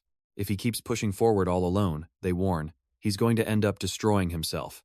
But Ryder's patience has worn thin, his grip tightening until the glass in his hand begins to crack. With a cold glare from his glowing eyes, he dismisses the warning, telling them to mind their own business. Valentine flinches, seeing the conversation is over, and reluctantly agrees to just go weigh the goods. As Ryder waits alone at the bar, the whispers of other patrons begin to drift through the tavern. They're gossiping about a recent commotion on another planet, a massive faction fight that stirred up trouble. But the real problem wasn't the fight itself, but what one side was apparently trying to achieve. They were rumored to have secretly created something that could acquire knowledge and emotion, just like them. A secret so dangerous that word of its use eventually reached the ears of the judge. One of the patrons shudders, realizing the horrifying implication. That sounds exactly like a propagator. And the disposal units sent to clean up the mess were reportedly left speechless by what they discovered. The aftermath of the judge's intervention was said to be completely devastating. The judge was so furious, they handled it personally, absorbing every last one of the creators. But the gossip doesn't end there. There was a loose end concerning the forbidden creation. Amidst the chaos of the cleanup, someone apparently managed to sneak away with its core. And now, Ryder overhears. There are whispers of that very core being sold on the black market. Just then, Valentine returns with his payment, as the patrons mock anyone foolish enough to buy a broken propagator. Ryder wordlessly takes his money and turns to leave, business here clearly finished. But Valentine calls out his name, stopping him just before he walks out the door. With a sigh, he suggests that Ryder should maybe try being a little warmer to people. Ryder glances back with a smirk, telling him to get lost before continuing on his way. As Ryder's footsteps fade, Valentine watches him go, a contemplative look on his face. He silently considers the cold interaction that just took place. But then, Ryder suddenly reappears, suggesting they pick up some fruit for little Mori. He even expands the idea, saying they should get enough for everyone at the mansion. A faint, knowing smile finally appears on Valentine's face. He remarks that Ryder really has changed a lot from the old days. The comment hits a nerve, and Ryder immediately slaps on his mask, demanding details with false bravado. He quickly devolves into just yelling for Valentine to shut up, completely flustered. Valentine's amused laughter seems to echo out across the rocky landscape. The moment hangs in the air before the scene quietly fades away. And elsewhere, in a place of quiet solitude, a tiny spirit emerges from the tail of a crimson fish. Two of these mystical creatures swim around a lone, cloaked figure. He sits at the very edge of civilization, a silent guardian overlooking a vast, misty canyon. With a simple gesture, he sends a shimmering message out into the world. It's a letter addressed to Miria, letting her know he's still doing fine at his post. He admits his work feels endless, clutching a small doll as if for comfort. This man is the gatekeeper. Even with new permissions granted, all documents for the facility must pass through his hands. And his latest delivery is a photograph, one showing Ryder holding a very young, very upset Mori. The poor little guy is absolutely wailing, tears streaming down his face. The manager muses that Mori must be crying for the sad wolf in the book, confirming to Miria that he has received and delivered the photos. The destination is a peaceful-looking orphanage, nestled atop a vibrant green hill. Here, the stoic soldier approaches two women, one of them in a wheelchair. He carefully hands over the photograph he was tasked with delivering. Unable to speak their language, he activates a translation mode to communicate. He's hesitant, wondering if showing them a picture of a wailing baby is really a good idea. The red-haired woman accepts it, her expression unreadable at first. But as she and her friend look at the photo, their faces soften with pure delight. The soldier watches them, completely baffled by their reaction. He can't understand it. The child is crying, so why are they so happy? Their answer, however, was beautifully simple. Children cry, it's just what they do. The soldier recalls the intel he was given. Mori was apparently an emotionless child, but all he can picture is that photo, the baby crying his little heart out in Ryder's arms. With his delivery made, he stands alone on a remote cliff, a golden tether reaching for the sky. He sends a final message, promising to make contact again soon, and then he's gone. Elsewhere, that very same child, Mori, toddles through a sunny field, happy and carefree. Ryder watches him play, but then turns to Miria, noticing her sudden serious expression. She's engrossed in a report from AIA about flying whales who migrate to protect their young. He asks if there's anything on humans, but Miria explains they're rarely a topic of interest. AIA then cheekily connects this to how Ryder rescued Mori, stranded and alone in the desert. The pointed comparison draws a small, almost imperceptible chuckle from the stoic demon. The peaceful afternoon continues as Miria playfully chases after little Mori, calling for him to try and catch her. Watching from a distance, Ryder remarks how the boy seems to be trusting them more now, and Miria can only agree. AIA chimes in, projecting a montage of Mori's journey from a lost, terrified child to the happy boy he is today. But the pleasant mood suddenly shifts as AIA gets right up in Ryder's face, a new purpose in its robotic mind. With a sharp clack, it projects a title card for all to see. Apparently, it's time for a very important lesson: how to prevent kidnapping 101. Inside, they've gathered an audience of demons as Ryder explains the very real threat of being snatched away. He gets down to Mori's level, telling the toddler to focus up for this crucial demonstration. With a terrifying snarl, Ryder shows him exactly what to do: bare his teeth and tell any stranger to get lost. He then looks to Mori for confirmation, asking the little boy to show them what he's learned. Miria takes on the role of a sweet, unassuming stranger, asking Mori to come with her. Mori puffs out his cheeks with a fierce scowl, and for a moment, Ryder thinks the lesson is a success. But the toddler just happily waddles right towards her, completely missing the point as Ryder panics. They realize the problem. Mori recognizes everyone here. They need a proper disguise. So Miria unveils her master plan, a piece of paper with a scary face drawn on it. She looms over Mori, challenging him to guess who this terrifying new person is. Unimpressed, the little boy just walks right up and clings to her robes. He looks up with his big, innocent eyes and immediately identifies her. Miria's scary mask instantly changes to a heart as she's hit with a critical dose of cuteness. She scoops him up in a big hug, the lesson forgotten, as Ryder quietly notes they'll need a more convincing costume next time. Ryder is absolutely losing it, demanding a real disguise this time, something natural and convincing. So they bring out their next brilliant idea, a terrifying, bandaged figure straight out of the book. Standing before the tiny child, they're certain there's no way he'll follow such a suspicious character. The shadowy figure kneels, politely extending a hand and asking Mori if he'd like to come along. Mori just stares, tilting his head, not a single hint of fear in his eyes. In the background, Ryder and Miria are having a full-blown panic attack, trying to will him to turn away. And with a simple, quiet turn of his head, the little boy delivers his silent rejection. The emotional damage is instantaneous and catastrophic, shattering the very essence of the disguise. It crumbles into a pile of broken pieces, revealing one of the bird-like demons, utterly heartbroken by the snub. The whole crew gathers around their sobbing friend, forced to admit that this entire approach is a complete failure. With the emotional approach in shambles, the little robot AIA chimes in with a new idea. It suggests they test what the child considers violent by simply letting him choose. So Mori wanders into a grand study, completely oblivious to the experiment he's now the center of. He points to a book, and AIA confirms it will handle the writing for him. With the parameters set, the little robot confirms it understands the boy's input. The room begins to hum as a virtual simulation materializes from thin air. A green, holographic figure forms, standing directly in front of the child. It offers a gentle greeting, explaining his mother sent him and asking Mori to take his hand. Mori just stares back, his expression a perfect blank canvas, fists slightly clenched. And then, without a single moment of hesitation, he just turns and toddles away. Instead, he scoops up the one familiar thing in the room, his little robot companion, AIA. The AI whirs in delight, praising Mori for his excellent judgment. It seems a core lesson had been drilled into him. Never, ever follow a stranger anywhere. And so concludes another perfectly peaceful day at the Grand Estate. Now, let's see what kind of story our little boy has decided to write, a tale titled On the Way to Meet Mom. The book opens on a grim scene, a world collapsing under constant attacks and inevitable resource depletion. In the darkness of the city, strange, vibrant entities begin to appear from the sky. A charismatic leader rises from the chaos, declaring that their people have been chosen, and war is the only path to salvation. But this is a world of false hope, where the brutal truth is that no one can protect you.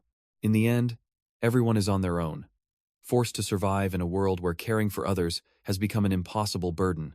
And so the story begins, not with a hero, but with the cold steel of a rifle. A vision of chaos where loss is meaningless, where everything is simply in vain. Suddenly, an old woman gasps, her eyes flying open as she wakes from the nightmare. She's safe in her bed, drenched in a cold sweat, the violent dream still clinging to her. Two younger women, her caretakers, stand by with worried expressions. The one in the wheelchair gently asks if she's okay. They live in a peaceful little house, nestled in a valley far from the horrors of her dream. But a nearby medical scanner tells a different story, flashing warnings about her declining health. The old teacher laughs it off, insisting it was just a dramatic dream and she's perfectly fine. But her assistant isn't having it, blaming her poor health on reading absurd books all night. Her assistant, still flustered, changes the subject, marveling at how Mori could talk to them without a translator. But the woman in the wheelchair cuts her off. Mori isn't the problem right now, the teacher's health is. The young assistant, Nia, freezes, realizing she's been sidetracked. To get her out of the room for what's to come, she's sent to the village for some lavender. As Nia eagerly rushes off, a heavy silence falls over the room. The old teacher looks out the window with a faint smile and asks the one question that matters. Is she going to die today? The red-haired woman confirms it. The device they gave them says so, and the teacher's only thought is for poor, soft-hearted Nia. She tries to offer a sliver of hope, suggesting the device might not be accurate, but the teacher knows better. Seeing the despair on her friend Bella's face, she reaches out a wrinkled hand to comfort her. After 400 years, she's at peace, admitting that outliving all her old friends has made her feel free. She begins her final story, recalling a time when the world was truly an age of chaos. Everyone fought desperately to gain something, anything, to get ahead. They were all blind to what they were losing in return, their innocence, their futures. It was a dark and desperate time, with only a glimmer of hope on the horizon. Then, one day, a messianic figure appeared and led them all to a new land. This place was a paradise, a land without war. But it came with a cruel irony. Their very bodies were unsuited for it, so he reached out and created a new world for them again. But her friends, weary beyond words, remained behind to finally find their rest. She had to leave them, forcing herself to walk away from that peace and continue on. Holding Bella's hand, she reveals why. She couldn't abandon the children who were just like her. She smiles warmly, admitting that for someone like her, who never truly grew up, These children gave her the will to finally become an adult. But just as she finishes, a sharp warning sound chimes from a medical device nearby. She turns to Bella, asking her if she truly understands the nature of this place they call home. This land is different. The very air grants them unnaturally long lives, making them seem like monsters to the outside world. And yet, she recounts, outsiders ironically crave this near-eternal life for themselves. It's a sad truth about humanity. They are locked in a cycle of endless desire and conflict. It doesn't matter if they are poor or wealthy, their wars continue to rage across history. They fight on even as the world itself crumbles around them from natural disasters. Even the arrival of beings from beyond the stars doesn't stop their inherent nature. So if the world discovered a child who could speak an alien tongue, who knows what horrors they would unleash to possess him? Her lecture finished, the old teacher's strength finally gives out, her last request a simple plea to care for the children. The red-haired woman looks on with a heavy heart, promising to fulfill her mentor's final wish. A faint smile crosses the teacher's lips, finding solace in the fact that they could understand one another in the end. But her time is up. A sudden alert blares as her life signs begin to fade away. A deep regret surfaces. There was someone she had always wanted to tell something. As a single tear falls, her mind drifts back through the long, hard years of her life. A memory surfaces, a hand desperately reaching out from beneath the cold rubble. She remembers the grim landscape of a past war, a wasteland of broken machines and shattered earth, a panoramic view of a dead city, a testament to the endless cycle of destruction she spoke of. And there she was, a lone soldier, terrified and trapped in the ruins of a broken world. A shrill sound pierces the memory as she relives that moment of absolute despair. But through the darkness, a voice reached her, telling the terrified soldier not to be afraid. Before her stood a being of pure light, a divine figure descending upon the war-torn earth. It offered not words, but a gateway, a swirling vortex of light and a new beginning. In a brilliant flash, her entire world was torn apart and remade. Returning to the present, her eyes are calm. That fear is a distant memory now. She even says she's looking forward to her next journey, accepting her fate with a smile. Her last breath fades into a vision of a beautiful, peaceful countryside. Sunlight streams into a warm, quiet room, a stark contrast to the rubble of her past. But there, in the middle of the vast, empty space, a small child sits all alone. This child, Mori, sways unsteadily on his tiny feet. He takes a single, wobbly step forward, determined to go somewhere. But his legs give out, sending him tumbling headfirst onto the floor. The shock and exhaustion are too much, and he immediately passes out. A familiar voice sighs in the darkness, wondering why he's lying here again. The figure steps out of the shadows, revealing himself to be Ryder. He gently scoops the sleeping boy into his arms, and Mori cracks open an eye. Ryder looks down at the child with a soft, knowing smile. Feeling safe and warm, Mori nestles in close, a peaceful grin spreading across his face. And so, the two of them set off on a journey together, on the road to meet his mother. Their journey leads them to a grand, sun-drenched estate, a far cry from the wastelands. Inside, a sudden hiccup makes Ryder and his companion, Miria, turn in confusion. The source of the noise is little Mori, sitting on the floor lost in his own world of colorful drawings. He looks up with wide, innocent eyes, and lets out another tiny, involuntary hiccup. The three of them are now settled in a lavish bedroom, but the mysterious affliction continues. Ryder notes how the boy's whole body jolts with each one, while Miria remarks how long it's been since she's seen hiccups. Their little robot companion asks if she ever gets them, and she explains it only happens when she's truly surprised. Ryder smirks, recalling a time 120 years ago when he gave her a shock so great it made her cry. Miria watches the boy, fascinated, confirming that humans really can just keep hiccuping like this. Poor Mori, meanwhile, looks like he's about to hiccup himself into the next life. The constant hiccuping is starting to get on Ryder and Miria's nerves. It's been going on for a while now, echoing through the large, otherwise silent room. Even the grandfather clock seems to be marking time between each jolt. Ryder finally decides this has gone on long enough, worried the shaking might actually hurt the kid. He tries to get Mori to hold his breath, demonstrating with a big puff of his own cheeks. The boy just stares blankly, so Ryder decides to lend a hand, gently pinching his nose shut. But Mori's mouth is still wide open, defeating the whole purpose. Miria and the robot AIA logically conclude that both pathways need to be blocked. So Ryder, taking this advice with zero irony, covers the boy's entire face with his hand. A split second later, AIA seems to short-circuit, realizing it just told a demon to suffocate a child. Miria screams that Ryder looks like a total criminal, but he just fires back that it was their idea. And amid all the shouting, a tiny puff of air escapes from Mori's mouth. The room goes dead silent. Everyone stares, wondering if that ridiculous plan actually worked. For a tense moment, Mori just stands there, perfectly still. But then comes the inevitable hiccup, and he promptly faceplants right onto the floor. AIA chimes in with another brilliant idea, suggesting they try water or something sweet. So Ryder whips up a special, sweet drink made from a local Reuben fruit. Mori downs the whole glass with a look of pure bliss, making AIA remark that he looks like a tiny drunkard. But after a brief, hopeful pause, another loud hiccup echoes through the room. The entire crew slumps in defeat as AIA recalls an old human legend about dying if you hiccup 100 times. AIA explains that emotional shifts like being startled or crying can stop hiccups, and Miria instantly gets a devious idea.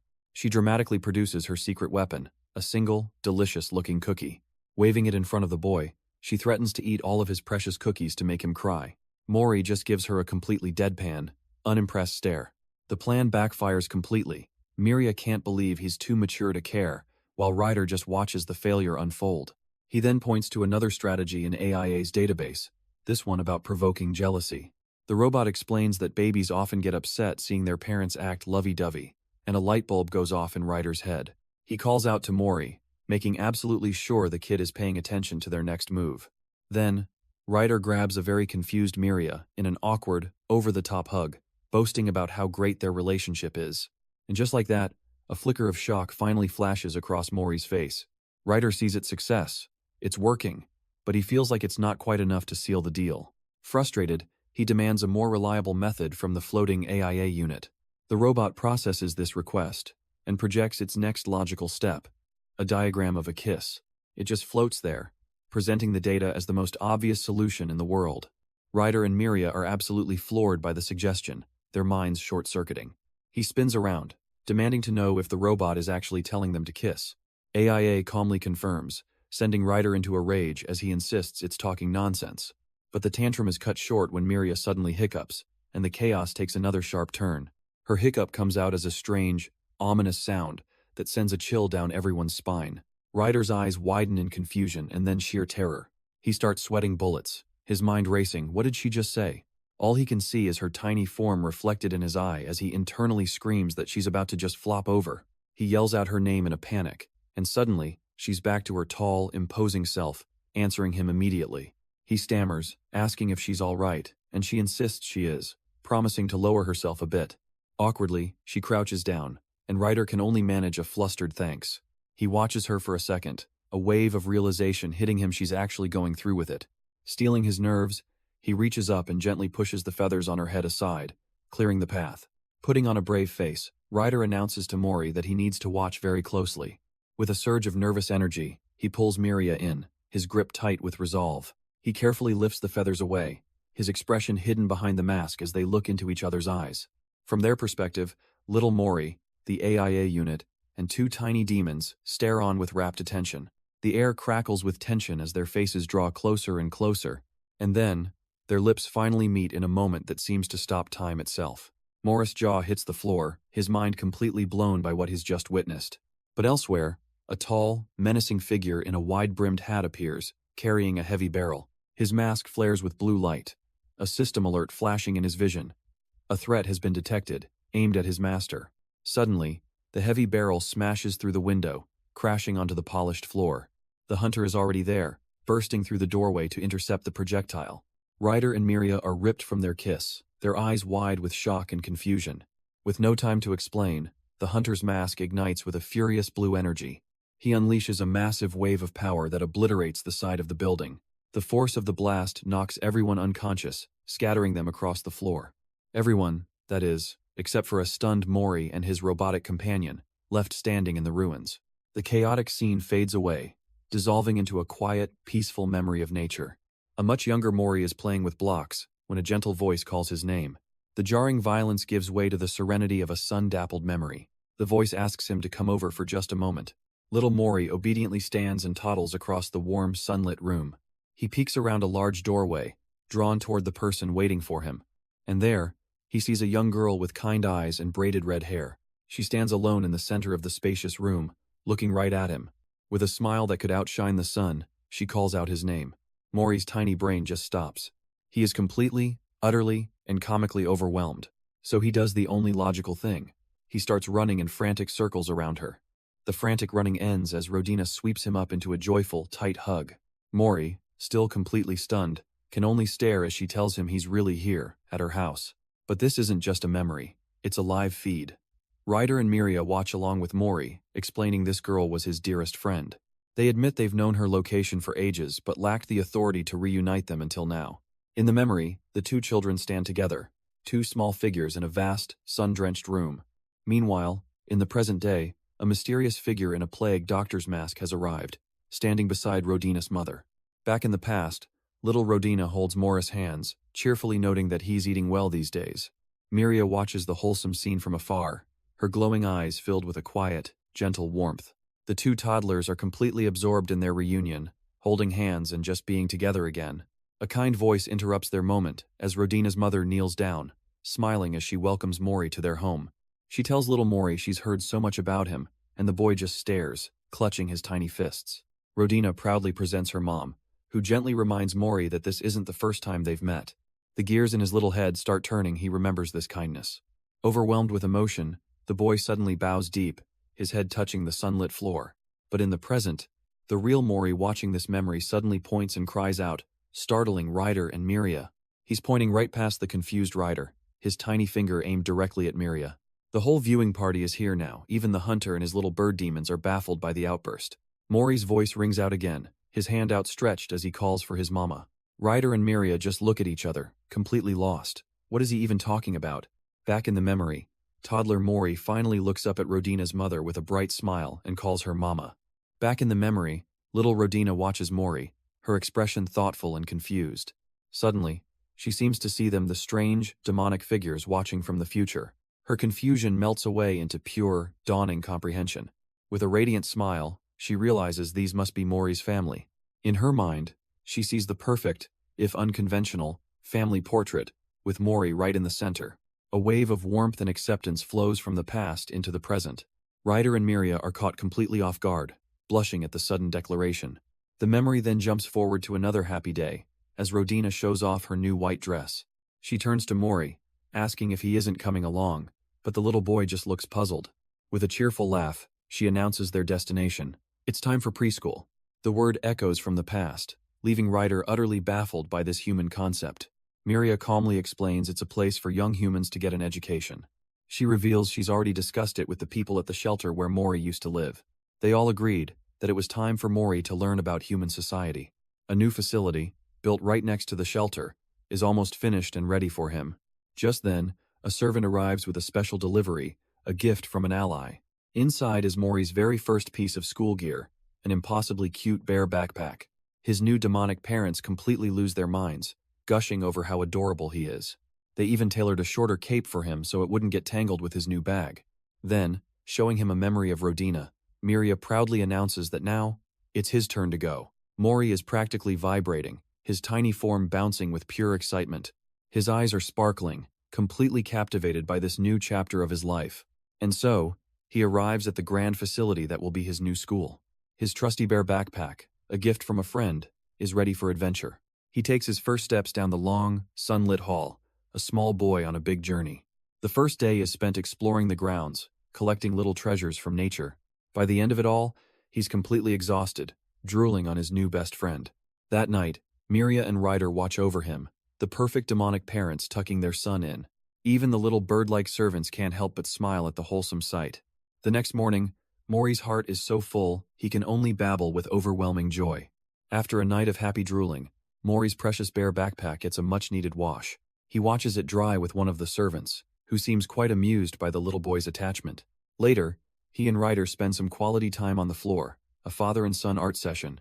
But their quiet moment is interrupted by the little AIA robot, who has something to show. Ryder looks up, confused, as the machine whirs to life right in front of him. It projects a holographic display, presenting him with a rather specific data point. An icon of a marriage proposal, clear as day. The robot is making a suggestion. The thought hangs in the air, catching the demonic father completely off guard. He scoops Mori into his arms, the weight of that simple icon settling in his mind. That night, lying awake next to Miria and their son, Ryder contemplates a future he never thought possible. So, Ryder seeks out a local expert, asking Valentine for some delicate advice. Armed with new knowledge, he has the AIA robot procure a selection of potential rings. But faced with the actual reality of choosing one, the demon father is completely overwhelmed. Later that night, in the stillness of their home, his mind is racing. He gets up for a drink, unable to settle the thoughts swirling in his head. Standing alone in the kitchen, bathed in pale moonlight, he contemplates the massive decision. This is a bigger commitment than any battle he's ever fought. His gaze drifts out the window, looking into the vast, starry expanse. And as if in response, a single star in the distance seems to shine just for him. A small, knowing look crosses his face. He's made his decision. And just as he makes his choice, a brilliant light streaks across the night sky. Ryder finds himself drawn out into the fields, toward the point of impact. There, nestled in the grass, isn't a rock, but a perfect, glowing golden crystal. He picks it up, a confident smirk playing on his lips. A sign. This strange, fallen star feels like a gift from the heavens themselves. The next morning, the doors to the room swing open with the rising sun. Little Mori is already awake, and it seems he's thinking of his new guardian. Just then, Ryder walks in, holding out the very same crystal. The boy's eyes light up, his entire world captured by the beautiful, shining gift. Kneeling down, Ryder offers the fallen star to his chosen son, as Miria watches in silent confusion. Little Mori lets out a squeal of pure joy, absolutely delighted with his new treasure. And for a moment, they almost look like a normal, if slightly terrifying, family. But Ryder notices Miria is still watching from the side, a little lost. She's clearly still trying to process this strange new life. So, he takes the crystal and, with surprising delicacy, weaves it into a beautiful necklace of flowers. He then presents this new, improved gift to her, a gesture of inclusion. He even tries to explain human customs. A ring, plus a flower, is a gift for a loved one. He looks at her expectantly, proud of his thoughtful application of human culture. But Miria completely short-circuits, blushing furiously as her head wings form a perfect heart. Ryder freezes, his eyes wide with dawning horror. He didn't just give a gift, he accidentally proposed. Ryder's entire face flushes a deep, horrified red as all 6 of his eyes stare in sheer panic. And just like that, Miria takes his hand, her mind made up they're going to meet her mother. Later that evening, the group gathers as Miria meticulously prepares for their sudden trip. She's packed a bag with all the essentials: water, spare clothes, and towels. With the checklist complete, she announces that everything is ready, and it's time for bed. The grand estate settles into a quiet, peaceful night under a starry sky. Tucked into an enormous bed, one of the little demons notices Ryder sleeps, just like Mori does.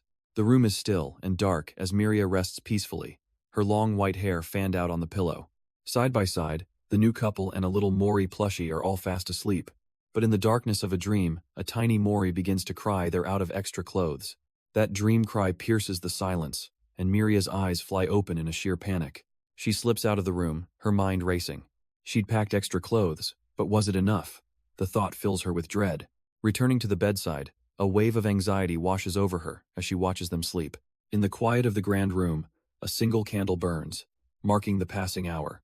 Ryder, for his part, remains completely oblivious, lost in a deep sleep. But that same psychic whimper finally reaches him, and his eyes snap open under his mask. His reaction isn't worry. It's pure, unfiltered annoyance as he grabs his jacket. He finds the supply bag, but instead of adding more clothes, he shoves in a massive firearm. Now he's ready. Whatever made Mori cry is about to have a very, very bad day. The tense night finally gives way to a new dawn.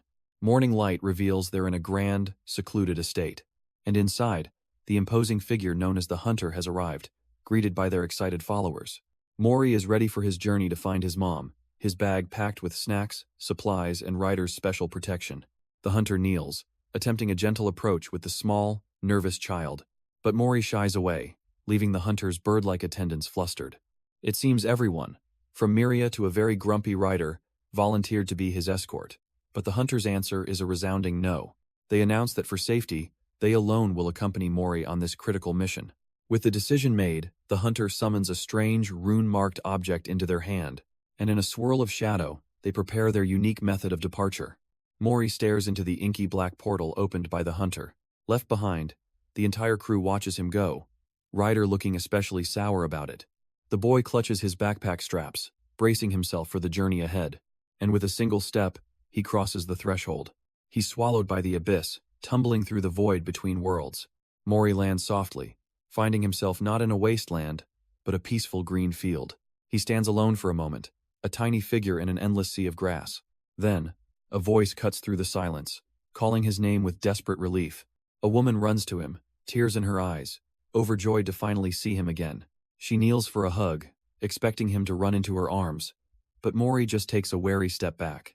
Her mind flashes back to the first day she held him, a moment of pure, overwhelming affection. He was just a baby then, nestling into her arms with perfect trust. The other caretakers had watched with tears in their eyes, overjoyed to welcome the new child. Now, Mori finds himself standing in a place from those forgotten days, a room filled with toys on perfect shelves. It's a sun-drenched playroom, a paradise of slides and building blocks. For a boy who grew up in the wasteland, this massive, pristine room feels like another world entirely. He can only stand there, mouth agape, completely speechless. Then, from a doorway, 3 other children peek out, their faces lighting up with recognition. Mori's wary defenses instantly crumble, replaced with a sparkling, wide-eyed glee. They rush over, happy to see him, telling him he's still small enough to be in their star class. A kind teacher gently ends the playtime, promising they can all meet again later. The scene melts into a warm montage of what life was like in this place. There were moments of quiet focus, playing with clay alongside the other children. He ate full meals at a table, surrounded by friends, a luxury he'd never known. They even had designated nap times, though Mori seems a little too restless to sleep. And of course, there was plenty of time for just running around and being a happy, carefree kid. But then, the memory shifts as the teacher asks with concern if he's really okay going alone. Suddenly, the comforting walls of the orphanage vanish, leaving a small boy trekking across an endless grassy field. He pauses, looking around, a faint sense of confusion dawning on him. The world feels too big, and for the first time in this dream, he looks completely lost. The beautiful memory shatters, leaving him utterly alone in a vast, empty field. His eyes widen, a dawning horror creeping in as he realizes this idyllic world is fake. Before him stands a stark black monolith, an impossible doorway out of this perfect lie. He steps forward, and the entire world dissolves into an endless, suffocating darkness. But he's not alone. Hushed whispers echo in the void, anticipating his return. There's a frantic energy, a shushing and shuffling as they get ready for him. A plan is set unlimited praise, on the count of 3 as a door of light appears. And bursting through the darkness is his real family, Ryder, the hunter, Miria, and all the others. They gather around, gently asking if he had fun in the simulation, if he met his friends. But the little guy just trembles, his face crumbling as the weight of the lost dream hits him. The happy reunion grinds to a halt as Ryder and Miria just stare, completely baffled, because Mori suddenly lets out a heart-wrenching wail that rocks them back on their heels. Instantly, the whole demonic entourage descends into absolute panic, crowding around the crying child. They frantically wonder what happened. The report said he adapted well, so were the dark portals just too scary for him. Miria holds him close, deciding that from now on, she'll be the one to pick him up herself. Ryder, in a brilliant attempt to help, asks the sobbing kid if he wants to show them a dance he learned. The others just stare at him. Dude, read the room. You don't ask a crying kid to perform. And the memory flashes back to earlier that day, when Mori had first approached the portal. Everyone had been there to see him off, confident he'd be fine for the next 5 hours. It was supposed to be just another peaceful day of training in their grand estate. And indeed, the day had started out peacefully enough. Sunlight streamed into the quiet, empty halls of the massive estate. The little bird demons dutifully went about their chores, keeping the place tidy. Miria, ever the responsible guardian, was handling mountains of paperwork in her study. Even Ryder was surprisingly calm, focused on his holographic motorcycle designs. But without Mori around, the silence was almost deafening. Finally, Ryder couldn't take it anymore, asking AIA if it was time to get him yet. The little robot informs him it's only been 40 minutes, much to Ryder's disbelief. Miria, too, was simply trying to keep herself busy, surrounded by books and documents. But it was clear everyone was just counting down the minutes until their boy returned. Miria found herself staring at the clock, the ticking sound grating on her nerves. She tried to lose herself in the paperwork, but it was a losing battle. Another 5 minutes crawled by seriously. Was time itself slowing down?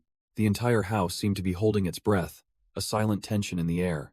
Suddenly, a noise from the window sent the little bird demons into a panic. One of them shot off to investigate, wings in a flutter. Oh, it was nothing. They all let out a relieved sigh, trying to brush off their jumpiness. But the steady, rhythmic ticking of the grandfather clock echoed their own pounding hearts. And watching this whole display was the little robot, AIA, silently floating nearby. It took in the scene Ryder, Miria, the demons, all restless and came to a clinical conclusion, a classic case of separation anxiety. As the house remains frozen in worry, we're pulled into a memory of a much simpler time. Here, at a small orphanage, a kind caretaker announces that it's time to eat. And what a meal it is, a tray overflowing with food that looks like a king's feast. Little Mori just sits there, staring, barely able to comprehend the sight before him. He blinks, a little stunned. Could this delicious-looking food really be for him? Then it hits him, and his eyes light up, sparkling with a pure, unadulterated joy. He doesn't waste a single moment, inhaling the entire meal in a happy flurry. In a flash, his tray is wiped completely clean. Mori sits back, utterly content with a full belly for what feels like the first time. But he missed one last prize, a single, perfect strawberry, just waiting to be eaten. His eyes lock onto it, a single perfect strawberry left on his tray. But as he looks up, he realizes he's not alone at the table. A little girl with kind eyes is sitting right across from him. Seeing his empty plate, she quietly asks if he's still hungry. Then, without hesitation, she pushes her own tray right over to him. It's a full meal, just as beautiful as the one he just devoured. Mori's mind just short-circuits, his eyes turning into sparkling, drooling stars. A happy little sound escapes him, completely overwhelmed by this simple act of kindness.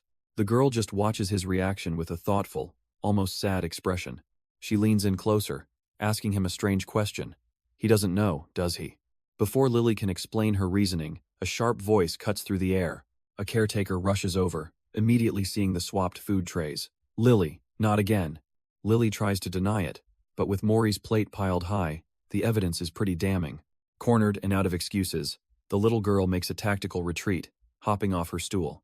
The caretaker yells for her to stop, but Lily is already a blur, leaving Mori behind. He just turns back, fork in hand, completely bewildered by the sudden commotion. The memory then shifts to another time, a quiet afternoon in the playroom. While Mori draws by himself, Lily quietly walks up to his little table. She holds out a small gift for him, a single yellow crayon. He accepts, and the two of them settle in to draw together. With the new crayon, Mori draws a brilliant yellow star against a dark, scribbled sky. The sight is so incredible it practically short-circuits his little brain. As he vibrates with excitement, Lily leans in, telling him she has something to share. She whispers the rumor she heard, that Mori's mother is an alien. Then, with a proud little smile, she reveals that her own dad is a star. She explains that according to a book she read, stars and aliens are basically the same thing. So, using her flawless kid logic, she declares that they might actually be relatives. Mori can only stare blankly, trying to compute this as she talks about parents. The memory fades, focusing on the simple act of drawing that bright, hopeful star. Lily's face grows somber, lost in thought about her own circumstances at the orphanage. She leans in closer, innocently asking Mori if his dad even realizes how cute he is. The memory flickers to a quiet, lonely scene of two small figures huddled by a single lantern. Mori can only watch, his expression blank as he tries to follow her strange logic. But before Lily can finish her thought, another kid's voice cuts through the room, accusing her of lying. The boy declares what everyone else is thinking. She doesn't even have a dad. Lily's face twists in rage, screaming that it's not true, but the others just start chanting that she's lying again. He presses further, asking why a moon-class kid like her is even hanging around in their star class. Her tough exterior crumbles instantly, her eyes welling up as she stands there looking small and vulnerable. The whole group seems to turn on her, their voices rising as they call her ridiculous. She shouts back that her dad is just busy, but they only laugh harder, calling her a liar for such a childish fantasy. But one boy cruelly clarifies what being a star really means in their world. The final insult lands, and something inside Lily shatters completely. With a guttural cry, she lunges, grabbing a fistful of the bully's hair. The peaceful classroom dissolves into chaos as she starts clawing at his face. Mori watches from the sidelines, completely stunned by the sudden, vicious turn of events. The other kids rush in, yelling at them to stop, trying to break up the fight. But Morris' eyes widen in alarm as he sees the look on Lily's face. She's not even angry anymore, she's just empty, pulling his hair in a daze. Reflected in his eye is a broken little girl, lost to some strange, quiet fury. Then, a shocking burst of invisible force sends the other children flying away. Mori and the other kids can only stare, mouths agape, at the invisible power that just erupted. The commotion is so intense that panicked shouts for the teacher echo from outside. And right on cue, one of the orphanage assistants appears, looking less than pleased. The fight is over, and the culprits are lined up, bruised, and sullen. But for some reason, all eyes seem to land on Mori as the prime suspect. She launches into a lecture about getting along, especially with a sick friend. Mori is just standing there, completely bewildered. Him? The culprit? But her lecture is cut short as she and another caretaker both freeze mid-sentence. Their eyes are fixed on the open doorway, sensing an uninvited guest. And then, a single, polished combat boot steps into the room. And from the shadows emerges a terrifying figure, his 6 eyes glowing with an otherworldly light.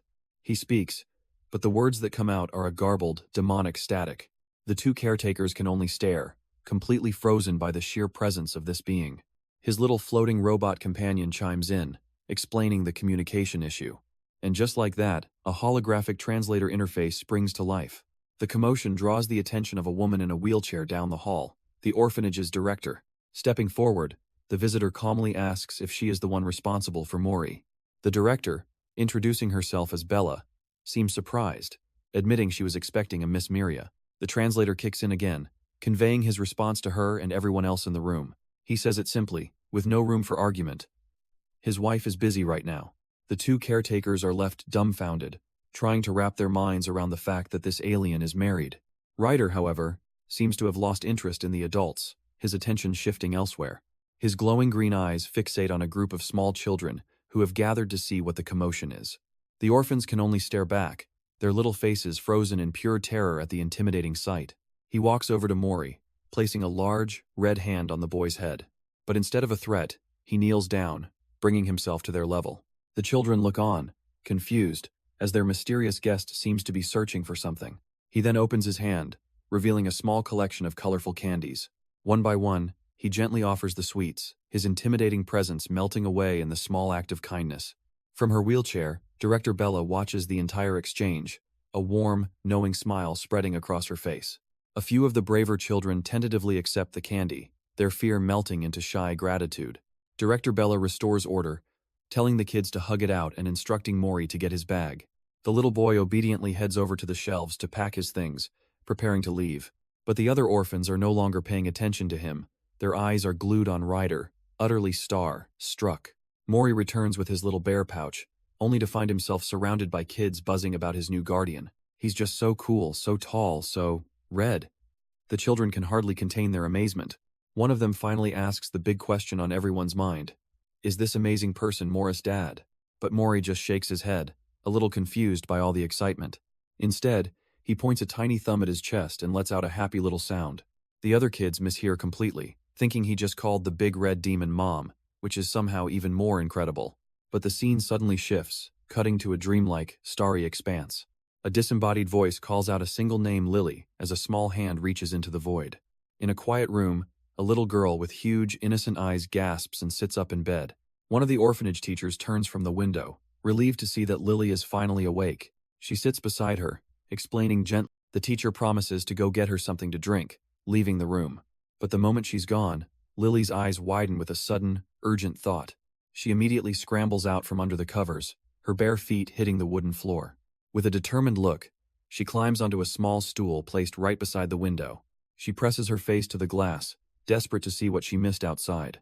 Through the glass, she can almost see him, a lone, powerful figure walking across a vast green field. A gentle giant who carries the weight of their world, and a small, smiling child on his shoulders. Lily's breath fogs up the pain, her heart pounding with anticipation. She just has to see him, to know that he's really here.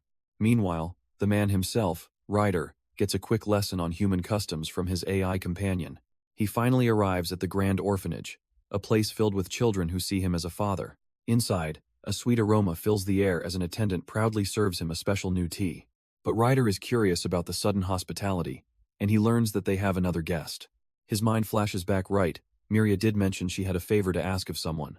For now, though, his focus is on little Mori, gently lowering the gravity to help the child stand. But of course, the moment Ryder's back is turned, Mori makes a mad dash down the hallway.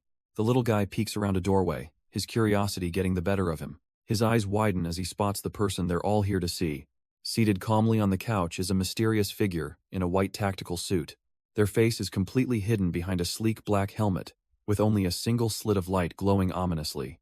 Ryder quickly scoops Mori up, desperately trying to stop him from interrupting. But Miria, smooth as ever, simply uses this as an opportunity to invite her guest for a chat. She gestures for a flustered rider to take a seat with the child. Then, with a casual flick of her wrist, she begins to get down to business. A swirling, otherworldly portal materializes in the room, the true reason for this meeting now clear. Miria casually informs her guest that the room's gravity can be adjusted, so they can take off the suit if they're uncomfortable. With a grateful acceptance, the helmet is lifted off with a soft hiss. But instead of a face, a dark, viscous substance begins to pour out from the collar. It quickly reshapes itself into a cheerful, smiling purple slime creature, giving a happy little wave. Ryder can't believe his eyes, wondering if the guy just melted, but Miria is unfazed, explaining their guest's species is just sensitive to gravity. The slime being thanks her, admitting Earth's gravity is tough, but at least the motion sickness has faded. With everyone settled, Miria's demeanor shifts, revealing she received a message from someone named Nepal. She was told that her guest had something important to ask of her. The being's hand clenches tightly, steeling itself for what it's about to say. It then makes a heavy request, to help it see the child it once abandoned.